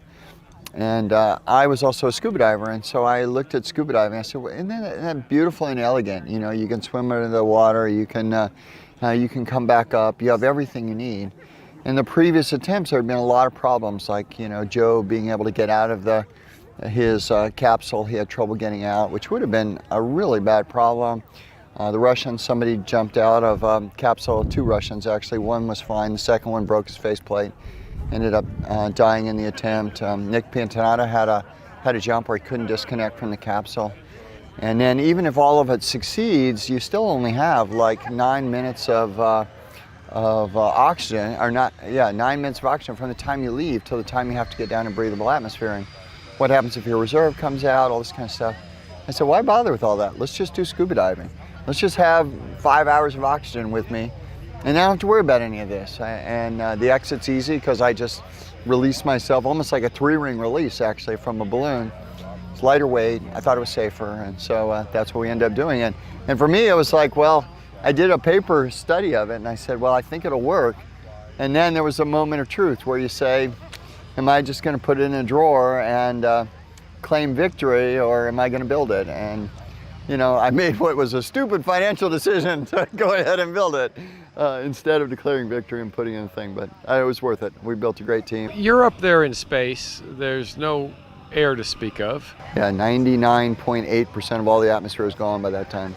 So how do you make sure that your drogue chute doesn't get entangled with you? So that's a really interesting problem, because the drogue is something that is going to you want it to inflate, but if you have 0 velocity and you have almost no atmosphere, and so the result is that it will not inflate. It will just, and then the drogue bridle will basically just entangle with you. If you wait too long, you're going too fast, and you deploy this thing, and it will just blow up. There's no way that you can secure that level of forces. So there's this window that you have to use on the way up, and that window is pretty tight. But here's the worst part. The window changes as you get higher. So Joe just had a, 17-second delay, but for us, it's not possible, because as you go up, that window changes. So I guess I could have been dialing a different number, the whole time on what the delay is. Or, Blickies, Blignot, who basically did all my parachute work, came up with this really ingenious system. And as I move away from the balloon, it extends out instead of just a bridle, it's got this carbon fiber thing. And it starts out flat, and as I descend away, it turns into a C-shaped pipe. The bridle runs all the way through it. And then, it's like 10 feet long, and the bridle's, in addition to that, maybe 7 feet long, and the drogue is after that. So once that goes, that thing can't entangle with me. And the really brilliant thing is, when it starts inflating, which it will eventually, 15 seconds later, it's got this long pipe as a lever to basically flip me over and let me, fall face to earth again. So it's a brilliant design. So this goes from being a flat material to being semi-rigid in a C-shape? By the time it flips, it wants to be in a C-shape, and you have to work to flatten it out and then put it on this, basically it's a spool. It's like this big, and the drogue is in it, and it's really a fun system, because this is on the outside, and getting the whole thing together is actually, it's like a reserve pack job or something. You have to do it in just the right sequence. And but as soon as it pulls out, it will go into the C shape. And once it's in the C shape, you and I, if you were on one end and I was on one end, we did this test where I'd hold onto it like that. Somebody would walk around and there's no way I could hold myself. I would just turn in it. That's how strong it is. And this is a carbon fiber material. It's a carbon fiber material, multi-layer carbon fiber material. It reminds me of like a measuring tape to where it Exactly the same idea. Exactly the same, except the measuring tape just does a little bit of bend, and this does a full C-shape bend. Tell us about the challenges of avoiding the flat spin and your R&D process. Okay, so the R&D process, you know, it was a long R&D. There was probably 200 tests that we made during this whole process. You know, we started with small tests and they got bigger and bigger as time went on. And you know, eventually you spend a lot of time in the suit. You start understanding what your mobility is. You understand what you can and can't do in it. You know, that took a long time. A lot of different tests, oxygen systems, backup on oxygen systems.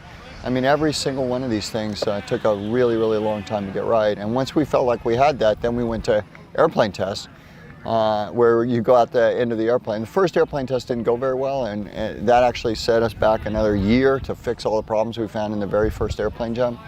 But after that, things went pretty well. We got the system down, and we started really making good progress. And the final section, we did 3 balloon jumps in less than a month, which is extraordinary. Now, did you have a conventional rig with the reserve on top and the main on the bottom that would be similar to what we would see at a drop zone? That's what we started with, is a Sigma tandem rig, because if you look at the weights involved, those things go up to 450 pounds. And me with the whole rig and the spacesuit and all that is roughly 450 pounds. So we started with a standard Sigma rig that we were going to slightly modify, but you know, Blickies ended up doing 11 different versions of that rig. Matter of fact, before I was allowed to even buy that rig, I had to become a tandem instructor, because that was the best way to get training, and they can't sell that rig to anybody who's not a tandem instructor. But anyway, Blickies ended up doing 11 different versions as we learned certain things about the behavior and performance of the rig. And for the spin system, what we learned in the spin system, which we learned from history, but we also talked to the Red Bull guys. Luke Akins, we went and talked to him, and he had a really surprising thing. If your attachment point is where a normal tandem rig is, which is kind of on the butt, you'll spin like a top. I mean, at my altitude, I would have spun at over 400 RPM. And so, but if you move that attachment point to right here, right behind your neck, that goes down to 22 RPM. So it's a huge difference if you can move that attachment point. But you know, in a normal configuration, we would have had to route the bridle from that attachment point all the way around a normal reserve, all the way down to the bottom. And then Blicky's got the idea, why don't I just switch the main and reserve? So let's just put the main on top and the reserve container on the bottom. And so that's what we ended up doing. And then it's just a 3-ring holding the drogue. You release the 3-ring, it basically just pulls the deployment bag. It's a free bag system, you know, just like a reserve. But the bad thing for poor Blickies is he had to, every time he packed the main, he had to pack the reserve. So, it's not a recommended configuration for normal skydiving. It's expensive. If you could start over again this mission, with all that you learned from the process, what would you do differently? Well, we actually had a post-mortem on the whole thing about what would we change. And you know, you think maybe you'd change one thing or another thing or something like that. We actually had 105 things we would change. I mean, we literally spent a whole afternoon saying every single thing that we would do differently if we had a chance to do it again. And some of them were weight savings, like we over-designed the heating system, thinking in our test when we went down to minus 120 degrees, it was so cold. But you know, there's so few molecules up there that it actually isn't as cold as you think. We turned off the heaters at 70,000 feet. We never used them again. So we over-designed that. So we could save a lot of weight. I think that would have been good. But I really wanted to experiment with a rebreather system, because we had about 5 hours of oxygen, which limits the amount of time you can spend up and all this kind of stuff. But what would it be like if you actually could have, you know, 16 hours of oxygen? And there are systems that will allow you to do that. And they're not even heavy. They're actually much lighter weight if you can do the rebreather technology. So that's the one thing I think I would change. Is we didn't do it because we wanted to use off-the-shelf parts, and there was no off-the-shelf rebreathers that were space qualified. But I don't know, if I had to do it again, that's what I would do. Okay, one more question for you. If resources were unlimited, what would be the next project you'd take on? You know, my plan was to actually use a spacesuit to break every record I could get my hands on. So, you know, the record for hang gliding, a tandem hang glider also is very similar to a tandem skydiving rig. It's got a limit of about 450 pounds. So why not just hook this suit up to the hang glider? And that record's only 40,000 feet. So, you know, my very first test jump was higher than that. And I thought that would have been super fun. And then, you know, sailplane records, same thing. I just felt like, you know, the up and down in a balloon. So I didn't get the balloon record because I didn't come down with a balloon. And that's only 118,000 feet. And I actually had a spare balloon that was perfect for that. But anyway, it didn't turn out that way. I mean, my family wasn't so excited about me continuing to do more and more of these things. I donated the suit to the Smithsonian Air and Space Museum, so they have the suit. I don't own it anymore. And you know, it would have taken some time and effort, but that was my dream, is to basically just go back and forth to the stratosphere as many times as I could. So didn't quite work out. There you have it, skydivers. Truly an amazing rocket scientist, innovator, adventurer, one of the most extraordinary people in our sport, Alan Eustace. Alan, thanks so much. Oh, thank you.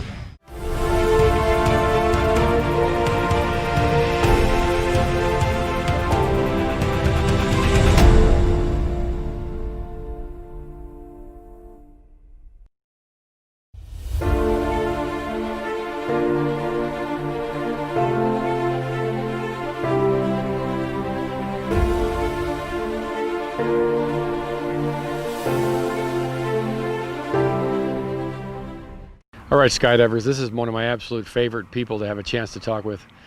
Art Thompson is a bona fide, certified, genuine rocket scientist.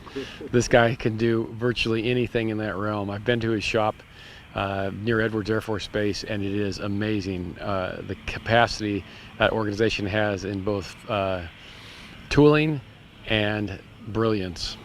We're talking to Art today because he was a critically important part of the Red Bull Stratus project that allowed Felix Baumgartner to earn an entirely new world record for the highest altitude skydive ever at the time, breaking a record that had stood for how long? 52 years. For 52 years, that was set by Joe Kittinger.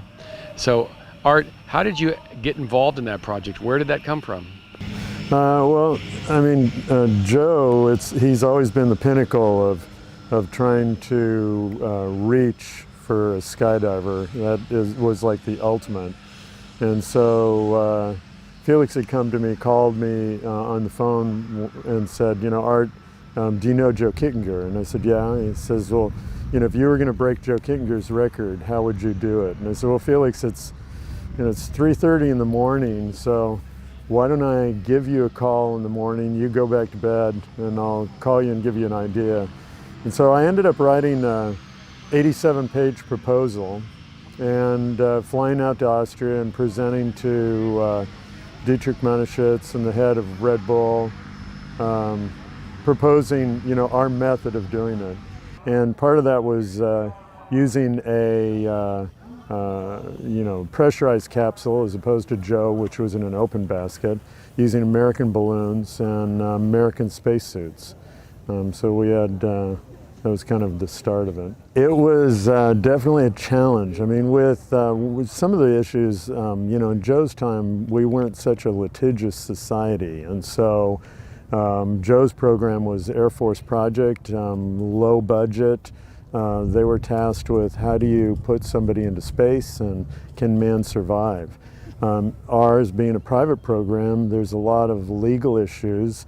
Nick Pantania, who tried to break Joe's record back in the 60s, died in the process, and there was a lot of lawsuits. It made everybody afraid of doing anything, you know, unusual. And so I knew that I had to make sure that it was a true flight test program, that we were on top of our game with the way we did all the design engineering, the flight processes. I knew that I was going to have battles with the FAA.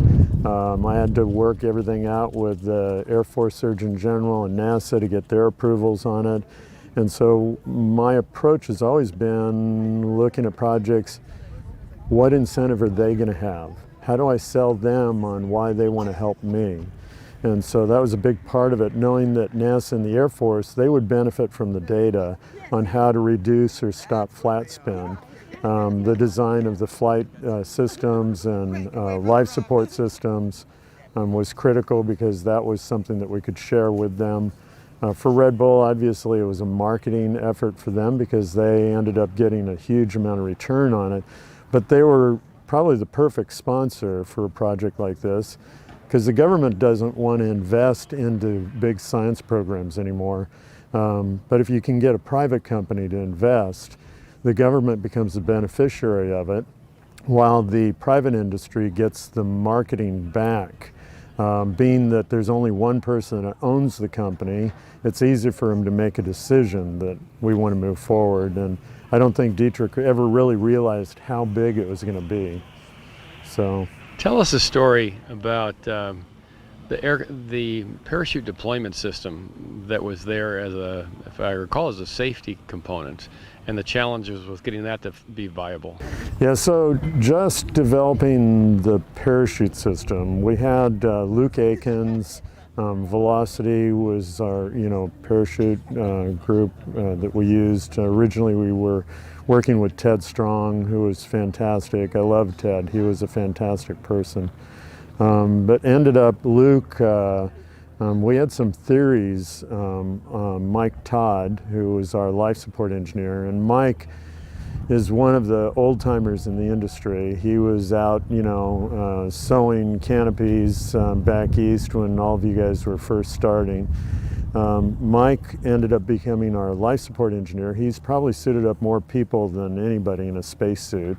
He supported the U-2 program, SR-71.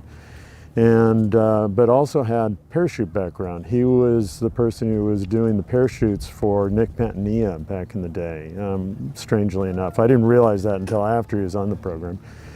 And Mike came up with an interesting system because our fear was that if Felix opened at altitude, and you had a parachute open at 100-something thousand feet, it would take you too long to get down to the ground, so you would suffocate. And that actually happened to a Russian. They had a Russian who died of suffocation, ran out of oxygen. And so Mike came up with this unique idea of having a cutaway, not just on the main, but also on the reserve, because the fear was if the reserve popped out on its own for some reason, you needed to be able to get rid of either parachute. But what Mike did was he made a blockout. So that the parachute had to be fully out of the bag, and by doing that it would trigger a squib that would cut a little tab off the end of the blockout, which would allow you then to cut it away. But if the parachute was still in the bag, as hard as you pulled on that tab, you wouldn't be able to cut away. It was a brilliant idea. But in the process, we ended up with 4 handles, 2 high and 2 low, that needed to be very unique. Felix is in a spacesuit inflated, and so he needs to understand what he's pulling. There was actually some confusion on one of Felix's jump that we can get into another time. One of the other devices that we developed was the anti-spin device. And so I had tasked Luke Aikens, who's so well known for jumping without a parachute, to help us work on what we called the G-Whiz. So what we had determined was that when you're in a flat spin rotation, that at about 3.5 Gs for 6 seconds, you really want it to stop. It's survivable, but you really want it to stop. Because if you start getting too fast, you can end up with a red out, and you start getting cerebral hemorrhaging. If you end up with a blackout where it's going to your feet, you just pass out, and so imminent death is not a good idea. So what we did was, Mike Todd and I had theorized that if we used a drogue chute that was attached very high, it would create an asymmetry on the parachute. And then by using a high-speed drogue, it would handle the impact of a high-speed release. And then what Luke devised was a device on your wrist that was the G-Whiz. And it would measure XYZ accelerometer in any location, and you could set it for a time and a G-force. So the idea was that if you had 3.5 Gs for 6 seconds, it would throw this drogue out. And what we were able to do was develop a drogue that would stop flat spin rotation in 2 rotations. So it was very successful. The thing with Red Bull was we wanted to do the jump without the safety equipment, but we had to develop it all in advance. And so Felix's jump is actually the only, and he still holds record for, the only unassisted free fall from 128,000 feet. Meaning not slowed by a drogue. Not slowed by a drogue. So he jumped without a drogue, even though he had it. And Felix had asked me in the morning, what should I expect? And I said, judging from the earlier jumps, you're probably going to spin about 14 times. And he ended up spinning 16 times. So it was pretty much on target. A lot of it is... the G-Whiz system activated? Never was activated on the jump. And so Felix, a lot of it was his skill to get things back under control. He ended up feeling about 2.5 Gs on rotation, which really isn't too bad. It's uncomfortable, but he had about 2.5 Gs, and it lasted for about 16 seconds. So, were there other parachute-related challenges that were part of the mission? Yeah, we on the capsule recovery, the fear was that if the recovery parachute on the capsule, if we had to bring him down, like if he had a rapid decompression or passed out, and we had to bring him down quickly in the capsule, if the parachute were to just open, it would take an hour and a half to get him down to the ground. And at that point, you've already had cerebral hemorrhaging, your lungs are rupturing. It's a really bad day. And so we wanted to try and get him down quickly. And so what we did was we worked with Air Force Research Lab, and we had, the balloon is 600 feet tall on launch. There's a 100-foot diameter recovery parachute on the capsule. In tow, that's 150 feet. We reefed that down to 17 feet. With a 17-foot reefing line, we were able to reduce the drop zone for the capsule from 26-mile diameter down to a 1-mile diameter. So in an emergency, we knew where to go. From the time we released, we knew he would be within that 1-mile diameter. I had asked Air Force Research Lab, is this a redundant system? Is everything good? And they, yeah, guaranteed, we've been using it for years. So their system had 2 barrel switches that were running off of a single electronics lead, single ground, single riser, and it had worked beautifully for a number of times that we used it. But on manned flight 2, Felix stepped out, and we went and released the capsule, and it goes into a free fall of about 500 miles an hour in free fall. And then it goes all the way down to 20,000 feet. And the barrel switches are to go off and cut loose the reefing line. As it worked out, it passed right through 20,000 feet. And on the recordings, you can hear one of my guys, Mike Jacobs, which is one of my flight test engineers. As he gets down about 10,000 feet, he says, "Sorry, Art," because we all know. And in the meantime, AFRL, they're hitting the codes, and people in the field are hitting the codes, and everybody's trying to get it to kick off. And we had problems with GPS scrambling from the military base close by and stuff. So what we did was we redesigned the system, because when I looked at it and analyzed it, I realized it wasn't a redundant system. What we did is we designed it with 3 barrel switches. I'm big on redundancy. 3 barrel switches, 3 separate grounding lines, 3 separate systems running up the 2 risers, because I figure if one fails, fine, we've got a second backup, and if that fails, I got a third one. And so it managed on manned flight 3 to work beautifully. The capsule came down on manned flight 2. The amazing thing is when it hit, I had to greet Felix at the helicopter, and the media, world media is out there, and everybody's seeing it.